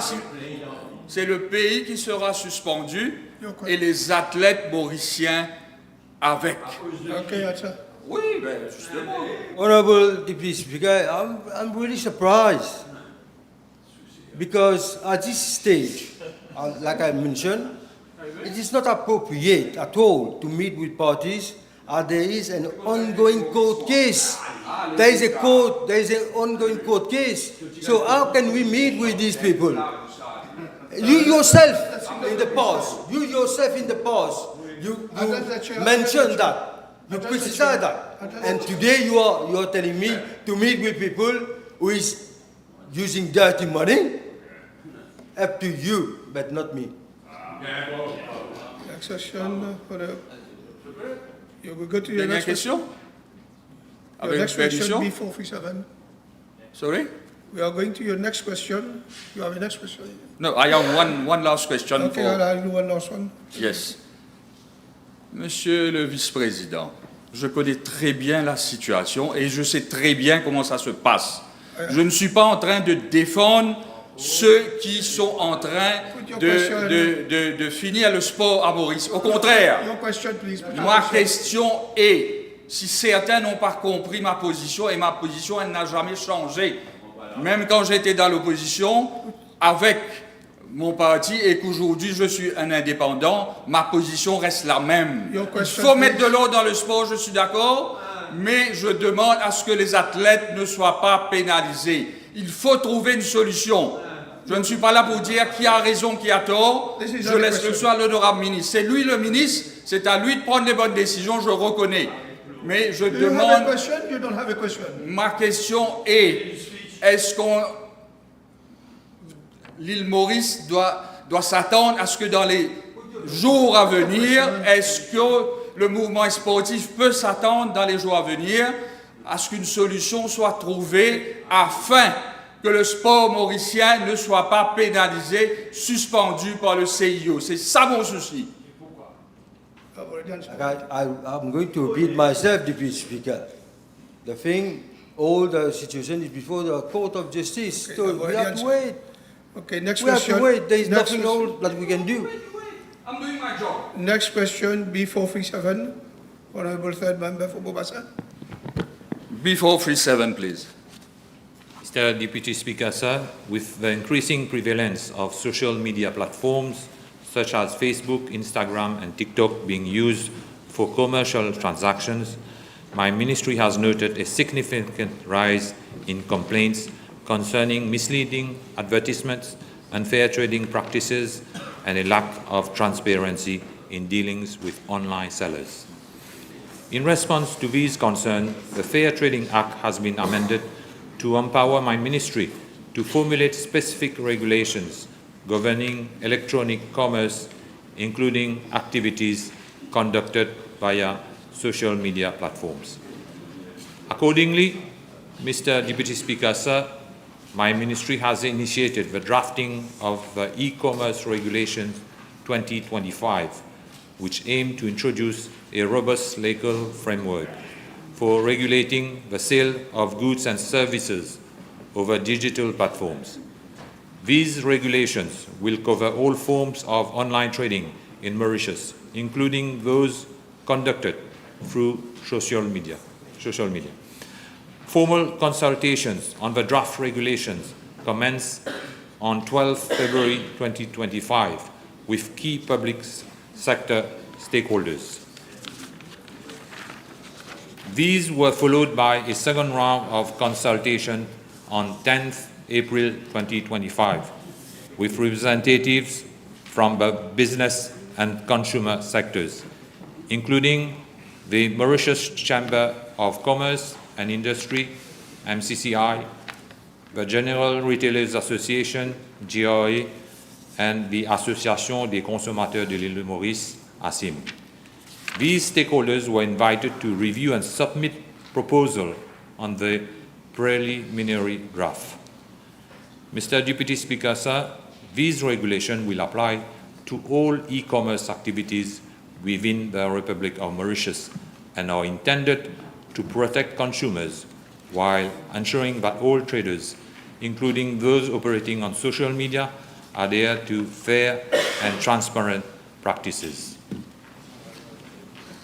Vice-président, avec votre permission, concernant les produits contrefaits qui sont vendus en ligne, l'honorable ministre peut-il nous dire quelles sont les mesures qu'il compte apporter afin de protéger les consommateurs? Well, we will definitely look into it. Thank you. The table has been advised. Remember, the table has been advised that the following PQs have been withdrawn. B439, B453, B458, B450, B459, B449, B456, B460, and B446. Now the Honourable Second Member for Grand-Bien pour the law. Thank you, Mr. Deputy Speaker, sir. B438. Mr. Deputy Speaker, sir, I wish to thank the Honourable Member for this PQ, which will allow me to expound on the new philosophy of this government regarding amenities of government schools. In fact, I'm informed that some of the amenities of government schools were already accessible to the public prior to my coming into office. However, given that there are numerous requests from registered organizations to benefit from government school amenities, my ministry has decided to provide more access to the following amenities. 1, gymnasium for badminton. 2, football grounds, volleyball and basketball pitches. And 3, classrooms to conduct workshops on human values, anti-bullying campaigns, and training by registered agencies to empower our senior citizens and women's organizations. It has been reported that there are no appropriate amenities in many localities for the public to practice activities such as karate, yoga, and Zumba, among others. With a view to providing such leisure activities in different localities, with a primordial antidote for drug and substance abuse, the public will be given access to the above activities in more government schools in light of emerging needs and requirements. Mr. Deputy Speaker, sir, as per the existing procedures, registered groups or organizations have to submit their applications to the head of school or to the zone directorates. Same are approved by the zone directors upon the recommendation of the head of school for a period valid up to 4 months, subject to availability of slots. There is a payment of a nominal fee of 100 rupees per hour for badminton courts and 200 rupees per hour for whole gymnasium and football ground. The nominal fee is used to cover the cost of maintenance and security service for the amenities. With a view to maximizing safe and secure access to government school amenities for extracurricular activities after school hours, the current procedures will be streamlined and the fees to be charged will be reconsidered. The amenities of schools will be granted to registered organizations in the locality and its surrounding areas.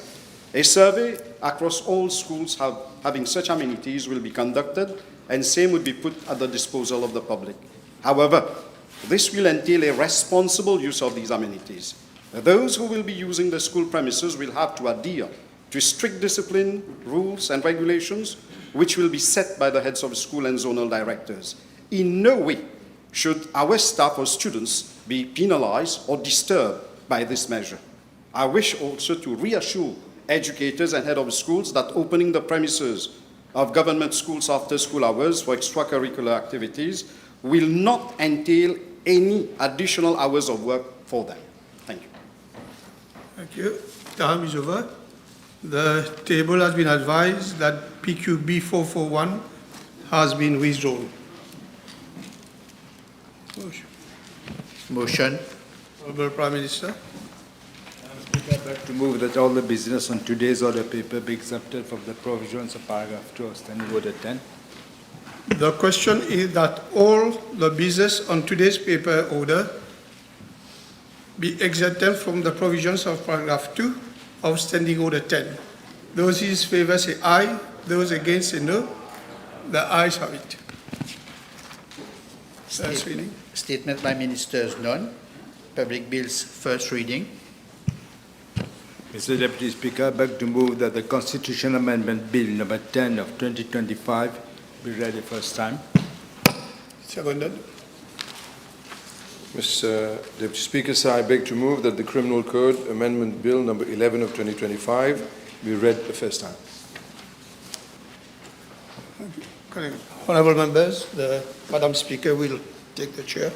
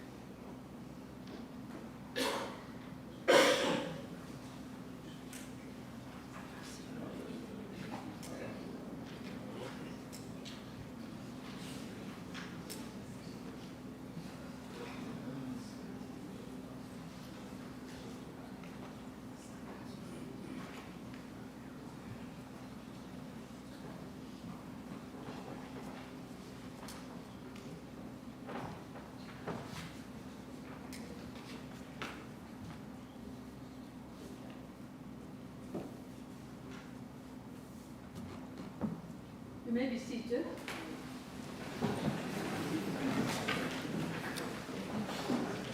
Public Bills second reading. Yes. Madam Yes, Speaker, Honourable I Minister. stand up and, I move that the Public Inquiries Bill number 5 of 2025 be read a second time, and I stand as Acting Attorney-General in this Yes. matter. Madam Speaker, the Public Inquiries Bill is not a routine update or a cosmetic change of name. the same old product in a new packaging. This is a reform of our whole approach to administrative inquiries, a reform whose time has come and whose necessity is both practical and historical. For this bill is about how the state confronts the truth, how it learns from experience, and how it responds when something has gone wrong or is feared to have gone wrong. As honourable members are aware, the Government Programme 2025-2029 has pledged to replace the Commission of Inquiry Act of 1944 with a legislation that is modern, transparent and fit for purpose. Indeed, Madam Speaker, the Act it replaces is over 80 years old. It was shaped in a colonial era when the Governor-General, not Parliament, determined how and why inquiries would be held. It contains no procedural safeguards, no timelines, no recognition of rights, and no clarity as to the legal status of findings. Over time, it has become a blunt tool, sometimes used well, sometimes not. In a modern democracy, we need more coherent standards, less confusion. We need a sharper instrument, one capable of balancing truth-finding with fairness and legitimacy. This is why we are now replacing a bludgeon with a scalpel. The flaws of the old law are well documented. Commissions of inquiry have too often lacked credibility, not necessarily because the idea of truth-finding was wrong, but because the process failed. Our courts have thus intervened repeatedly. In the case of Ramgoolam versus Matadin 2001, the Supreme Court criticized the Commission for making serious allegations against the sitting Prime Minister without giving him a chance to respond.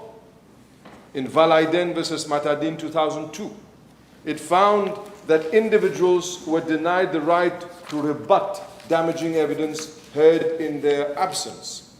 There have been many such examples over the years. In fact, it is now expected that after the publication of every report by a Commission of Inquiry, there will be applications for judicial review, where people affected by damaging comments would go to the court to seek justice. They would say, my rights were violated, my reputation has been damaged, I was not given the chance to rebut allegations against me, I was not treated fairly. And regularly the Supreme Court has vindicated them. In 2022, even the Privy Council found, in the case of Payendi versus Lam Shanglin, that, I quote, the procedure adopted by the Commission in relation to the appellant did not accord with the principles of fairness and natural justice, unquote. The courts have been clear. Natural justice is not optional. Fairness is not negotiable. Where rights and reputations are at stake, due process is a must. An inquiry's legitimacy depends not just on what it says it has uncovered, but how it went about to uncover it. This is not merely a philosophical point, it has practical implications. The Institute for Government in the UK has shown that public trust in the inquiry process is tightly linked to transparency, timeliness, and clarity of purpose.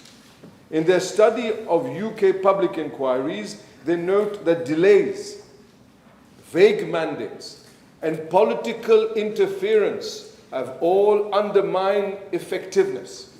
Similarly, in Australia, the Institute of Public Administration reported that inquiries fail when they become vehicles for blame rather than instruments of institutional learning.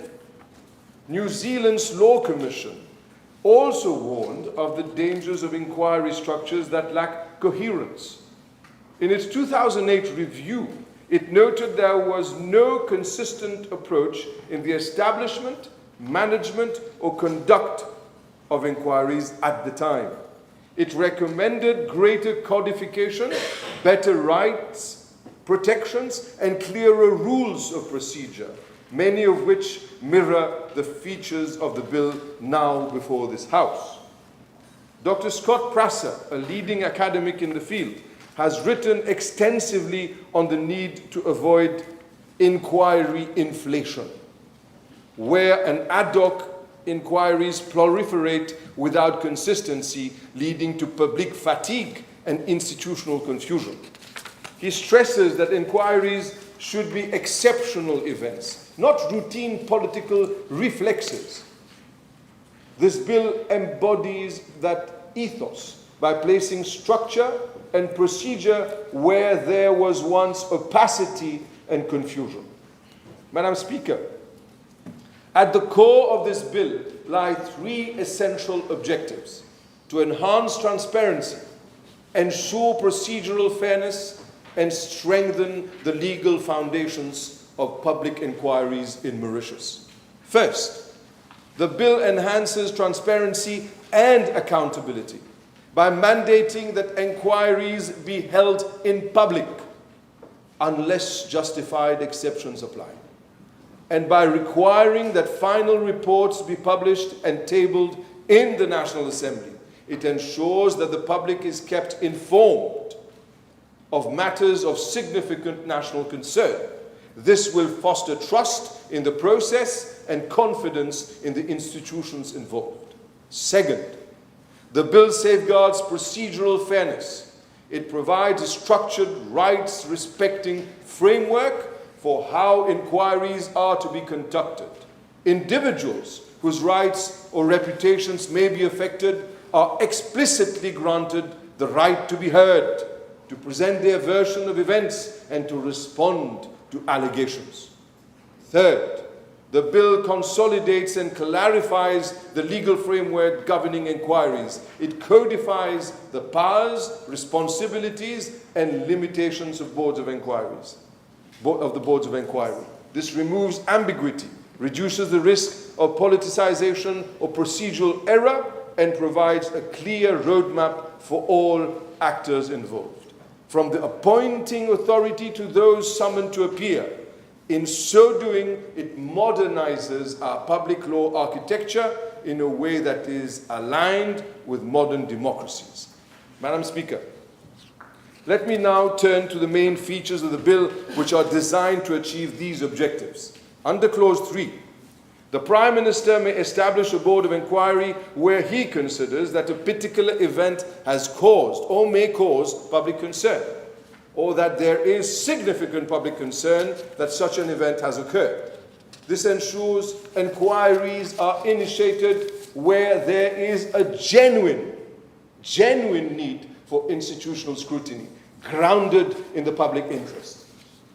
This approach is consistent with international models. In the United Kingdom, inquiries under the Inquiries Act of 2005 are set up by a Minister of the Crown. In Australia, similar discretion is vested in the executive. The principle is the same. Inquiries are initiated by elected leaders who are accountable to Parliament and to the electorate for their decisions. What matters is not just the identity of the initiator, but the framework of transparency and oversight that surrounds that prerogative. In our case, this is addressed through Clause 6, which requires the Prime Minister to notify the National Assembly once a board has been or will be set up. Clause 21 provides that the Board of Inquiry must submit its report to the Prime Minister upon completion of its work, and Clause 22 then mandates that the report be tabled before the National Assembly and published within 30 days. This avoids the common problem of reports being shelved or selectively disclosed, and reinforces the duty of accountability to Parliament. The imposition of a deadline to submit a report in Clause 5 will be an important break from the past. No longer will reports be left dans les tiroirs de qui que ce soit. Clause 4 requires that every board of inquiry operate under clear, defined terms of reference. These will set out the subject matter, scope, and timeline for the inquiry to further strengthen independence and clarity. Clause 8 provides that the Prime Minister must consult the appointed chairperson before finalizing the terms of reference. This consultation ensures that the person responsible for managing the inquiry has the opportunity to shape its mandate and is not merely handed a political script that he must follow. Subject to exceptions for confidentiality or public interest, proceedings are to be held in public.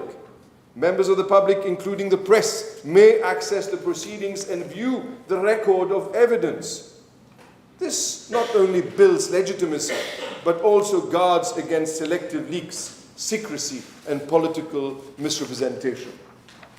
As we have seen, a central weakness of the 1944 Act was its silence on individual rights. Clause 18 corrects this. Any person who reasonably believes that their reputation may be adversely affected by the inquiry is entitled to be heard and to give evidence in rebuttal. This codification, Madam Speaker, this codification of natural justice is one of the most critical features of this bill. It mirrors the so-called Maxwellization process in UK law and directly addresses the recurring procedural failings that led to so many court decisions. Clause 5 draws an important line. A board of inquiry may not make a binding determination on civil or criminal liability. It is not a court of law. It does not pronounce guilt nor impose sanction. However, Clause 5.2 rightly clarifies that the board may still draw inferences based on the evidence it has gathered and may make recommendations. That is the nature of any investigative process, to form a view on the facts. This is no different from the position under the UK Inquiries Act of 2005, where inquiries are similarly prohibited from making formal legal findings, but may report on facts that point to misconduct or wrongdoing. This balance is essential, Madam Speaker. It protects individuals from judgment without trial, while allowing the state to learn, to recommend, and where necessary, to refer matters to the proper legal or disciplinary authorities. The bill preserves the right of judicial review. As per Clause 30, anyone aggrieved by the findings of an inquiry may seek redress through the courts within 21 days. This ensures that inquiry powers are subject to legal limits and that those affected have a clear procedural remedy where those limits are breached. Madam Speaker, let me be clear. Clause 32(2) provides that all pending commissions under the old law shall lapse. This will apply to the Commission of Inquiry on the affreightment of Betamax. The Betamax case has been the subject of a long and expensive litigation saga. An international arbitration tribunal, the Supreme Court, the Judicial Committee of the Privy Council have all examined the matter. And ultimately, the Privy Council found clearly that there was nothing improper about the contract. You cannot be clearer than that. Despite this, the previous government saw fit to establish a commission of inquiry into the very same matter, targeting in particular the current Prime Minister. If you want to know what is politically motivated, learn from the other side. That commission serves no real purpose. It has no legal justification. Its political agenda was clear for all to see. It was simply an exercise in retroactive blame. It cannot be allowed to carry on and to further waste public money.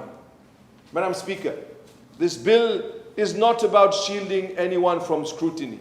It is about ensuring that scrutiny is meaningful, lawful, and fair. It puts an end to a model that has too often confused inquiry with prosecution or even persecution and replaces it with a framework built on clarity, accountability, and justice. In doing so, we uphold the values of due process, institutional integrity, and the rule of law. I therefore commend the bill to the House. Yes, Honourable Leader of the Opposition, the floor is yours. Thank you, Madam Speaker, for giving me the floor to intervene on this piece of legislation. Madam Speaker, timing and context are always important factors to be considered whenever a piece of legislation is proposed in the National Assembly. Concerning this piece of legislation, Madam Speaker, I believe it is my duty as leader of the opposition to voice out my concerns. We have a fundamental issue with the presentation of this bill. And my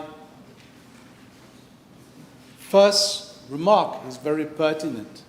As compared to the Commission of Inquiry Act of 1944, in this present bill, the Prime Minister is being given wide powers et une liberté sans limite par rapport à cette nouvelle législation.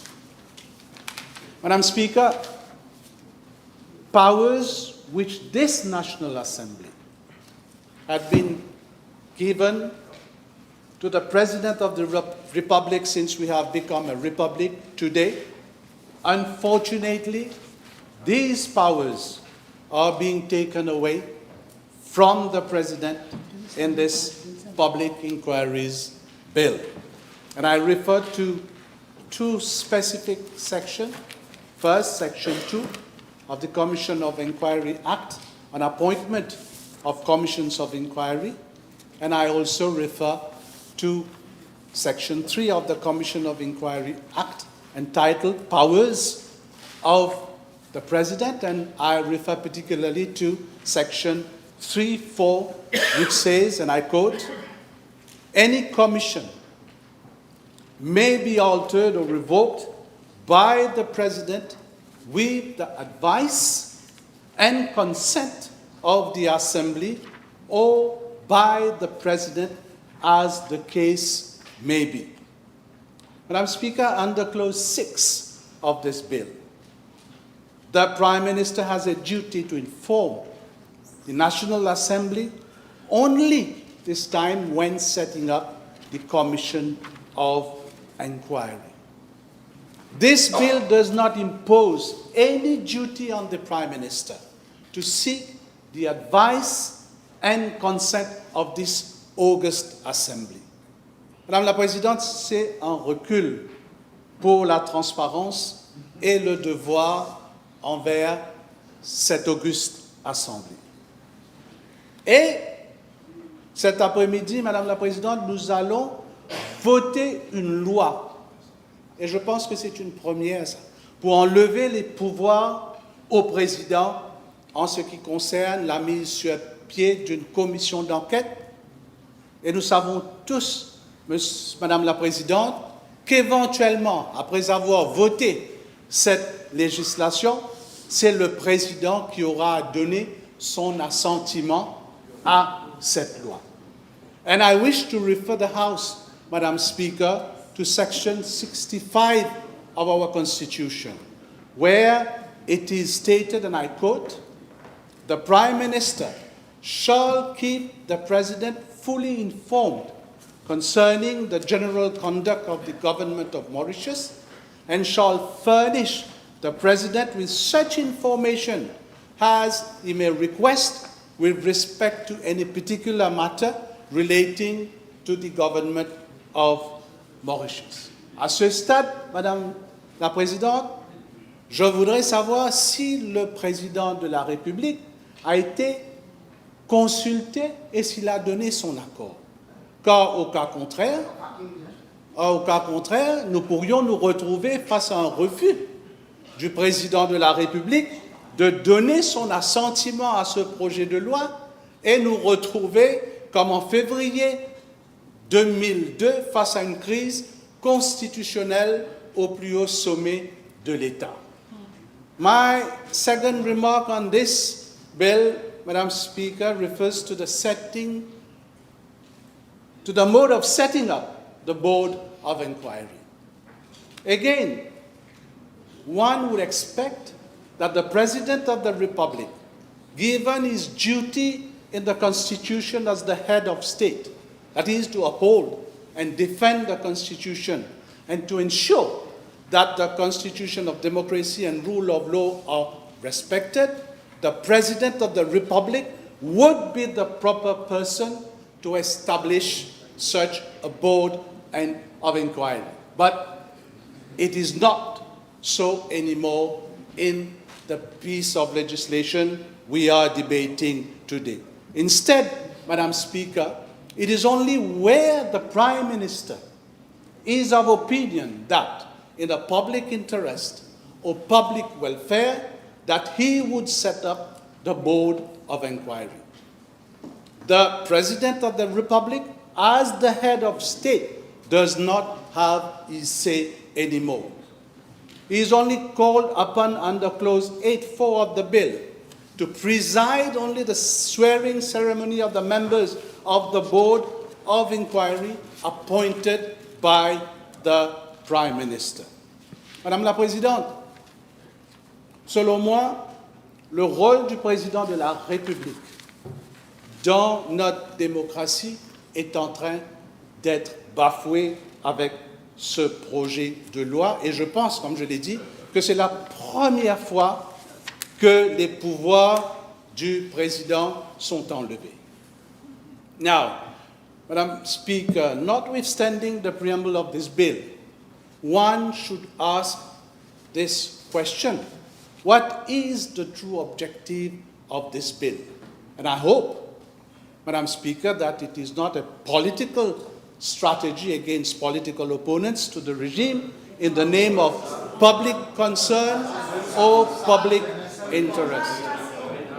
Madam Speaker, you will agree that the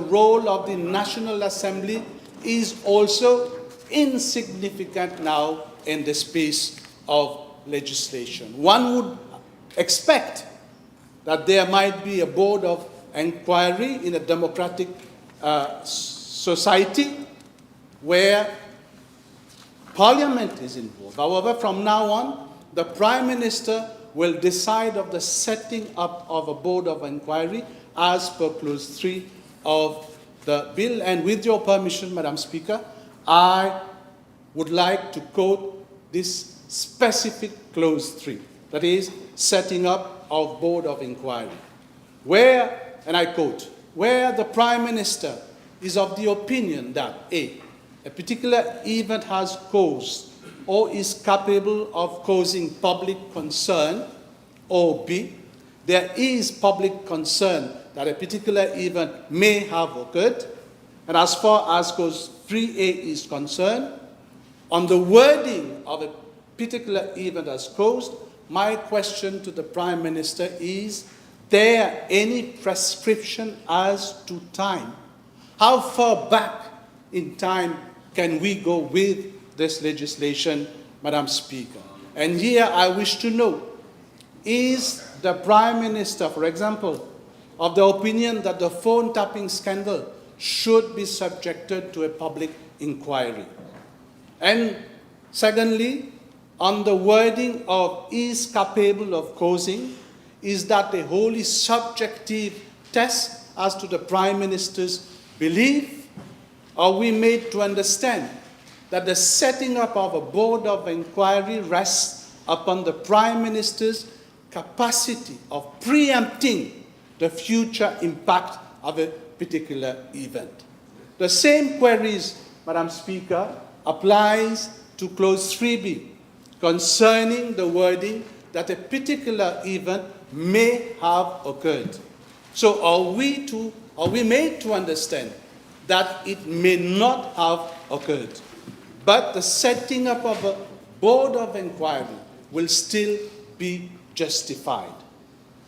Madam Speaker, clearly here, the Prime Minister is being given extensive powers to set up boards of inquiries at will, and therefore, through this legislation, will be the sole master with real-time follow-up first of all proceeding, and this is reflected in many clauses.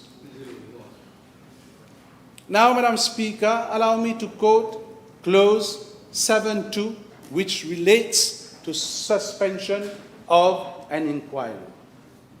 The Prime Minister shall not later, and I quote, later than 7 days after the completion of any investigation or determination of any civil or criminal proceedings under subsection 1A or B, as the case may be, order the Board of Inquiry to proceed with its inquiry.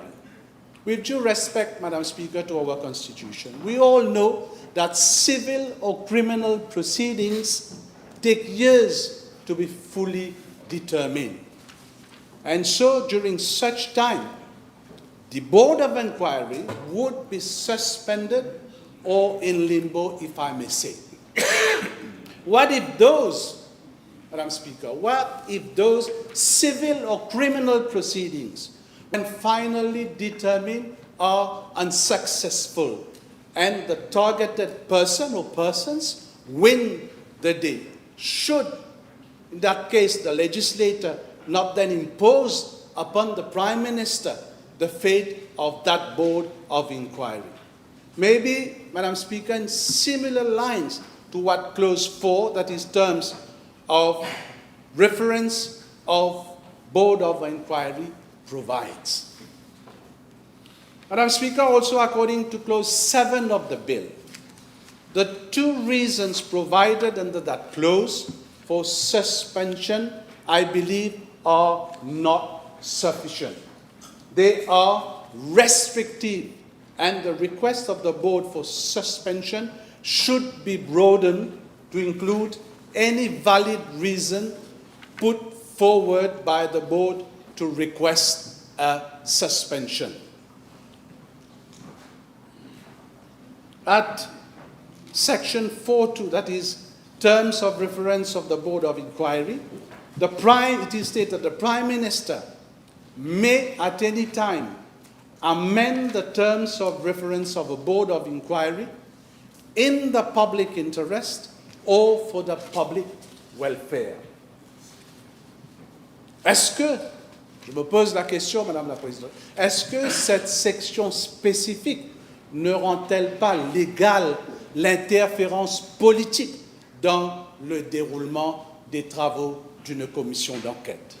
Madame la Présidente, la séparation des pouvoirs est un principe sacro-saint au sein de notre République et notre système judiciaire a toujours été respecté. Mais cette section du projet de loi nous interpelle.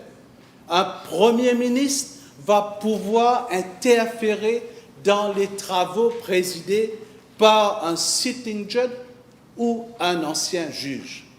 Madame la Présidente, la section 4.3 fait référence aux consultations entre le président de la Commission et le Premier ministre avant tout changement au terme de référence. And I quote section 4.3, the Prime Minister shall, before setting up or amending the terms of reference of a Board of Inquiry, consult the person he proposes to appoint or as appointed as chairperson. Une question se pose. Que va faire le Premier ministre si le président de la Commission rejette cette demande de changement? Va-t-on à ce moment-là révoquer le président de cette commission? Alors, si c'est le cas, dans un tel cas, est-ce qu'on verra un ancien juge ou un sitting judge être révoqué par un Premier ministre? At clause 32, Madam Speaker, the bill provides that previous commission of inquiry, which is pending on the commencement of this act, should lapse.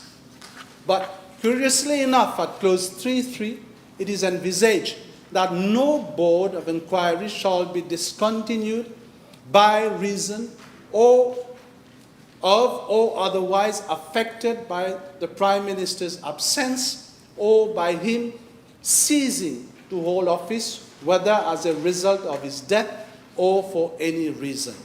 This is a blatant contradiction of the rationale behind the idea of maintaining the Board of Inquiries set up by precedent government as contemplated, Madam Speaker, in clause 3.3 of the bill. Madam Speaker, another issue which I want to bring to the attention of this House. We are in Mauritius.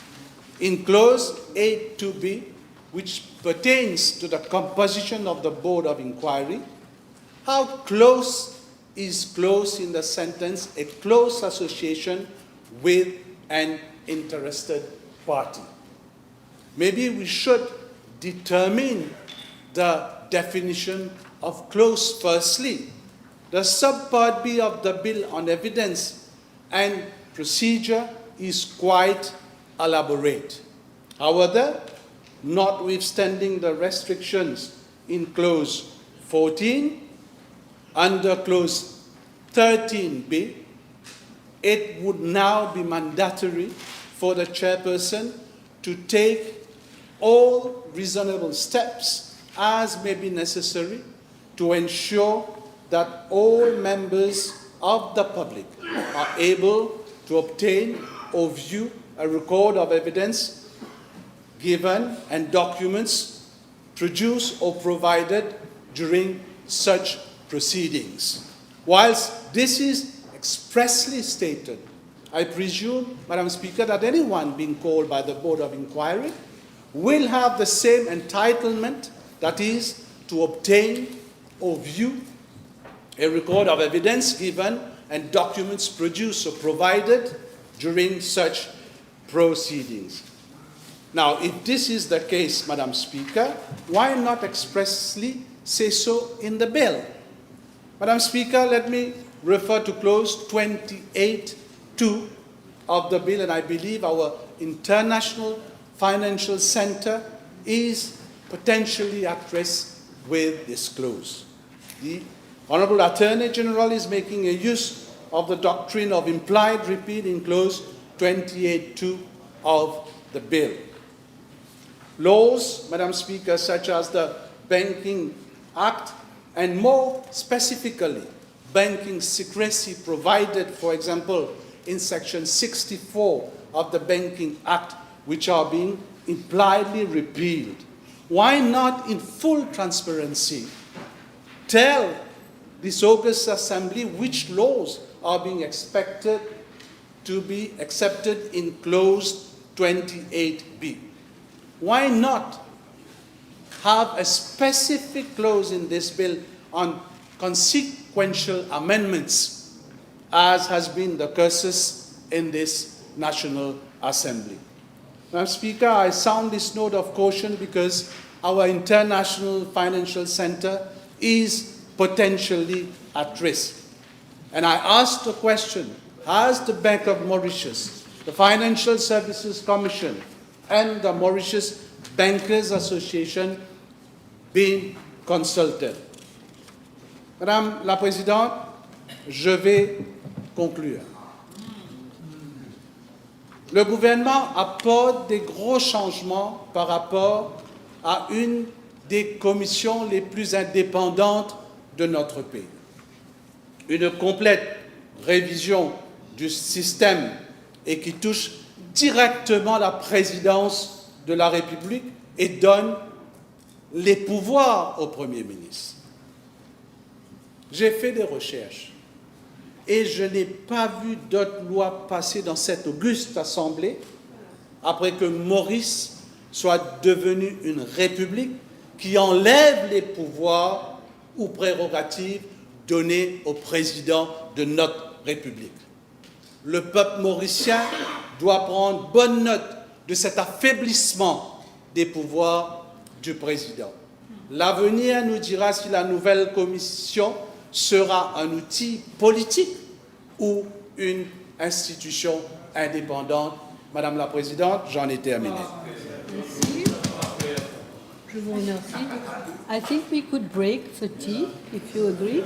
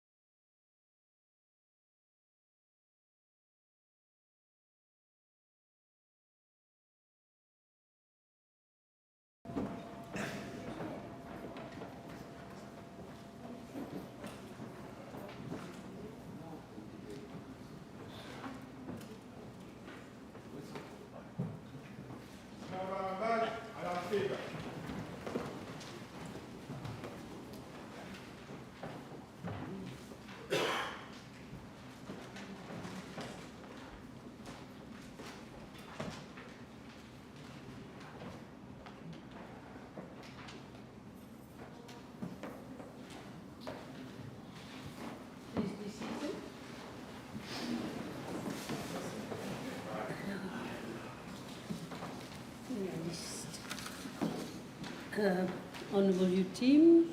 Yes, Minister of Labour.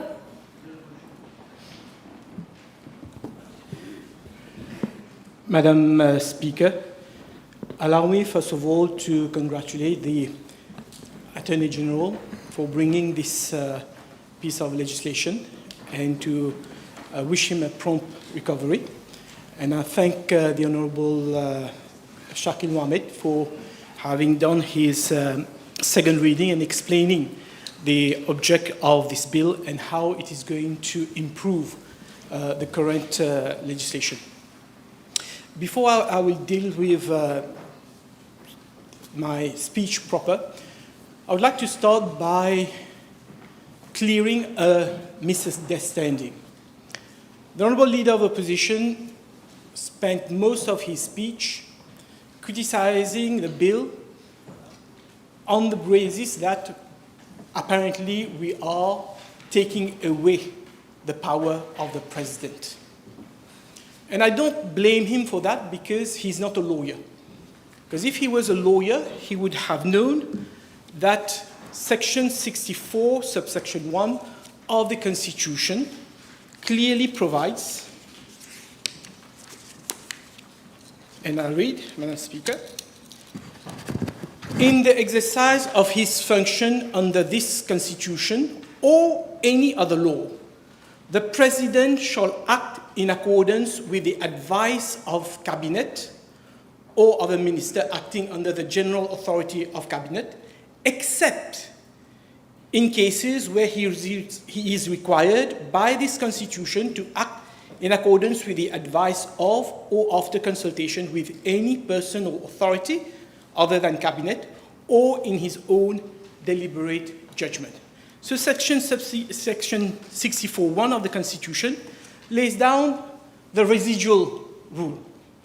If the Constitution does not require the President to act in his own deliberate judgment, if the Constitution does not require the President to act upon the advice of a person, if the Constitution does not require the President to act after consultation with a person, the default provision is that the President has to act on the advice of Cabinet.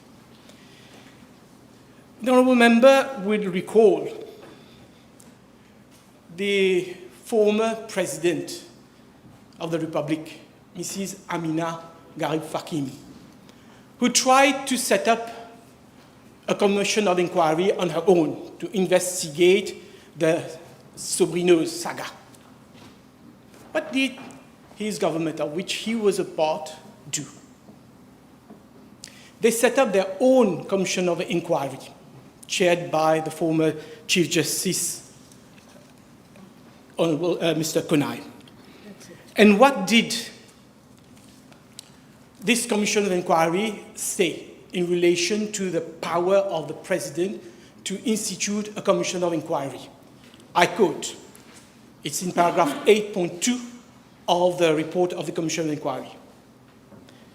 It is beyond dispute that Mrs. Garib Fakim also violated Section 64(1) of the Constitution when she set up, pursuant to Section 2.2, the Commission of Inquiry. In the case, more recently, in the case of Bunjan and His Excellency the President of the Republic of Mauritius, same issue arose. And this is what the Supreme Court says. With regard to the facts of the present case, the IPERG decision is one taken by respondent number 1, the President, acting on the advice of Cabinet in accordance with Section 2.2 of the Commission of Inquiry Act. Therefore, such a decision is not one taken in his own deliberate judgment. It is clear. The President does not have any power on his own to institute any commission of inquiry under the existing legislation. So we're not taking anything which he doesn't have. In fact, we're simplifying things to avoid any confusion in the mind of a president like Honourable Fakling, who might have thought that she had powers which she did not have. Now it is clear, the Prime Minister, because previously it was always going to be Cabinet who decide, now the Prime Minister. And I'm sure the Prime Minister, he will consult members of his Cabinet before he decides whatever he wants to do under the Commission of Inquiry Act. So we're not taking any power of the President of the Republic, Madam Speaker. The other confusion raised by the Honourable Leader of the Opposition is, according to him, there seems to be an inconsistency in the bill between Section 32 and Section 3. Section 32 provides any commission of inquiry issued under the Repeal Commission of Inquiry Act and which is pending on the commencement of this act shall lapse. And then Section 3, subsection 3, says no board of inquiry shall be discontinued by reason of or otherwise affected by the Prime Minister's absence or by him ceasing to hold office, whether as a result of his death or for any other reason. There's no inconsistency at all. Section 3, subsection 3, is now an enabling provision which says that even if the person who appointed the Commissioner of Board of Inquiry now is no longer in office, that has no impact on the Board of Inquiry. And it was already the case under the existing law. If there was a change in the President, that would not have affected the working of the Commission of Inquiry. Now coming to Section 32. To my knowledge, Madam Speaker, there is only one Commission of Inquiry which is still pending. And it relates to the circumstances under which the contract was awarded by, the contract of transport of petroleum products was awarded to Betamax. This issue, Madam Speaker, has been the subject of numerous PQs and PNQs in this House. Let me just remind honourable members two things. On the issue of whether the SCC, whether the contract was awarded in breach of Public Procurement Act. In answer to the PNQ, the Honourable Minister of Commerce stated, and I quote, "Mr. Speaker, sir, the contract was awarded after STC was exempted from the Public Procurement Act." And I think, as a lawyer, the Honourable Member should know. As a lawyer, he should have known that there was exemption. Then in answer to one of my PQs in 2011, the same minister stated, I asked about whether they had received legal advice before signing the contract. The Honourable Minister stated, "In fact, Mr. Deputy Speaker, sir, the advice of SLO was that the agreement is legally in order." And may I remind the Honourable Leader of Opposition, the minister who was answering was Honourable Shokatali Sudan, President of the MSM party. So the MSM himself, minister, was saying that the contract is valid and we receive legal advice. He was Vice Prime Minister, but at that time he was only minister. But what did they do? After they came into power in 2014, they decided to stop the contract. What did Betamax do? Betamax went to arbitration in Singapore. What did the arbitrator say in Singapore? The arbitrator said, I have construed all the Public Procurement Act and regulations, and SCC was exempted from the provisions of procurement legislation in respect of the contract awarded to Betamax. Now, SCC was not happy with this arbitration. They went to the Supreme Court in Mauritius. The Supreme Court said that it was against public order. So Betamax went to our highest court, Madam Speaker, which is the Privy Council. And the Privy Council, in a very elaborate detail, 41 pages decision, concluded, and I quote, the first issue was the Supreme Court was wrong. The first thing the Privy Council said, the Supreme Court was wrong in reviewing the decision of the arbitrator because the arbitrator's decision was final. But nonetheless, the Privy Council went on and considered the merit, and he said the arbitrator reached the right conclusion And the arbitral award was, in the arbitral award, on the exemption of the contract, and reached the conclusion that it was not illegal. So now you have what has been said in this parliament, that the contract was valid after receiving advice. What has been said in Singapore in the arbitration, the arbitrator said that it was valid. What was said in Privy Council, that the contract was not illegal, it was exempt from the provision of the Procurement Act, and it was valid.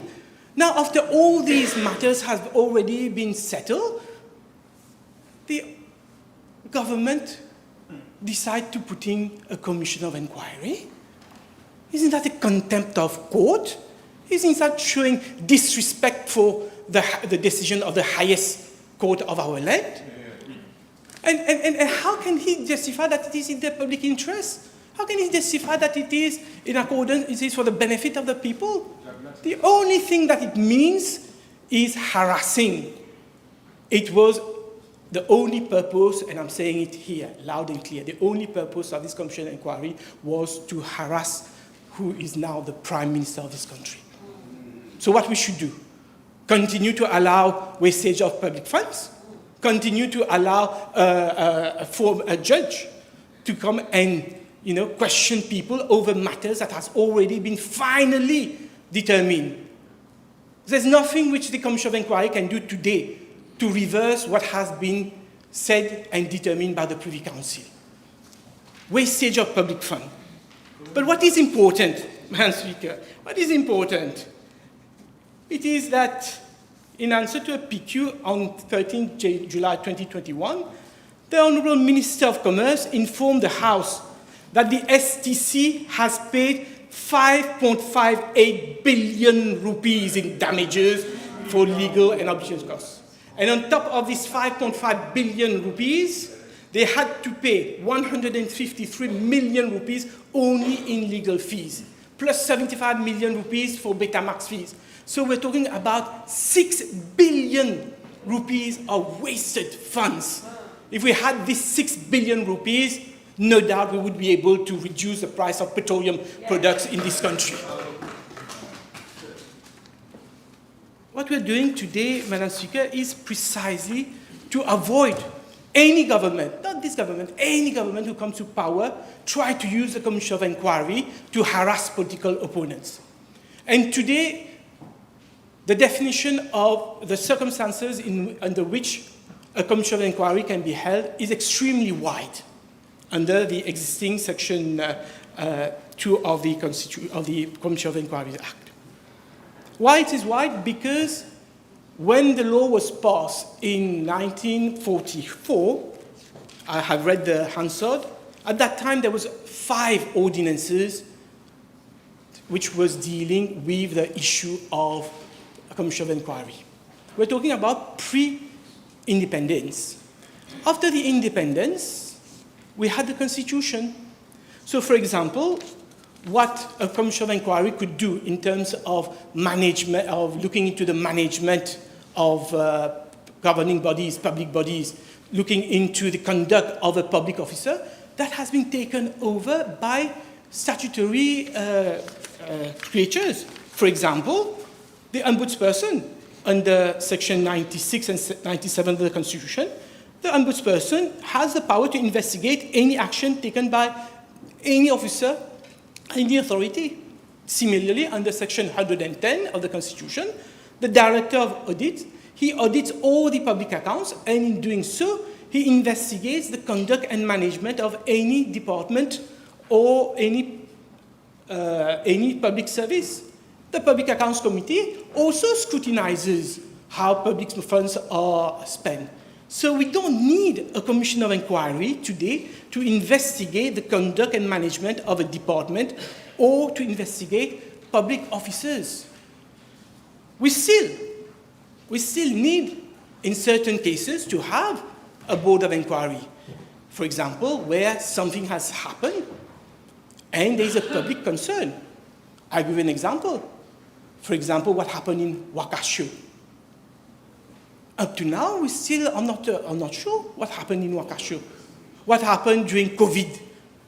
How decisions were taken? No proof, no paper. We only know that billions of rupees were sunk. What happened to the patients? What happened? These are things which there is a real public concern, and public want to know the truth. And here, what we can give assurance to this House and the population, Madam Speaker, is with this government, there will never be any cover-up.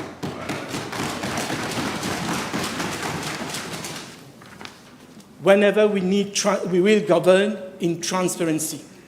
And when you look through this new bill, there's a number of ways where we're making this board of inquiry more transparent. The appointment. The Prime Minister, he doesn't in catimini go and negotiate with the Commissioner and settle their fees. He comes to Parliament. He makes a statement. He gives the terms of reference. And after he gives that, all the hearings are done in public. Only exceptionally, the president of the board can decide not to allow public presence. And once the report is completed on the set date, the board gives the report to the Prime Minister, and the Prime Minister has 30 days to lay a copy of the report of the Commissioner of the Board of Inquiry in Parliament. So members of Parliament will have a copy. It will be in the public domain. Any question can be asked by members of the Parliament. This is what we want, transparency. That was not there in the existing Commissions of Inquiries Act. That is why we're changing it. Under the existing Commission of Inquiry Act, you didn't have a time frame. You can have, Commission of Inquiries going on for years and years. For example, the Commission of Inquiry to look into the sale of the shares which BAI company held in Britain. This was set up, Madam Speaker, in May 2017. But when was the report published? In June 2021, 4 years later. No doubt because one of the members, and I'll come to him shortly, one of the members was busy with other lucrative assignments. But now with this bill, there is a timeline set. The Commission of Inquiry cannot go beyond this. If we give them 1 month, 1 year, they have to abide by this time frame. Costs. This morning, during PMQT time, the Prime Minister shocked the whole world, the whole population, this House at least. You can tell the world because, I don't think in the entire world we've seen someone who is part-time. He's a part-timer, and he earns 286 million rupees as a part-timer. And he came and sat on that committee for Commission of Inquiry and got 2.2 million rupees. Now the Prime Minister is going, under this bill, is going to publicize. The amount is going to come from the consolidated fund. So there will be transparency. Everybody will know how much money is paid to commissioners. Everybody can ask questions. The other novelty, conflict of interest. I'm sorry, I'm going back again to the Honourable Gentleman, Mr. Sattar Haji Abdullah. Mr. Sattar Haji Abdullah was handpicked by the former Prime Minister because the Prime Minister is the one who gave advice to the President to make him an assessor. Who was Mr. Sattar Haji Abdullah? He was asked as a commissioner to determine whether the sales by BAI company of its shares in Britain, Kenya, was done in a fair manner. We got value for it. But who was Mr. Haji Abdullah? He was the administrator of BAI. He was the administrator of BAI. He's asking people to inquire. He's going to inquire on himself. But above this, who was he? He was the special envoy of the Prime Minister who went, the boss, because you all heard the recording. He went and he asked Daud Rawat to sell his empire for 1 rupee. How can you be so conflicted? And yet, these were the type of people which the old regime will handpick to do commission of inquiry because it was always politically motivated. They always wanted the commission of inquiry to give the result that they wanted to hear.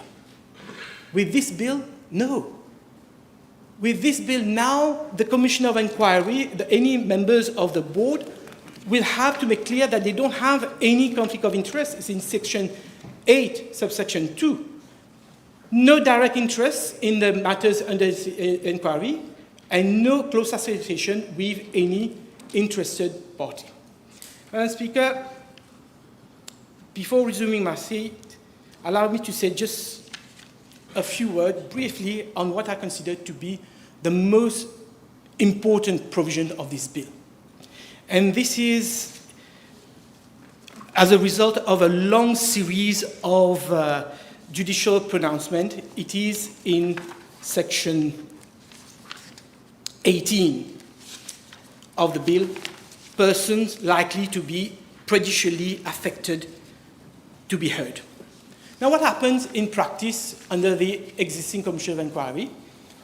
The commissioners hear a lot of people, and then they publicize their report. And when they publicize their report, very often they make comments. Some of the comments are very hurtful, very unwarranted.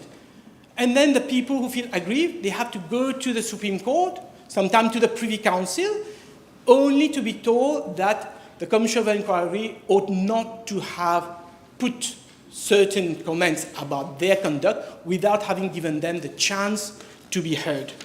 So today, in this section 18,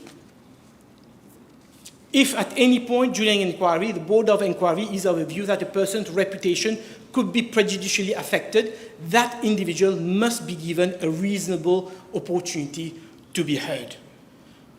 To use the wording of the law lords in the Privy Council case of Kumara and Payendi against Paul Lamchanding and others, I quote, "A person must be given a fair opportunity to worthwhile evidence and make representation on his own behalf." It's an elementary rule of fairness and natural justice. And to make it clear, I give you an example so that everybody understands what I'm talking about. If during a commission of inquiry on drugs, you have a notorious drug trafficker, Perumal Veren, come and say that the leader of a leading political party is financing the import of drugs, then that person should now, under this act, has the right to be heard and clear his name. Under the existing law, they didn't have this option. So, Madam Speaker, really, this is a big avancée today, this bill. It represents a profound reform, offering our country a new modern legal framework with the necessary checks and balances to ensure transparency, fairness, and impartiality in investigation of matters of public concern. Thank you. Thank you, Minister. Yes, Honourable Ramdas. Merci, Madame la Présidente. Madame la Présidente, d'abord, permettez-moi de féliciter l'Honourable Attorney-General ainsi que le ministre des Terres et du Logement pour avoir tenu notre promesse électorale. But acting Attorney General. The Honourable Acting Attorney-General, no, the Honourable Attorney-General and the Honourable Minister des Terres et du Logement. And also Acting Attorney-General, indeed. Pour avoir tenu notre promesse électorale et présenter devant cette auguste Assemblée, seulement 6 mois après notre élection, ce projet de loi. Un projet de loi, Madame la Présidente, qui a pour but, entre autres, de restaurer un climat de responsabilité et de restaurer un climat de transparence dans la gestion des fonds publics. Et cela, Madame la Présidente, à la lumière des excès de l'Ancien Régime. L'Ancien Régime qui n'a pas manqué de subtiliser une loi prédatant notre indépendance pour véhiculer un agenda éminemment politique.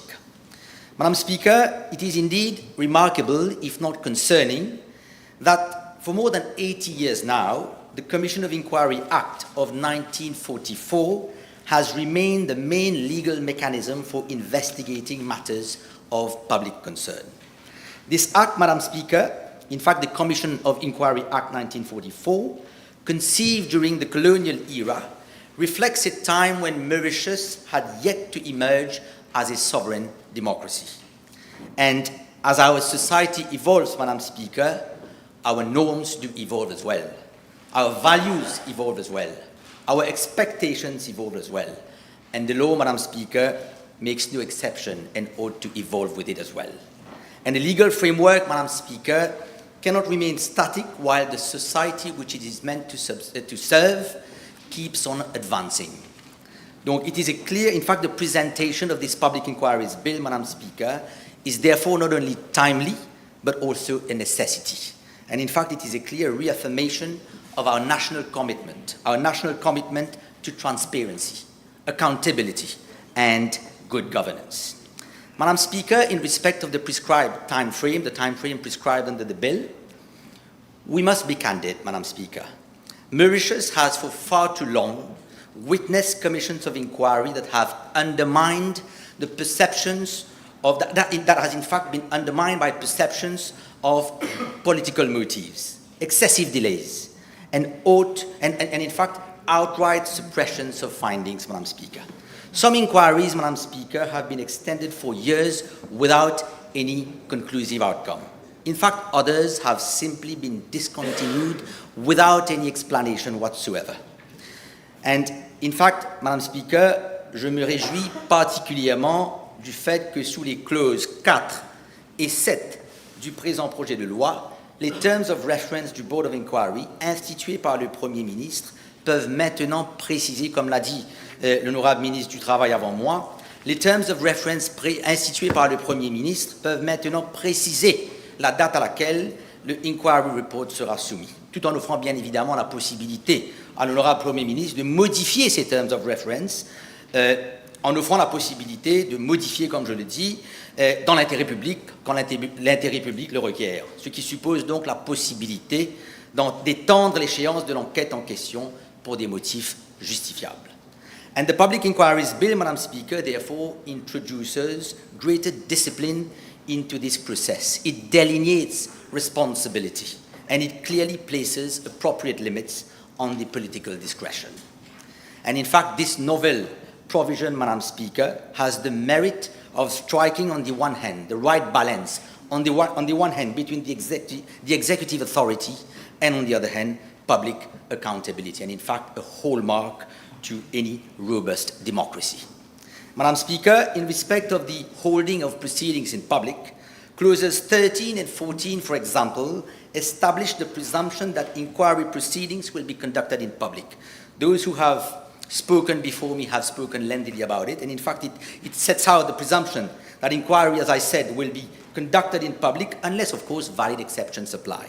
And this move towards openness, Madam Speaker, enhances the public trust and ensures that justice is not only done but also seen to be done, Madam Speaker. And the provisions for public notices and the possibility of public engagement strengthens, in fact, this transparency further.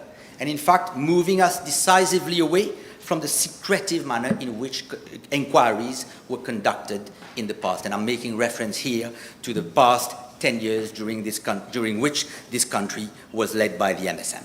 Madam Speaker, in respect to the provisions for reports to be made public, in fact, in a much welcome move, clauses 21 and 22 of the bill provides, firstly, for the mandatory tabling of the inquiry report before the National Assembly, and secondly, for the mandatory publication of every report of every board of inquiry in the official government gazette, thus allowing for publicity.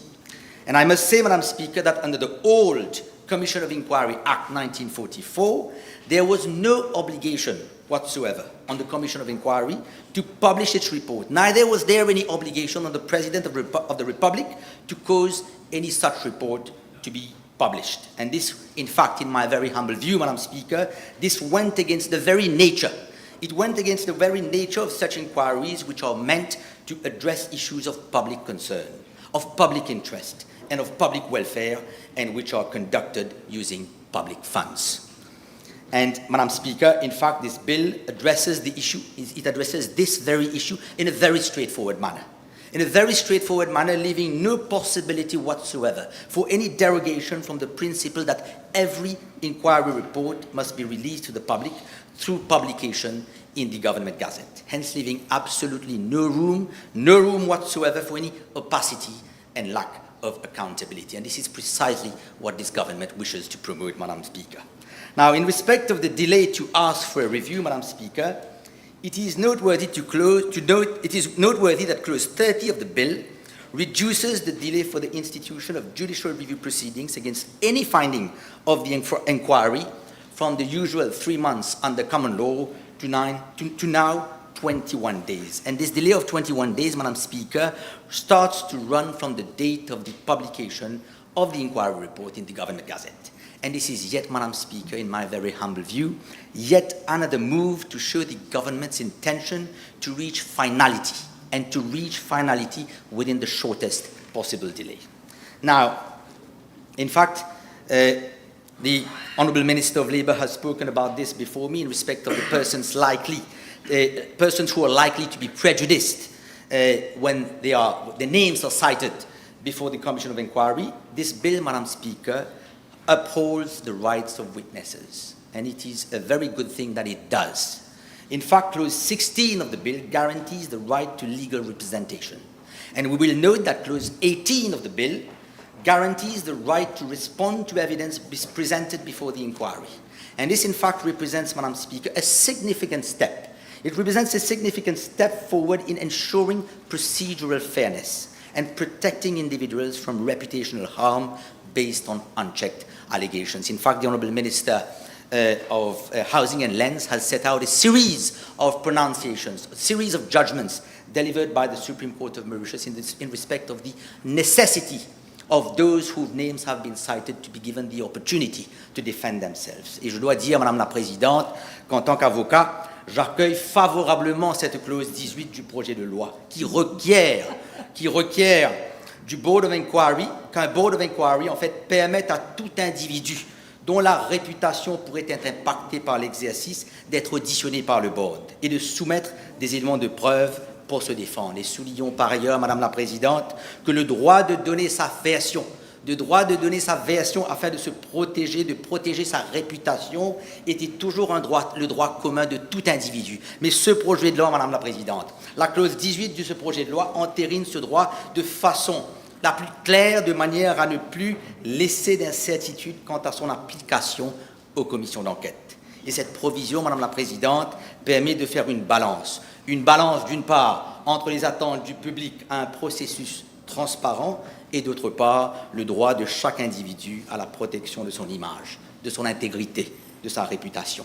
Madame la Présidente, nous nous rappelons tous de la commission d'enquête qui avait été instituée par le régime MSM, par le gouvernement MSM sur la drogue. L'institution d'une commission d'enquête qui avait pour but tout, mais vraiment tout, sauf combattre le fléau de la drogue.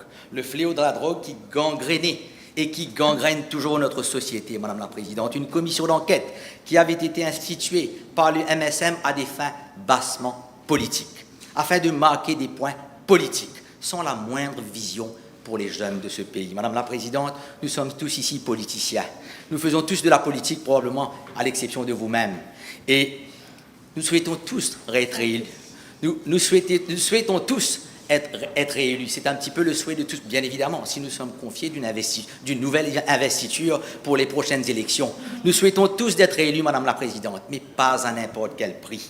De ce côté de la Chambre, Madame la Présidente, contrairement au précédent régime, nous sommes résolument contre l'idée de voter des lois dans le but uniquement de satisfaire un agenda politique. Bien au contraire, Madame la Présidente, nous sommes plutôt pour une législation qui cadre avec la vision de ce gouvernement, une législation qui cadre avec les attentes de cette population et surtout celle de la nouvelle génération. Donc, en guise de conclusion, Madame la Présidente, je dirais ceci. This bill is not merely a legislative reform. It is a statement of our values, a signal to the people of this country that the institutions of our democracy are being modernized to meet contemporary standards of justice and integrity. The Commission of Inquiry Act 1944, Madam Speaker, belongs to a bygone era. The present bill, in fact, reflects the Mauritius we have become. It reflects the democratic future we are striving to build for this country. So let us seize this opportunity, Madam Speaker, to turn the page on outdated colonial frameworks. Let us embrace a new legal structure, a new legal architecture that strengthens democracy, transparency, that protects our rights, and especially that reinforces public trust. So the enactment of this bill, Madam Speaker, is not simply beneficial, it's a necessity. So I therefore fully support this bill. I thank you. Merci. Honourable Norsingel.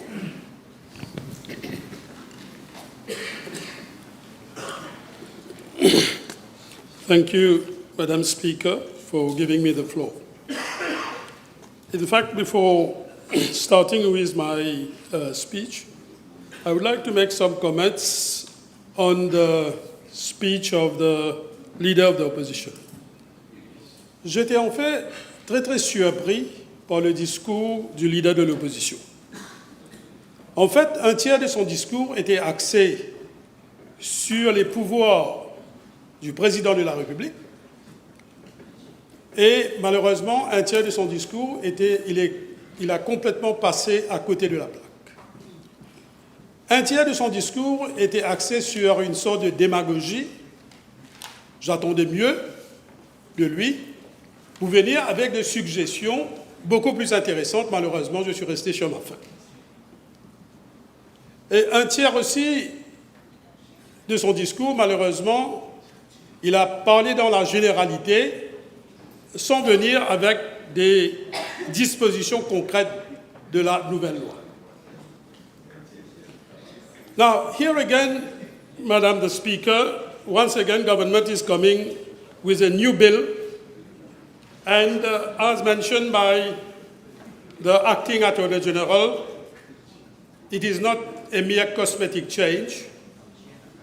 And you will see, Madam Speaker, in a span of 6 months, in an unprecedented manner, government has come up with a string of legislations to consolidate democracy, human rights, transparency, accountability, equity, and above all, good governance.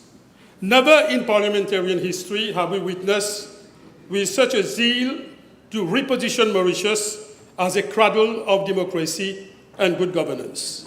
In fact, Madam the Speaker, we want to regain our prime position in Africa, in the whole world, regarding accountability and transparency. In fact, accountability and transparency are subsets of democracy and good governance. We want Mauritius to be Mauritius, not a banana republic, as it has been for the past 10 years.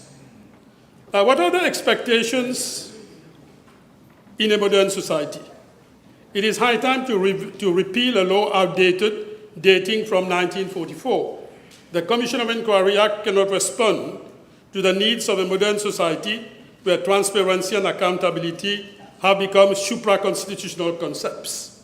As you know, Madam Speaker, as a seasoned barrister, you know, for example, separation of powers is not clearly stipulated in the Constitution, but it is underlying. Likewise, in modern constitutions, transparency and accountability and good governance are underlying constitutional principles. They form part of the architecture of the Constitution of Mauritius, not only in Mauritius, but in most of the countries championing good governance. We have witnessed recently, for the past 10 years, a sort of instrumentalization of Commission of Inquiry to target political opponents.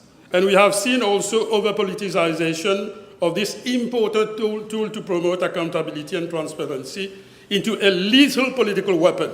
We must understand the rationale behind the previous law and also the new law. First and foremost, it is meant to seek the approximate truth when there is a matter of public importance, focusing on public interest. This is what, unfortunately, the leader of the opposition has not been able to understand. He is referring to subjective interests. In fact, when we are using this concept of public interest, this brings more objectivity. And the Prime Minister will have to base himself on public interest before triggering any board of inquiry. and also take into consideration national interests as opposed to mere petty political interests and partisan interests and subjective interests. The change from a Commission of Inquiry Act to a Public Inquiry Bill is not a mere change of title. It is a paradigm shift. It is not just a change of title as name, but it lays emphasis on public interest. Now, regarding targeting of political opponents, I will take only two recent examples. The previous government, as you know, Madam Speaker, had a sort of compulsive obsession to finish off, annihilate the actual Prime Minister, who will not remember, as alluded to by the Minister of Labour, the case of Betamax. Who will not remember that case? The international arbitrator came to confirm that there was nothing wrong with the allocation of contract. Yet the previous government appealed against the decision at the level of the Supreme Court. The latter reversed the decision of the arbitrators. The matter went to the Judicial Committee of the Privy Council, and in a blockbuster decision, the Judicial Committee of the Privy Council gave a sort of slap to the previous government and incidentally also to the reasoning of the then Chief Justice. Surprisingly, even after the slap of the Judicial Committee of the Privy Council, government dared to set up a commission of inquiry on the whole matter. This capricious and vicious decision was not only a pathological obsession against Dr. Navid Ramgoolam, but also, I want to lay emphasis also an attack, direct attack on the Judicial Committee of the Privy Council, incredible but true with the previous regime. The second example, it's good to take that second example, is how the previous Prime Minister tried to settle score with the previous President of the Republic, Mrs. Garib Amina. Here also, it is also good to underscore the confusion regarding the powers to set up a commission of inquiry. Regarding the commission of inquiry, you cannot look at it in isolation. And this is a mistake done by the leader of the opposition. In fact, you have to read the Commission of Inquiry Act along with Section 64, subsection 1 of the Constitution, as explained clearly by the Minister of Labour. In fact, it must be read in conjunction. In a nutshell, only in a few instances, the President can act, the leader of the opposition has to listen carefully, has to act in his own deliberate judgment, and also after consultation. In other circumstances, the President is bound to act under the advice of Cabinet or the Prime Minister or other authorities. The present bill comes to cure a sort of confusion, in fact, and designate the Prime Minister as the sole authority to appoint a public inquiry. On the Sobrino scandal, we were on the verge of a constitutional crisis. The leader of the opposition was referring to the supposedly crisis in 2002. But we were on the verge of a crisis because there was confusion. And this bill this time is trying to remedy this confusion which existed under the previous law. This is very important. And why did I take the second example? This is to show, just as in the case of Mr. Kisnan, late Mr. Kisnan, haunting the MSM, how they can instrumentalize, weaponize certain tools to kill their own people. And this is very sad. Now let me, Madam Speaker, take some concrete examples to show how this present bill is an improvement when we compare it with the Commission of Inquiry Act. First, you will see Section 3 clearly defines public interest, whereas before this was not defined. Now, concerning Section 10 to 12, we are going to see there are certain procedural safeguards, and the 2025 bill this time offers stronger rights and protection for participants, including fairness and transparency throughout the inquiry process. Now, regarding judicial review, in fact, it was possible under the purview of the previous law to have a judicial review, but this time, under the new law, empire of the new law, this is explicit that people within a span of 21 days can have recourse to judicial review. So, regarding the terms of reference, before the terms of reference, Madam the Speaker, were being dictated only by the Prime Minister, whereas this time, regarding the terms of reference, this can be discussed, the Prime Minister can discuss with the chairperson who will be appointed and then decide on the terms of reference. So definitely, Madam the Speaker, there are a number of improvements in the present bill. And one last point. There is a very good point, very, very important, interesting point which has been included in the new bill. That is, the Commission of Inquiry is being equipped with more tools. That is, the bank will have to make a disclosure. I don't know now whether the leader of the opposition is afraid, is scared. So many scandals by the previous government that is a bit scared that we can open the Pandoran box. This is very unfortunate. And so the leader of the opposition can rest assured that this government means business. The Prime Minister is a responsible person. People who are going to be appointed for future commissions of inquiry are going to do their job. We are not going to do la chasse aux sorcières like they did in the past, for sure. You can rest assured, Mr. the Leader of the Opposition. Thank you.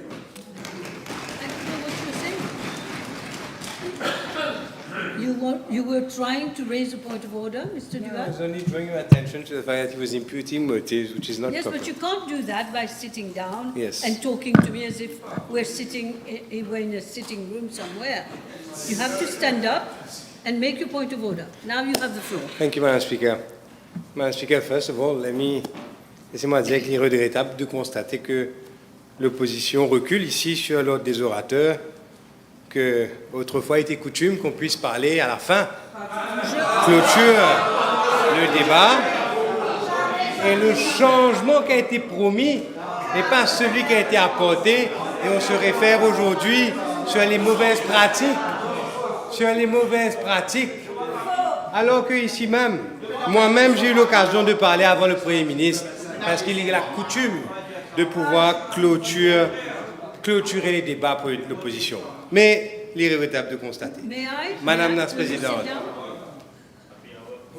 I want to inform honourable members that the Leader of the Opposition and Mr. Duval came to see me and asked me if it was possible for Mr. Duval to speak before Honourable Minister Soubron. I took time. After, I'm sorry. After. No, he asked for after. He's right on that. I took time and I went and found out what the practice has been. And it seems from what I gathered, I was not here, it seems from what I gathered that in the past there has been no such practice, but on the contrary, what some people are saying here, but on the contrary, I learned that many members of government were speaking last and not what? Okay. Don't shout while I'm talking. Don't shout while I'm talking. Do not fight each other while I'm on my feet. Okay, so I took this and I spoke to the Honourable Duval at tea time and I told him that he will have to speak before, as unfortunately, that is very important. I am not the one who decides. I want to make this clear. The whips are supposed to meet each other, and every time we will have this problem in the House, you better find out once and for more, it's not for the Speaker to decide. The whips must come to an agreement. If they don't come to an agreement, it's just too bad. I can't do any better. So now you have the floor. Please take the floor on the bill. Thank you, Madam Speaker. I was indeed fourth until I protested. But tout le monde est libre de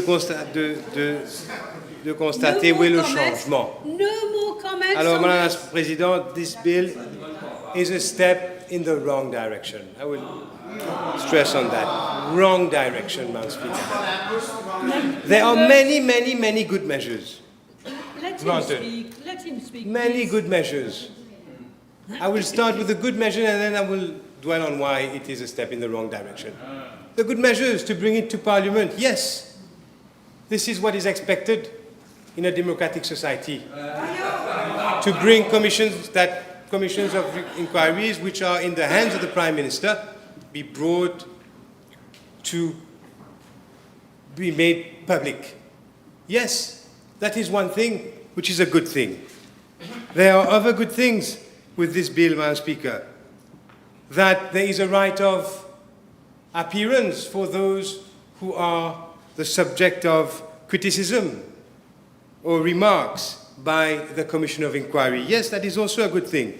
Let us note that under the previous law, the Commission of Inquiry had the liberty to make its own rules and could allow for anyone to appear before it. And also, the other good thing about this law, before I start with the rest, is, Madam Speaker, for the time limit to be imposed upon setting the terms of reference, because commissions of inquiry have in the past been going on and on and on and on, and then the report, it has happened, have again slept dans les fonds des tiroirs. So this is a good thing with the law. But, Madam Speaker, and this will be the thrust of my intervention, this could have been brought with amendments to the existing law. These could have been brought with amendment to the existing law. And those things that were not stipulated in the law but that were done in practice, for example, judicial review, were already well established.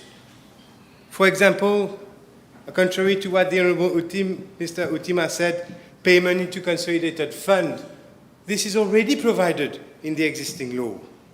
But, Madam Speaker, it is a step in the wrong direction because we are now taking the power away from Cabinet, giving advice to the President, and giving it solely to the Prime Minister. Under the actual law, the President acts on the advice of Cabinet and appoints a commission. And all those issues that are determined by the President is done acting upon the advice of Cabinet. And my friend Honourable Utima is absolutely right when he quotes the section of the Constitution 28.1, which confers, sorry, not 28.1, 64.1, which confers, which narrows down, interprets the powers of the President when he acts on the advice of Cabinet, when he acts in his own deliberate judgment, etc., etc. And this has been, again, taken into great details by the recent Commission of Inquiry on the setting up of a Commission of Inquiry by the President. And, Madam Speaker, therefore, the Mauritian public has to understand that under the actual law, it is not merely the Prime Minister who decides that he wants to appoint him or that person, or that he wants the Commission of Inquiry to have such and such terms of reference, or that he wants eventually to amend the terms of reference, or that he wants, for example, to allow for the payment of fees or not. It is not simply the Prime Minister. It is a collective decision taken by Cabinet, deliberated upon by Cabinet, and then, upon the advice given to the President so thereafter effectively acts on this advice. But there are two layers which we are removing here. Two layers of control, if we can say. Inutile for some. The first layer, it is Cabinet collective responsibility, where the matter has to be decided upon, debated upon, and decided upon. And all those powers which we see in the Act now, which is now being given to the Prime Minister, used to be enjoyed by the President, acting on the advice of Cabinet. So that was the first layer. And then the second layer, of course, being the President himself.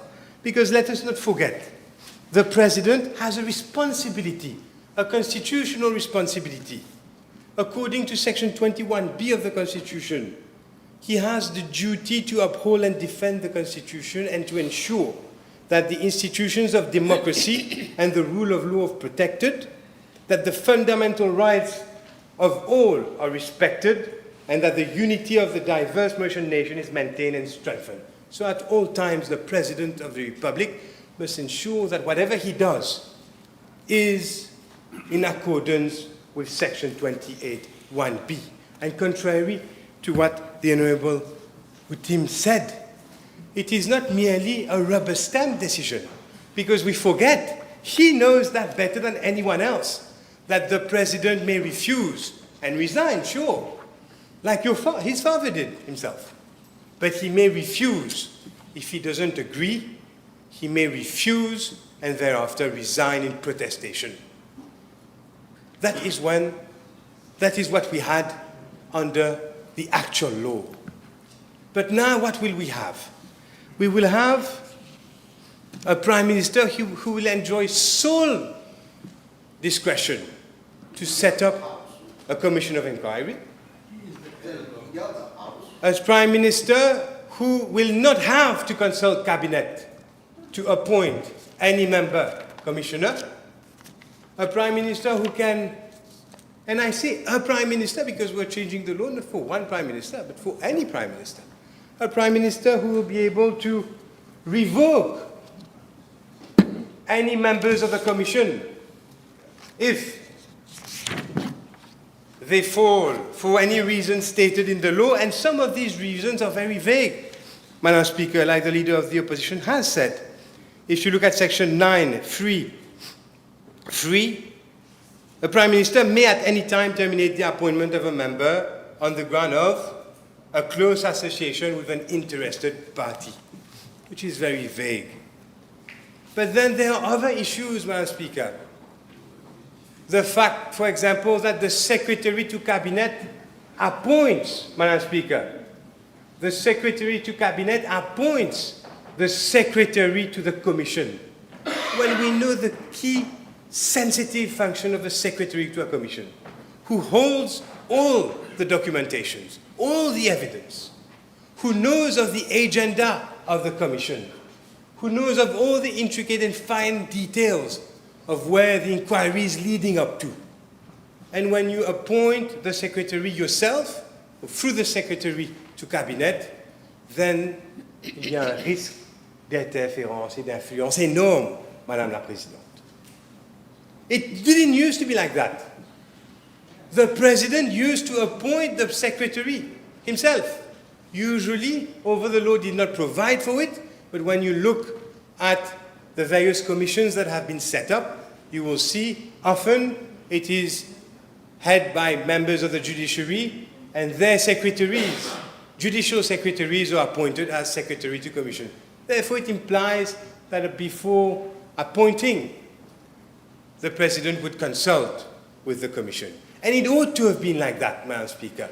Like the Honourable Shakil Mohammed has rightfully stated, that in New Zealand, in Canada, in Australia, he's quoted that there is a risk of political interference, that is the worst of the worst, to guarantee that a commission can do its job properly and function properly. He is right. But then we must look at what Canada, New Zealand, and Australia has done. Does the Prime Minister there have the power to appoint, to revoke, to withhold payment? No. It is done through the same mechanism that we have under the existing law. There, the governor in council in Canada, in New Zealand, in Australia, the equivalent of the President appoints. Governor in council being, of course, Cabinet, which decides, and then in Australia, for example, in New Zealand, in Canada, Cabinet does that, takes a decision, the same mechanism that is done here, virtually the same, not the Prime Minister.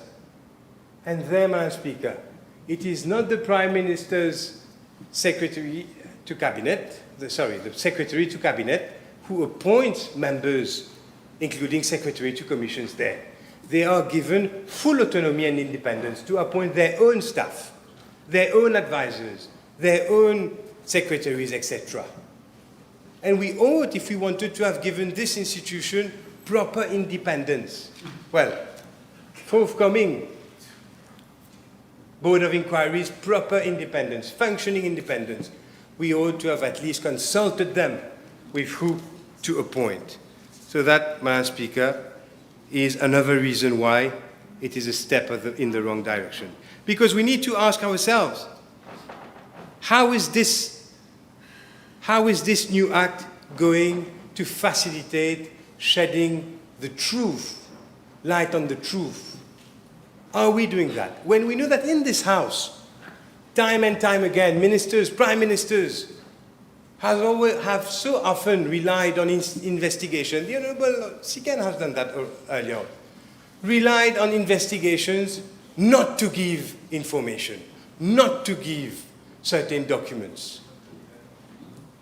We know how this House has seen so many, unfortunately, occurrences.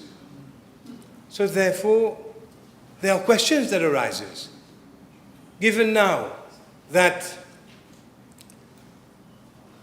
under this law there is no provision, for example, for parliamentary questions to be answered in Parliament on those subject matters, for example.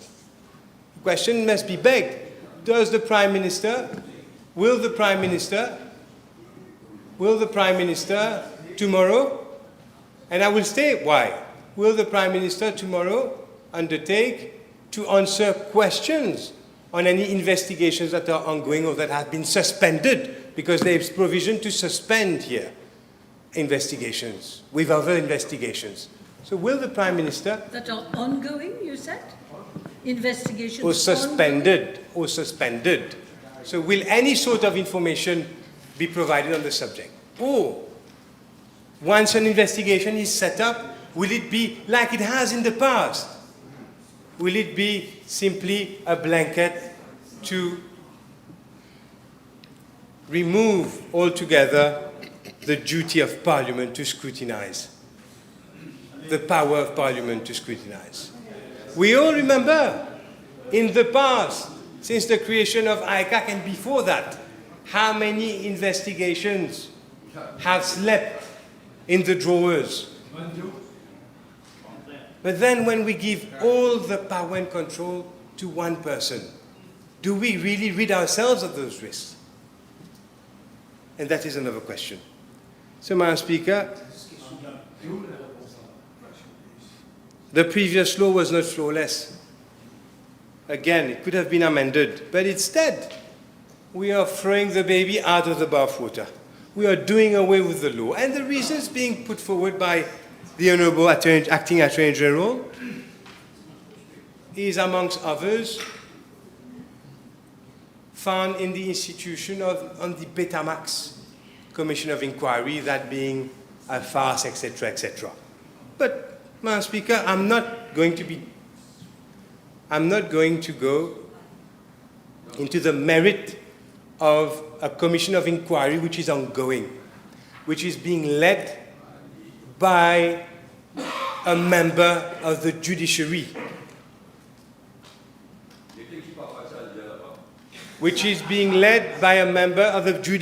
which has spent months, years, doing extensive work,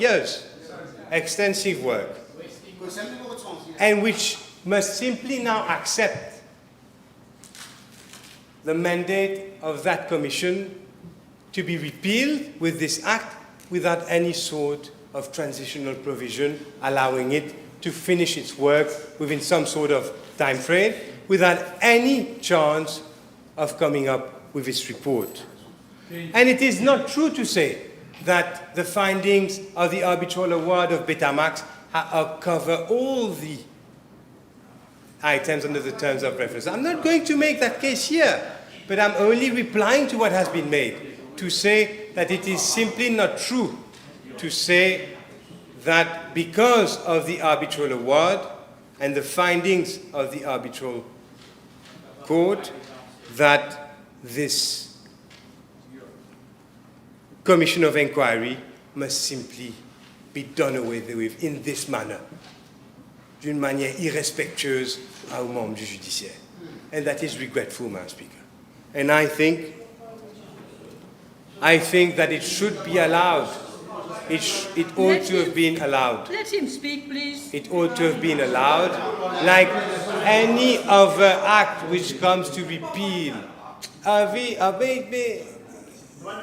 It ought to be allowed, like any other, in any other bills which purpose to repeal a previous one, a transitional provision, and no section should have been made for that. And that, Madam Speaker, is regretful.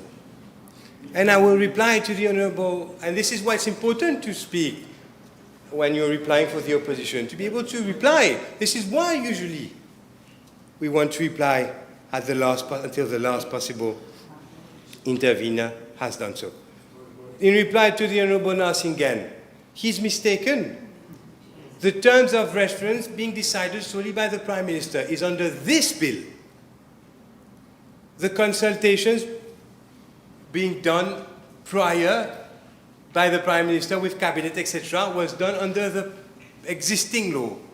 But the terms of reference now being decided solely by the Prime Minister is under this bill. So he's mistaken when he's talking about un avancement dans ce sens. C'est tout le contraire, Madame la Présidente. Et je l'ai dit, donc, pour moi, nous reculons, Madame la Présidente. Il n'y a aucune raison qui a été mise de l'avant pour justifier la concentration du pouvoir autour des commissions d'enquête dans les mains du Premier ministre, alors que nous avons un mécanisme bien établi qui fonctionne dans tous les pays du Commonwealth de renom, le Canada, la Nouvelle-Zélande, l'Australie, ou, comme je l'ai expliqué, avec le cabinet, le Conseil des ministres, la décision collective, la responsabilité collective, avec le président de la République, qui lui aussi, à la fin de la journée, a le pouvoir de refuser, s'il le souhaite. Quitte à partir, ça rajoute quand même 2 couches de garantie. Donc, Madame la Présidente,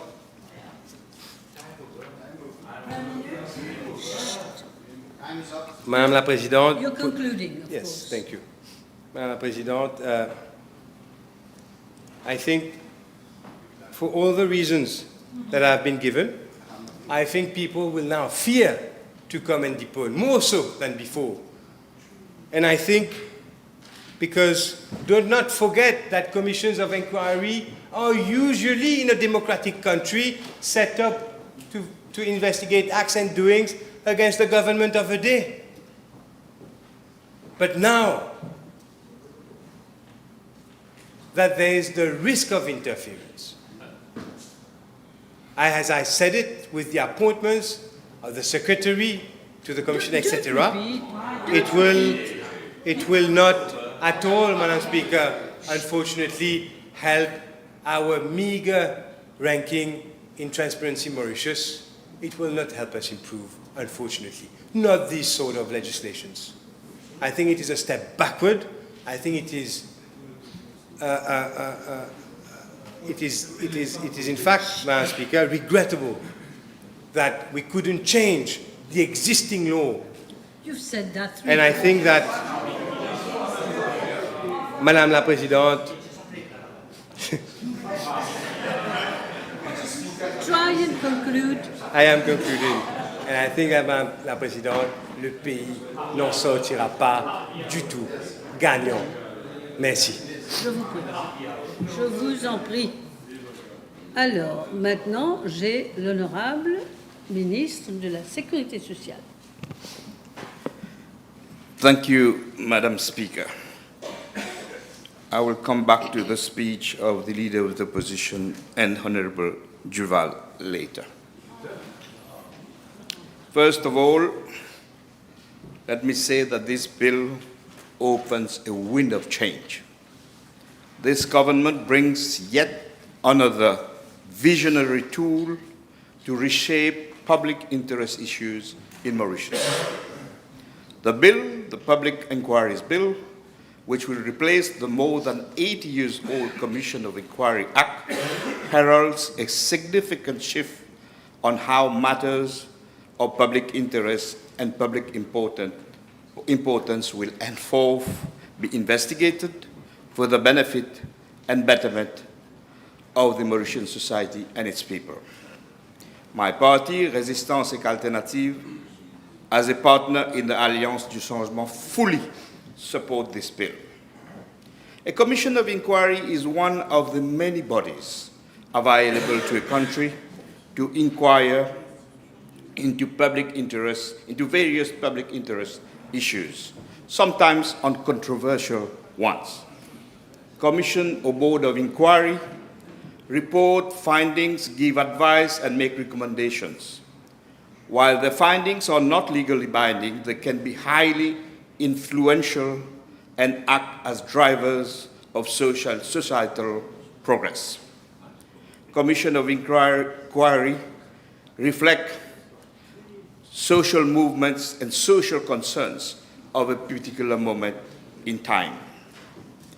Madam Speaker, Commission of inquiry can be a great tool of social emancipation and progress. In Mauritius, social upheavals against the harsh exploitation under colonial capitalism produced two major colonial commissions of inquiry. The dialectics of social struggles and colonial commissions of inquiry laid the foundation of social progress in Mauritius. After the major upheavals, riots, strikes in various parts of Mauritius in 1937, which resulted in the killing of free laborers, the British colonial government instituted the Hooper Commission of Inquiry. The Hooper Commission lifted the ban on workers to organize and gave birth to the right for the workers of Mauritius to unionize in 1938.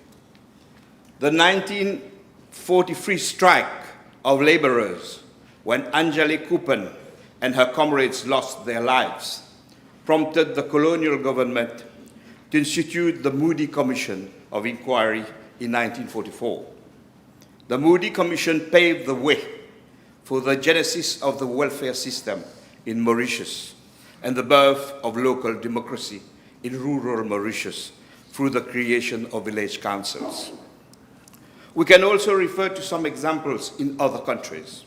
In South Africa, a variant of the Commission of Inquiry was set up in 1996 after the end of apartheid. The Truth and Justice Commission of South Africa was a court-like restorative justice set up by Nelson Mandela and chaired by Desmond Tutu.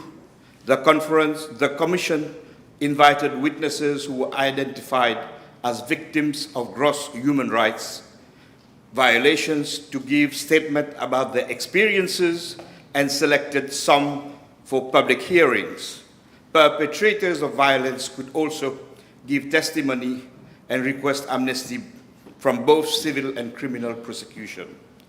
The Institute for Justice and Reconciliation was established in 2000 as the successor organization of the Truth and Justice Commission of South Africa.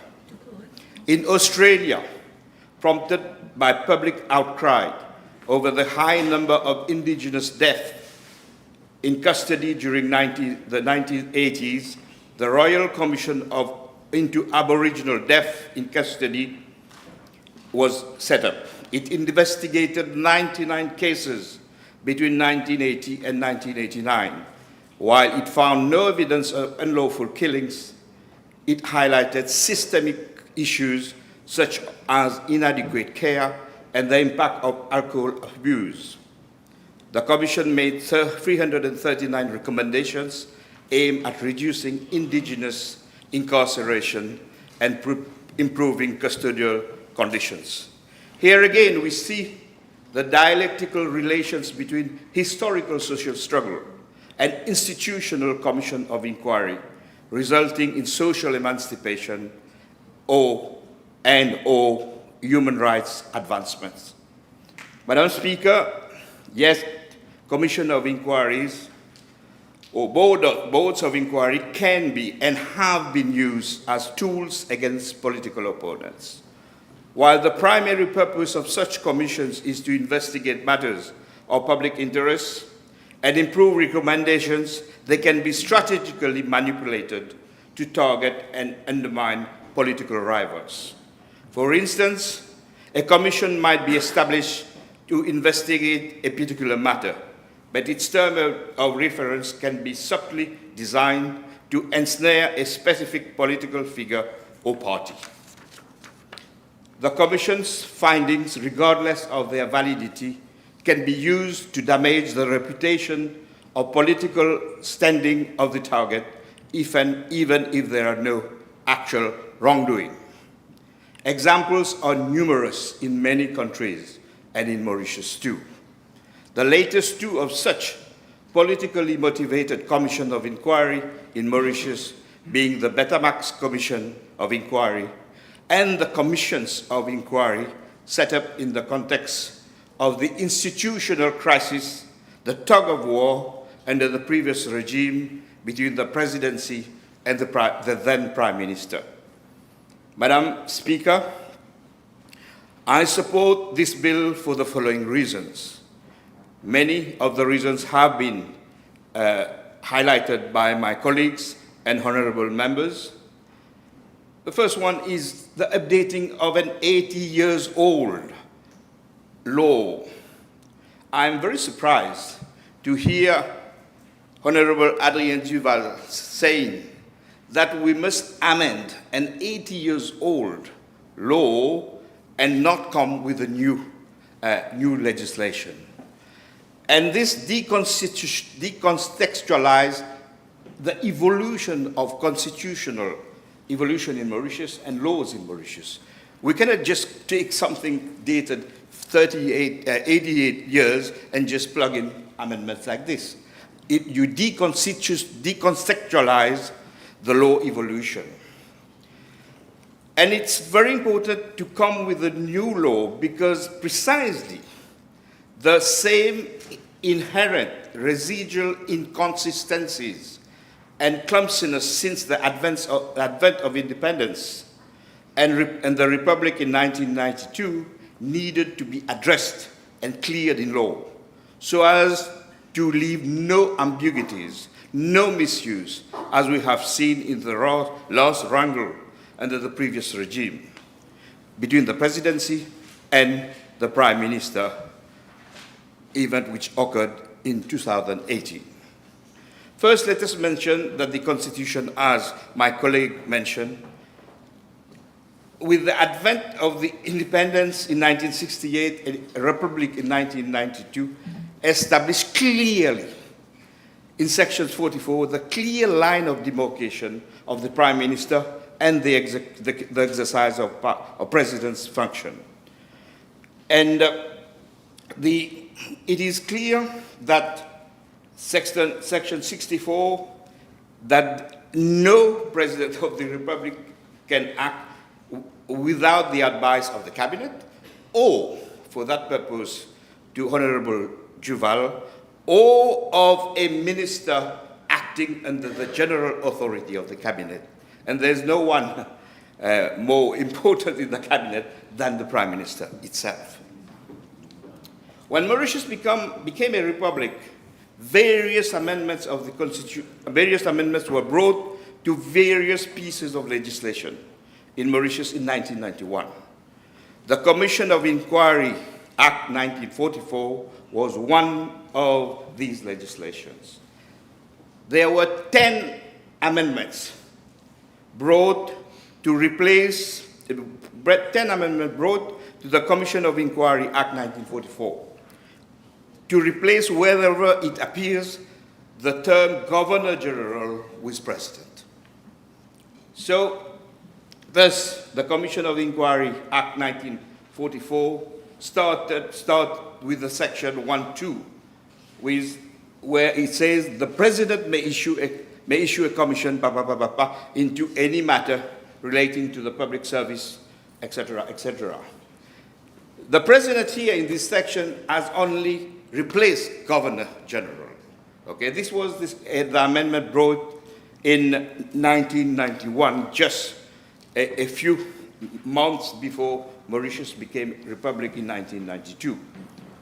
Thus, when reading the Commission of Inquiry Act 1944, separately, as rightly stated by my colleagues, from Section 64 of the Constitution, one can come to the erroneous conclusion that the President of the Republic can appoint a Commission of Inquiry. This was the erroneous reading which brought the constitutional crisis between the previous Prime Minister and the President of the Republic, of the then President of the Republic. And this is why I don't understand the reasoning of the Honourable Leader of the Opposition. Where was he in 2018 when when a general notice was published, General Notice 803 of 18 in the Government Gazette, which instituted a commission of inquiry for the purported appointment of a commission of inquiry by Mrs. Amina Garib Fakim, former President of the Republic, or on about the 16th March 2018.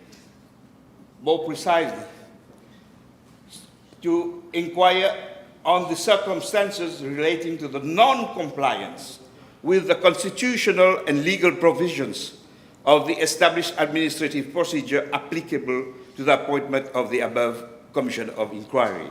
Where was the Leader of the Opposition? I don't know.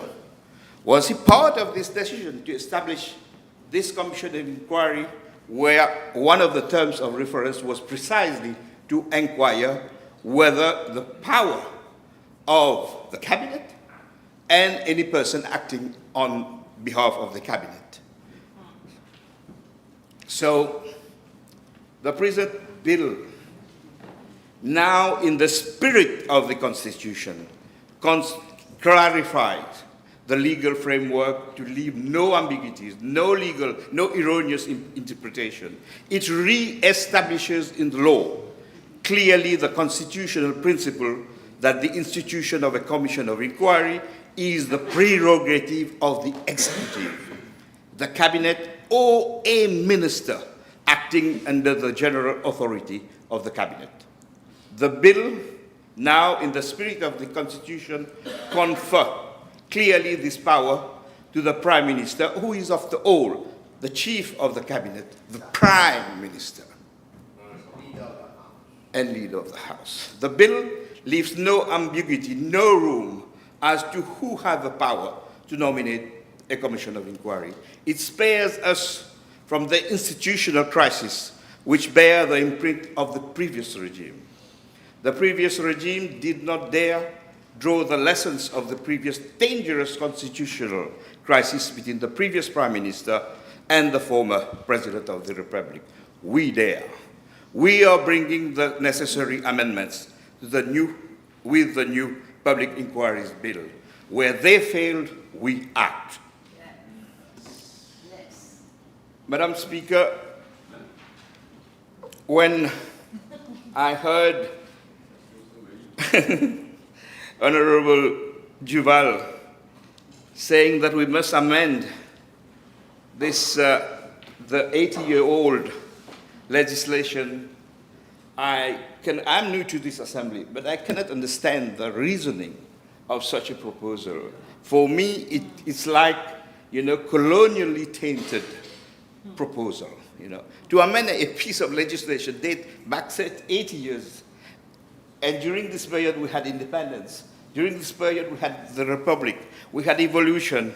I just cannot understand how these kind of, ideas still persist after independence and after Republic, after the advent of the Republic in our country.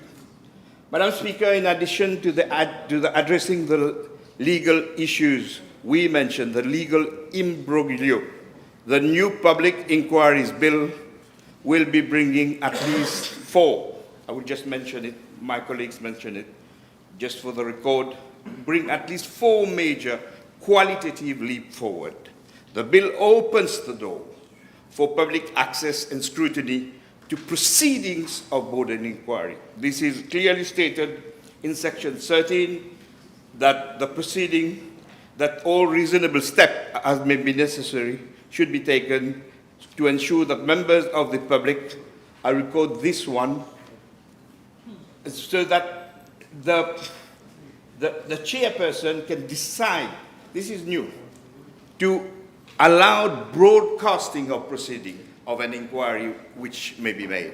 And this is very important. In digital time, live we have public broadcasting of this parliament, we can have public broadcasting of public inquiries. And I think this is very novel in the piece of legislation. The second leap forward is putting the time bar for the completion of the Board of Inquiry, which was mentioned by many of my colleagues, okay? And it's mentioned in two sections, in Section 4 and Section 6. Section 4, the terms of reference of the Board of Inquiry. One of the terms of reference is to set the date by which the inquiry report shall be submitted. And Section 6, it's the duty to inform the Assembly where the Prime Minister proposed to set up the Commission of Inquiry. The Prime Minister has to state in the terms of reference the date by which the inquiry report shall be submitted. And the third leap forward is the mandatory,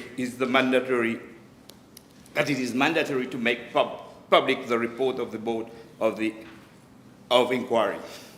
This is mentioned in Section 21, laying of inquiry report before the Assembly, and it's mentioned in Section 22, the publication of inquiry report in the Gazette. This is very important, these two new clauses in the new bill. The fourth leap forward is a critical clause to protect the right of person likely to be prejudicially affected. This is mentioned in Section 18 of the bill. Madam Speaker, in conclusion, I would say that we live in 2025, that this debate, that this bill brings a wind of change in the country, like we've been doing for the last 5 months. And in the future, we do believe that debates should be held in the National Assembly, in the country, on the possibility to give members of the National Assembly the power to instigate commission of inquiries and their terms of reference by way of motion or otherwise as practiced in various democracies. In the meantime, I must say that Resistance and Alternative is proud to be part of the political forces bringing in this new law of public interest. As part of the Alliance du Changement and as a party strongly committed to public transparency, truth, and evidence-based political decision, we commend this bill to the House. Thank you, Madam Speaker. Yes, Honourable Prime Minister. Thank you, Madam Speaker. The current Commissions of Inquiry Act, as many orators have said, honourable members have said, dates back to 1944. I hardly can understand how Honourable Duval says we should keep that act and amend it. Its structure, its functioning are completely outdated and no longer provide an adequate response to the variable complexity of the matters that may in a modern society require the scrutiny of a statutory inquiry. First of all, let us, Madam Speaker, look at what the commissions of inquiries recently under the previous regime have come out with. When the former Justice of the Supreme Court, Mr. Lam Shanni, and his two members made a serious and sustained effort to reach the truth in connection with the social scourge of drug trafficking, which has increased vastly in recent years. His alarming findings and shocking conclusions, what happened to them? They disappeared into a void. The former government ignored most of its recommendations, and it cost the taxpayer 12 million rupees. Most of its recommendations were ignored. Similarly, when a public inquiry was set up to examine the conduct of the former President of the Republic. It subsequently, the leader of the opposition was talking about trying to politicize things. It was subsequently appeared to have originated from an anonymous letter concocted in the Prime Minister's office by a special advisor of the Prime Minister, the then Prime Minister, who then promised to lay the letter before this House for scrutiny. It was predictably unfulfilled. That promise was never kept. No letter was ever deposed here in the Assembly. And it cost the taxpayer 10.5 million rupees. When the Commission of Inquiry into Horse Racing was set up in 2014, its preliminary report mysteriously disappeared after the general election of December 2014. And the interim report was, I think, tabled only in 2017, rather than government. But, Madam Speaker, not by the government, it was tabled by the then leader of the opposition, the Honourable Member's father, Zabeluk Jubal. He is the one who tabled them. It was never tabled in front of the House. The Commission's findings and conclusions were submitted by the then President of the Republic, Mr. Kailash Prayag, to the then Prime Minister in March of 2015. I remember, purposely rang the then President to ask him to make sure that the Prime Minister gets the report, because it was an important report. It was about what was happening in the Mauritius Turf Club. The President told me that he has asked his rider to go and leave the report at the PMO. Question was put to the Prime Minister in Parliament, and without flinching an eye, he said he had never received the report. Disappeared completely. When international arbitrators awarded billions of rupees in damages against the reckless and irresponsible political scorched policy of the previous government in the Betamax case, dismissing the previous government case, the arbitration, for that politically motivated abuse and as lacking any shred of evidence. When the Privy Council dismissed with disdain the government's legal challenge to the award, and the independent DPP rejected the trumped-up police investigation for the bogus smoke screen it always was. What did the previous government do? Precisely what the leader of the opposition is complaining now, who was a member of the government, if I remember. And now he seems to be worried about exactly that. But this is what happened under the previous government. Let me give you a concrete example of how the previous government weaponized commissions of inquiries to settle political scores. The House may recall, we spoke about him this morning, how the now notorious Sattar Haji Abdullah, with the connivance of the former Prime Minister, together, they tried to convince Mr. Dawood Rawat to get rid of the BIA group of companies for the symbolic sum of 1 rupee, with the promise that if he did this, the government would not harm him or his daughters. That was what was done. And Mr. Rawat, to his credit, categorically rejected this poisonous offer. And yet, I think, I can't remember, I think Honourable Utim mentioned it, the very same Sattar Haji Abdullah was appointed as an assessor of the Commission of Inquiry on the disposal of shares of the BI Company Limited. And also with the related, I think it was called Britam Holdings Limited in Kenya.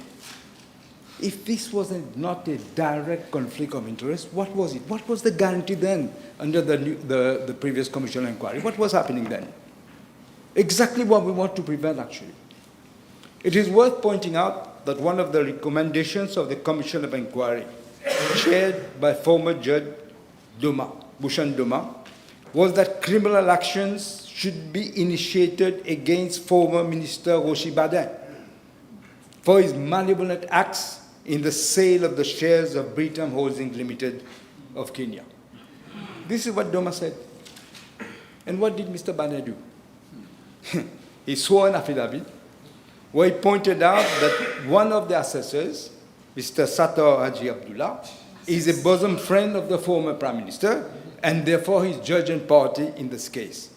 And that was the end of the matter. Finish, forget it. In the drawer. And these three commissions, Madam Speaker, cost the taxpayer a total of 32.7 million rupees with no result to show. Nobody in the House had any idea what the Commission of Inquiry said or did.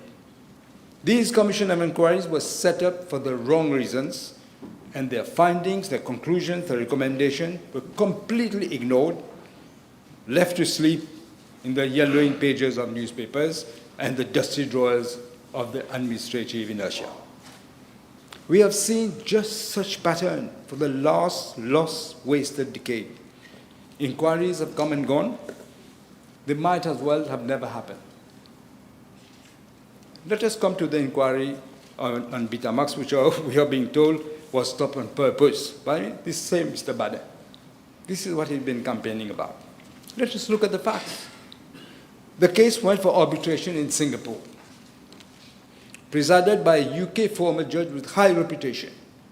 High reputation. The arbitrator stated, after having examined everything, that the allegations of fraud was completely unsubstantiated. There was no proof of any impropriety. Arbitration, if you look at the law, that should be the end of the matter. But no, the government then decided that the findings of the arbitration should be ruled at by the Supreme Court as it was against public policy. In spite of the fact, as I said, the International Arbitration Act said that an award should be final and the courts should not readily intervene. However, the Supreme Court intervened and cancelled the arbitration award. Betamax went to the Judicial Committee of the Privy Council to appeal. Look what the Privy Council said. The Privy Council said that the Supreme Court of Mauritius was not entitled to review the arbitrator's decision. The contract was not illegal. There was no impropriety. And it added that the Supreme Court cannot, under the guise of public policy, reopen issues that were settled. That's what the Privy Council said. Une claque magistrale à notre Cour suprême. That's what happened. And that should have been the end of the matter. The then government wanted to initiate, after that, after the Privy Council had pronounced itself, and not a commission of inquiry, as if as a fig leaf, I suppose, to disguise the slap they had just received after a final judgment of the Privy Council. I think Honourable Minister Utim rightly said, it is a contempt of court, that action. Du jamais vu. And they started a commission of inquiry. You know how many years after? It was 15 years, practically, after a commission of inquiry started. It was a sustained, dishonest campaign, a conspiracy at the highest level to manufacture evidence, especially against me, but also against Minister Beju. This was the purpose. The Honourable Juval should have looked at what his own father said at the Commission of Inquiry. I suppose you didn't look. It was, you were there, but then you didn't hear anything. You were there for nothing. Because you should see what he has said. Madam Speaker set up a public inquiry to cover the embarrassment after la claque qu'ils ont reçue. There was never the slightest basis for such an inquiry after the Privy Council had pronounced itself. It was, in fact, meant to find ways and means to taint our reputation with invidious charges. Nothing more. And it awarded, in awarding over $100 million US against the state, which we had to pay. The taxpayer had paid. The distinguished independent international arbitrator scathingly dismissed the previous government's supposed justification as lacking even the semblance of plausibility. After thoroughly reviewing all evidence, the government had put forward, they found no basis to suggest that any impropriety whatsoever had occurred. As I said, these findings of the arbitrator were supported by no less a court than the Judicial Committee of the Privy Council, which decided that the previous government's case to be spurious and founded on elementary misconceptions of the law.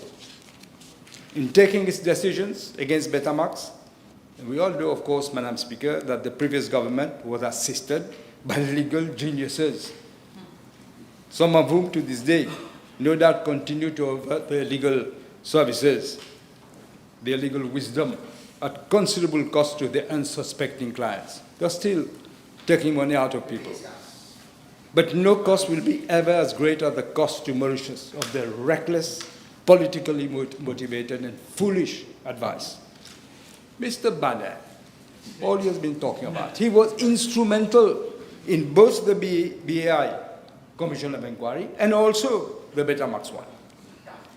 And he's continuing to make unsubstantiated allegations during the campaign. As I say, you should have heard, if you were there, I don't know why you didn't hear it, what the former Deputy Prime Minister, Zabiolik Duval, said. He said he did not agree with that decision of Cabinet. He told Cabinet that this is a wrong decision. He was there at the beginning. He knows there was no impropriety and that it was going to cost us money. He even called in the then Solicitor General, Mr. Duran Debi, and asked him his opinion.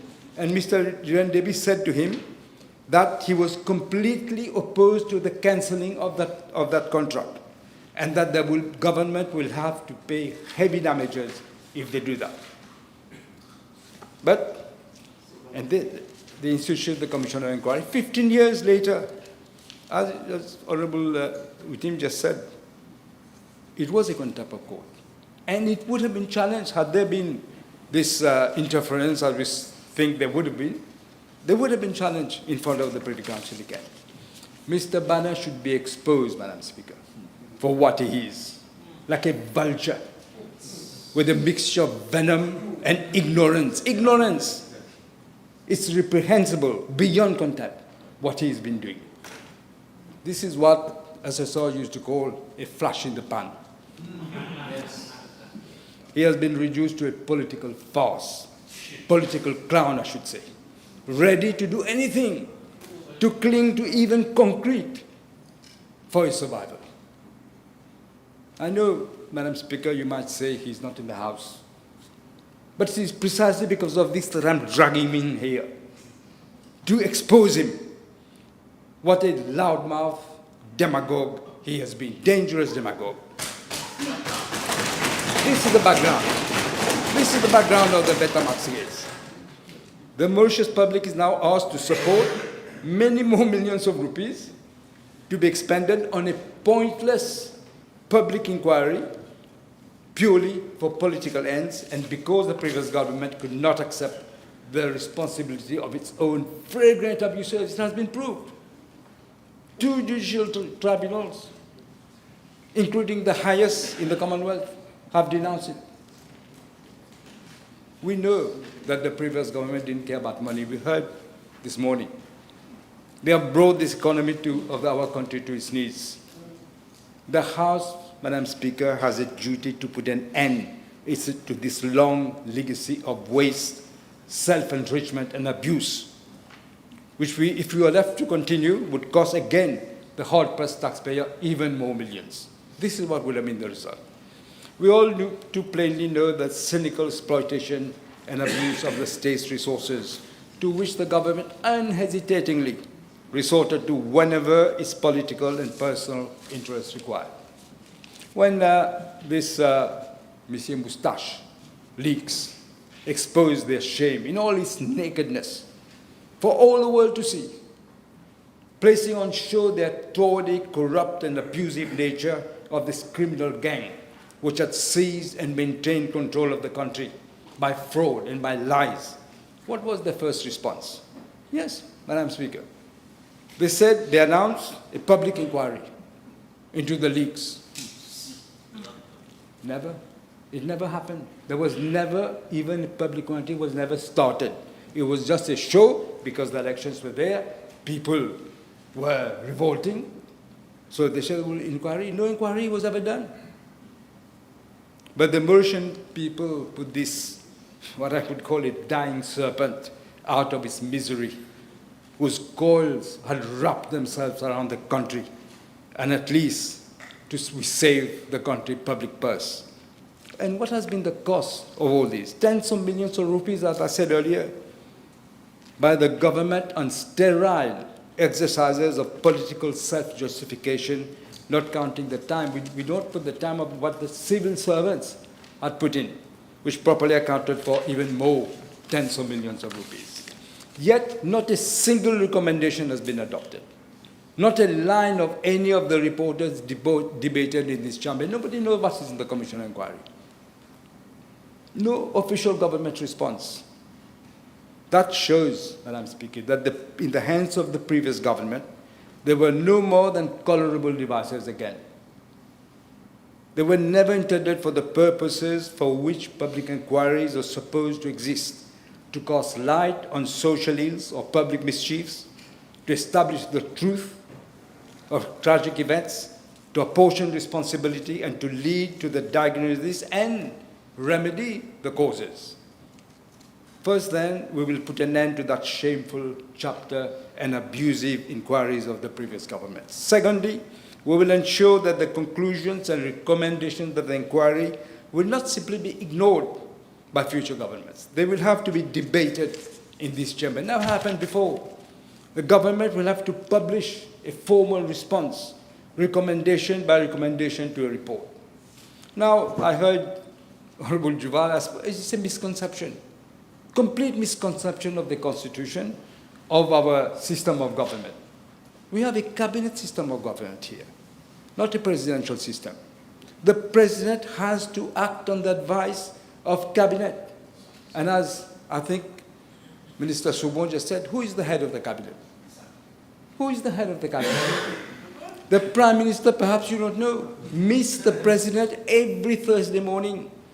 It's in the Constitution. I have to keep the president informed. I meet him every Thursday morning. He's kept informed. When the bill, we propose a bill, he sees the bill. If he has anything to say, he says it. This is how the cabinet system of government works. And the determination of this government is to widen, to deepen, and strengthen our democracy. And in fact, I don't know where he's getting his quotations. In Canada, in the UK, this is the system. The UK had the same system, go and look, same system that we're putting here. The Public Inquiries Bill before the House provides for a legally robust framework in the conduct of public inquiries into matters of significant public importance. And it provides for the setting up of a board of inquiry with much wider powers than existed before. Events having caused public concern or capable of causing public concern. That also has to be taken into account, as well as where there is a public concern that a particular event may have happened. Sometimes it is like this. It will now fall under the scope of that new board of inquiry. The bill creates for more specific and detailed terms of reference. Additionally, and perhaps the Honourable Juval doesn't know, how do we decide the terms of reference? It's in cabinet that we decide the terms of reference, but that's how it is. The Prime Minister is in the cabinet, if you don't know. He heads the cabinet. This is how it is done. You're thinking of the kitchen cabinet, I think. That's what you're referring to. It's not the kitchen cabinet here. It's a real cabinet. It is. And the Prime Minister will now be possible to consult the chairperson or the proposed chairperson of the board before setting up the terms of reference, instead of just putting terms of reference, and you see the chairperson say, I don't like this, I don't like it. At least we'll have consultations, and he will be able to respond to these terms of reference. Furthermore, there shall be a statutory duty to inform the National Assembly. This is not the case with the actual Commission of Inquiry Act. We will have to inform when a board of inquiry has been or will be set up, the terms of reference will be seen in the National Assembly. You will see who shall be appointed as chairperson, and also whether the Prime Minister has appointed or proposes to appoint any other member. Additionally, and most importantly, in order to avoid the delays we have seen in the past with former commissioners of inquiry, there will now be a statutory duty to state the date by which the inquiry report must be submitted to the National Assembly. It cannot go on for years and years. That commission of inquiry on Betamax was 15 years ago.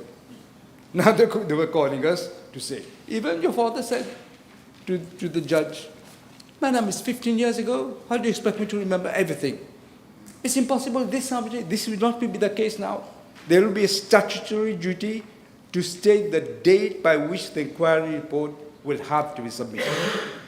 Furthermore, in a spirit of transparency, while the Commissions of Inquiry Act provides an option as to whether the inquiry shall or shall not held in public, this one makes statutory provision for the Board of Inquiry to be held in public. Unless, for some reason, security reasons perhaps, the board decides otherwise. The new bill also makes provision for members of the public to be able to obtain or view a record of the evidence given and the documents produced or provided during the proceedings of the board inquiry. Your father complained. I also wanted. I wanted to know what other people have said so I can rebut the arguments. No, you can't have it. At the end, they said you can go in and look at it, all sorts of boxes of documents, and you have to do it within a few days. Not possible. What's the point of hiding it? We have seen how in the past, how many people have had their reputation damaged by their name being mentioned in the reports of the Commission of Inquiry with they have to go to judicial review after that. Well, they could have done it there and then. We have seen how there have been no explanation sought from these persons, who then had to go to the Supreme Court through judicial review. I had to do it myself. And I won. On top of that, I won. Out of the 5 complaints I made, I won 4. On the 5th one, they said it was a balance, maybe yes, maybe no. In a spirit of fairness, the Public Inquiries Bill makes provision for any person who, in his opinion or his or her opinion, the reputation is likely to be affected by public inquiry.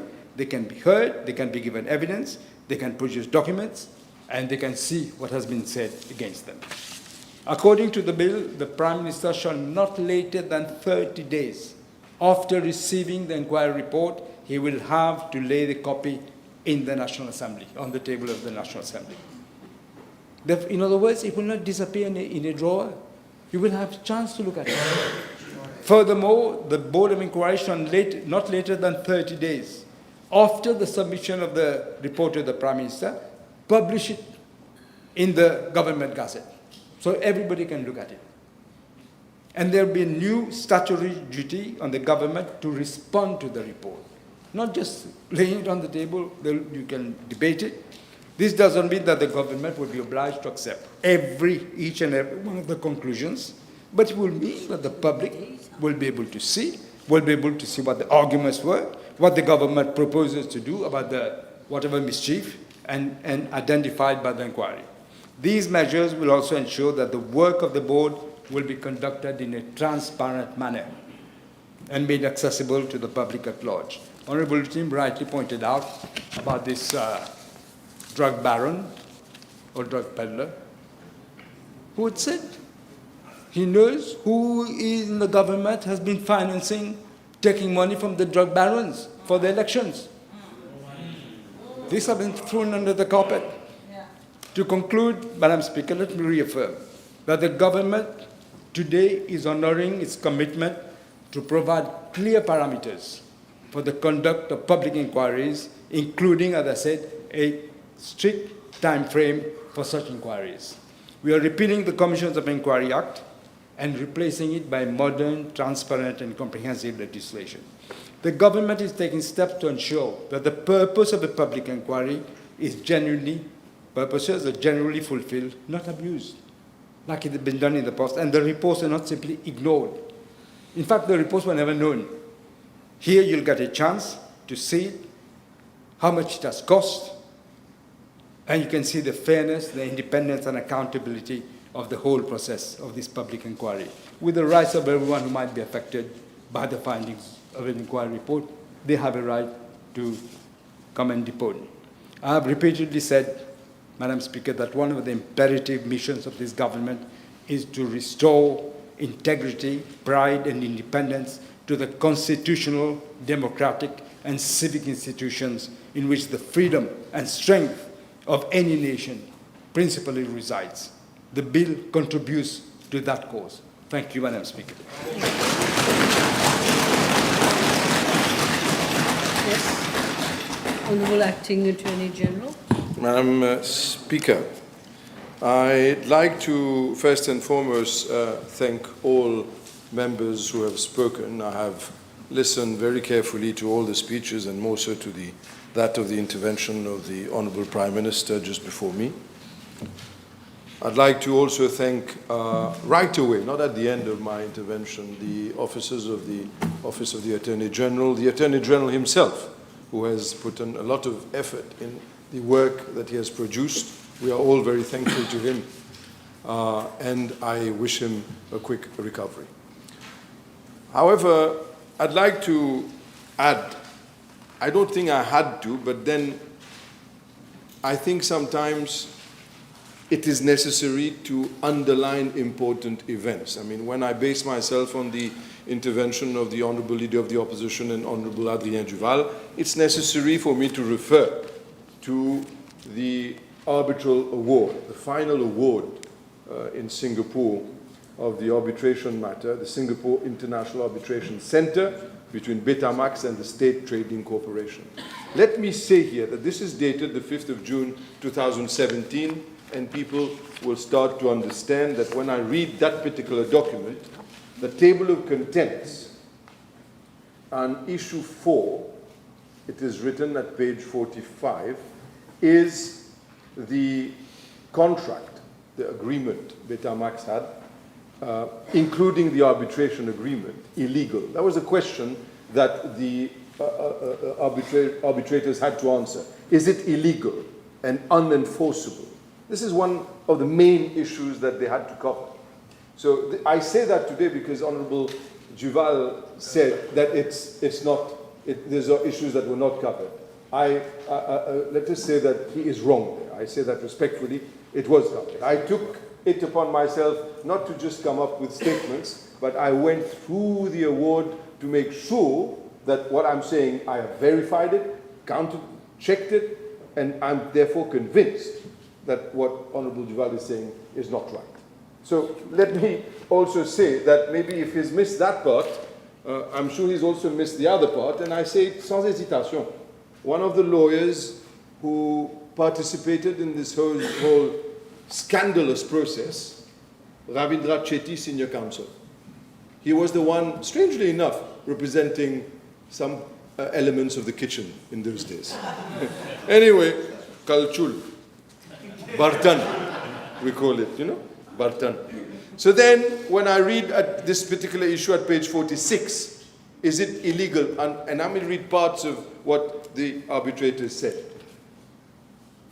Paragraph 170.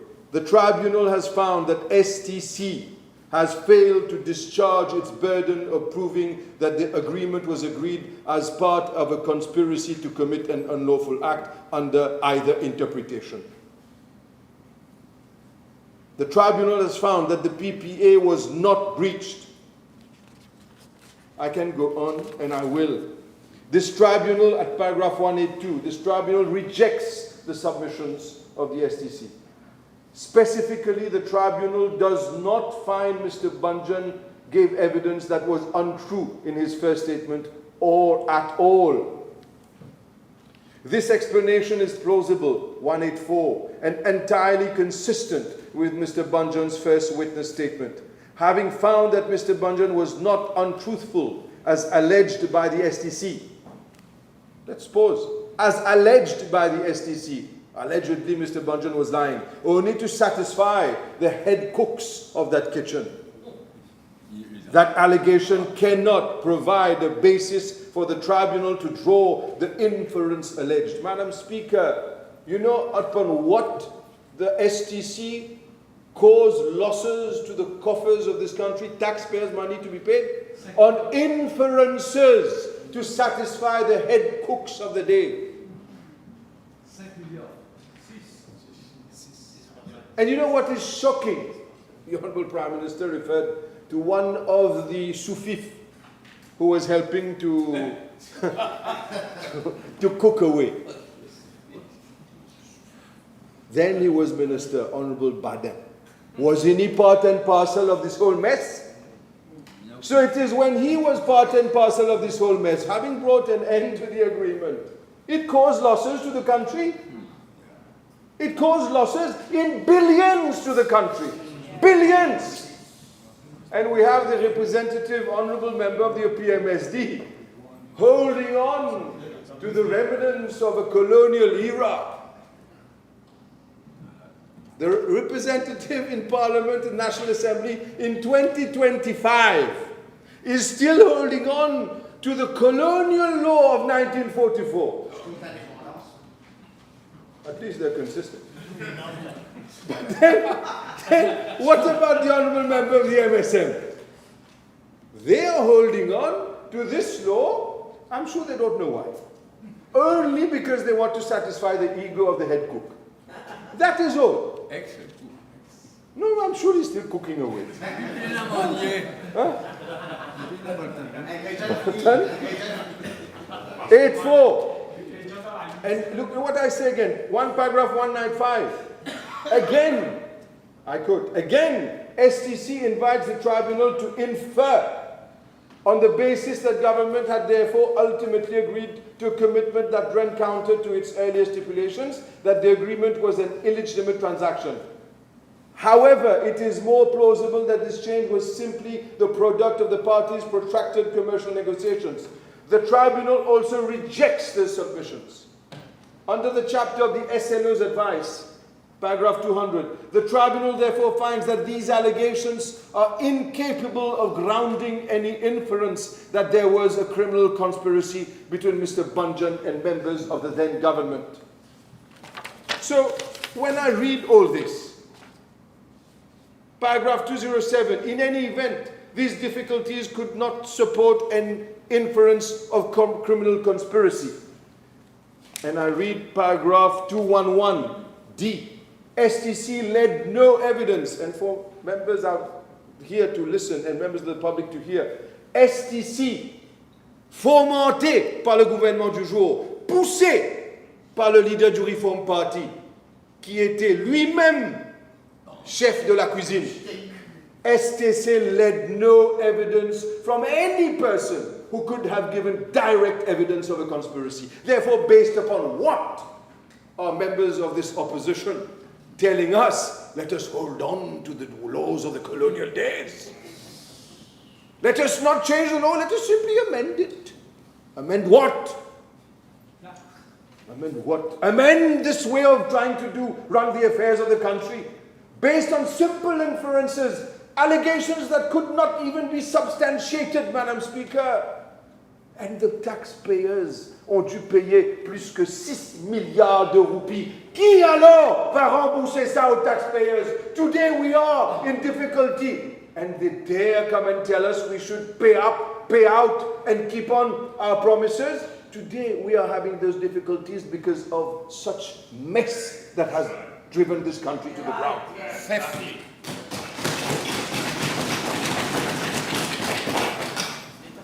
And then let me look at this, paragraph E. On a related point, I quote, in its closing submissions, STC listed a number of people, who it submits have been subject to of criminal or provisional criminal charges for their roles in the allocation and eventual signing of the agreement. STC did not, however, offer any public specific allegations as to what those roles might have been and when and how the conspiracy was alleged to have been entered into. So back in the day, you do not manage to have any witness, any evidence, no substantiated allegations, so shouldn't the MSM be condemned for this disaster? Oh no, they stand here, the decorum of the National Assembly. Madam Speaker, let us not change the law. Let's leave it the same. To answer to Honourable Duval that talked about, allegedly, he thinks that the Prime Minister will decide one day he wakes up, okay, I want an inquiry. This is not how it works. I'm sorry. Read section 61 of the Constitution, because you know, you can, maybe, you see, the Honourable Prime Minister is right. He is, and I understand, you know, I mean, obviously, you know, when you rub shoulders with people who behave in such a manner. Quand on fréquente lycéen, on gagne peace. You know? So when you, I mean, put it in English, when you go close to those dogs who have fleas, you start itching. You know? And this is what happens. But what I humbly suggest the Honourable Duval to do, before rubbing shoulders with dog-infested fleas, you know, what you should do is come and take some sort of medication to get rid of the fleas. You know what is the best medication? The Constitution of Mauritius. You know what the Constitution says? There is a chapter called Cabinet, if my young member is not aware. Section 61(2). The functions of the Cabinet shall be to advise the President in the government of Mauritius. And, you know, don't stop there. You're already drawing conclusions. Hold on, hold your horses. Get away from the dog with fleas. Hold on. And the Cabinet shall be collectively responsible to the Assembly. And I go on. For any advice given to the President by or under the general authority of the Cabinet, and for all things done or under the authority of any minister in execution of his office. So let us not forget, whatever the Prime Minister will be lawfully entitled to do, the Cabinet will be collectively responsible for it, because the Constitution says he is doing so under the authority of his power. This is how Cabinet works. Back in the day, there was a so-called Prime Minister who did not believe in this type of democracy. That is why I know he's very ill at ease right now, sitting next to the MSM. I know, when I look at some of his questions, when I try to understand how he tries to demarcate himself. Don't be afraid. Embrace the truth. This is what I say. We cannot keep on sticking to the old days of 1944. Let us evolve. Young men, let us move forward. We have promised change. This is change, Madam Speaker, and change there is. We have to adopt our changes, and what he should do is at least congratulate. He tried to do it timidly, but please, Section 61 explains all. I shall not say more. Let me say that once again I commend the bill to the House.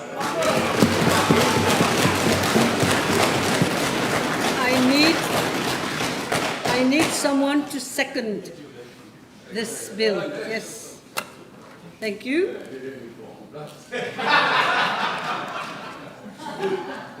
The question is that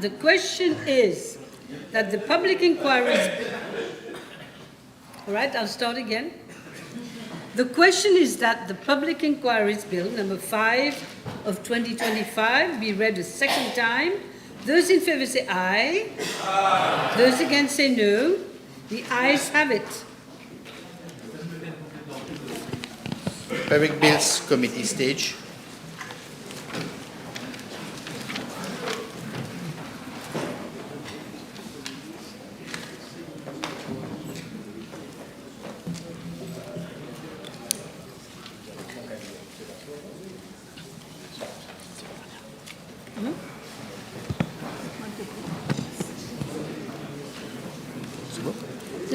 Clause 1, short title. Clause 2, interpretation. Clause 3, setting up of Board of Inquiry. Clause 4, terms of reference of Board of Inquiry. Clause 5, no determination of civil or criminal liability. Clause 6, duty to inform Assembly. Clause 7, suspension of inquiry. Clause 8, composition of Board of Inquiry. Clause 9, term of office of members. Clause 10, secretary to Board of Inquiry. The question is that clauses 1 to 10 stand part of the bill. Those in favour say aye. Aye. Those against say no. The ayes have it. Clause 11, technical advisors and experts. Clause 12, rules of proceedings. Clause 13, public access to proceedings. Clause 14, restrictions on public access. Clause 15, law of evidence to apply. Clause 16, appearance of law practitioner. Clause 17, powers of examination. Clause 18, persons likely to be prejudicially affected to be heard. Clause 19, division of opinion among members. Clause 20, submission of inquiry report. The question is that clauses 11 to 20 stand part of the bill. Those in favour say aye. Aye. Those against say no. The ayes have it. Clause 21, laying of inquiry report before Assembly. Clause 22, publication of inquiry report in Gazette. Clause 23, immunity from suit. Clause 24, protection of witnesses. Clause 25, remuneration and inquiry expenses. Clause 26, no cost against member. Clause 27, duties of police officers. Clause 28, offences. Clause 29, criminal proceedings. Clause 30, judicial review. Clause 31, regulations. Clause 32, repeal. Clause 33, commencement. The question is that clauses 21 to 33 stand part of the bill. Those in favour say aye. Aye. Those against say no. The ayes have it. The first schedule. The question is that the first schedule stands part of the bill. Those in favour say aye. Those against say no. The second schedule. Question is that the second schedule stand part of the bill. Those in favour say aye. Those against say no. The third schedule. The ayes have it. The third schedule. The question is that the third schedule stands part of the bill. Those in favour say aye. Those against say no. The ayes have it. Title and enacting clause. Question is that the title and enacting clause stand part of the bill. Those in favour say aye. Those against say no. The ayes have it. The question is that I do report to the House that the Public Inquiries Bill number 5 of 2025 has passed the committee stage without amendment. Those in favour say aye.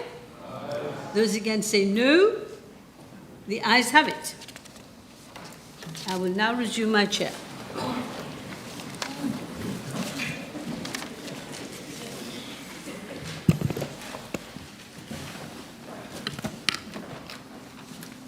You may resume your seats. Thank you.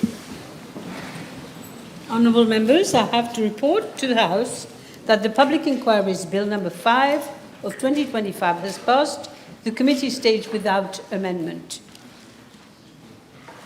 Public Bills, third reading. Madam Speaker, I beg to move that the Public Inquiries Bill number 5 of 2025 be read a third time and passed. The motion needs to be seconded. Yes, Honourable Dr. Boulel, yes. The question is that the Public Inquiries Bill number 5 of 2025 be read the third time and passed. Those in favour say aye. Aye. Those against say no. The ayes have it.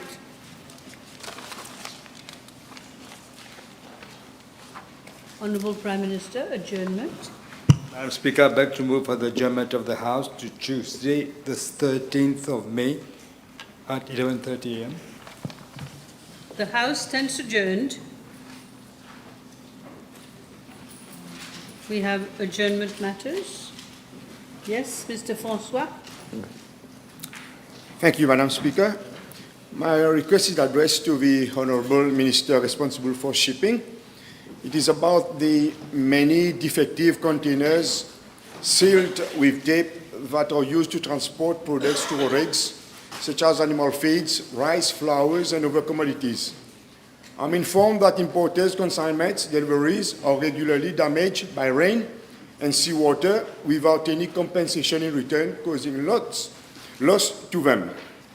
In that regard, may I humbly appeal to the Honourable Minister to intervene with the Mauritius Shipping to see with the container service provider company for urgent remedial measures for the replacement of these old and damaged containers, as we don't want to see again the episode of Jirigation Pourri, who manges animaux gâtés to land on the market in Mauritius.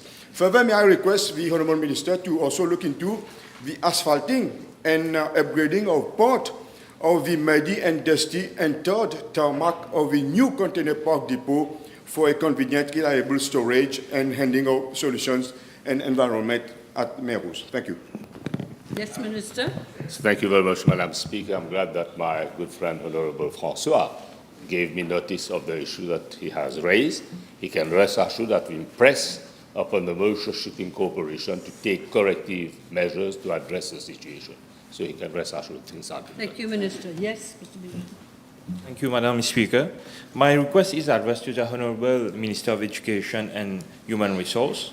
Given that there is a serious skills mismatch in Mauritius, in this spirit, will the Honourable Minister consider running skilling and reskilling programs in government schools after school hours? Thank you. Yes, Minister. With note of the Honourable Member's request, and the answer is yes. The Human Resource Department, especially HRDC, is going to look into that. Thank you. Very good news. Yes. Yes, Mr. Bichuk. Madam, I have a request to the Honourable Minister of Land and Housing concerning the social housing income threshold, which is currently of 40,000 rupees for one applicant, be one single person or a family. So it raises a question of inequality or fairness, because very often I come up with two situations whereby people who had applied some 15 to 20 years before are being called for an interview today, and today their income has crossed 40,000. And secondly, I find that this, the current income threshold favors single applicants more than families, because someone who is single and earning 40,000 is not equivalent to a family who is whereby husband and wife are earning 40,000 rupees. Thank you. Madam Speaker, I believe that the issue that the Honourable Member raises is a very valid point. It has already been addressed by myself with the officers of the NHDC and the NSLD, who have submitted a report and analysis. It has clearly shown that there has been an increase also of income over the various increases yearly, even recently in January, and therefore it brings them out or slightly above the 40,000. And then a lot of them are caught in the income trap. We have made representations to the Ministry of Finance, and I can rest assured, you can rest assured that we will be looking into the matter. Government will come up with a solution in the forthcoming days or weeks. Thank you. Thank you. Yes.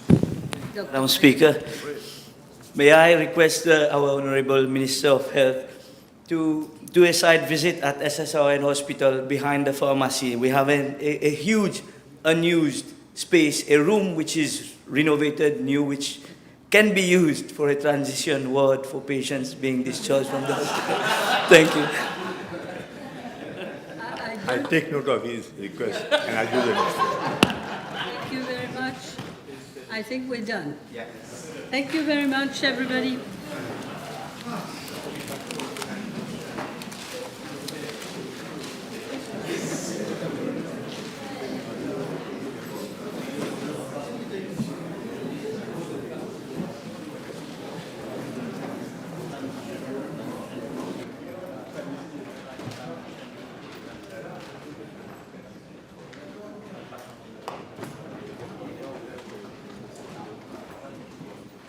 Thank you.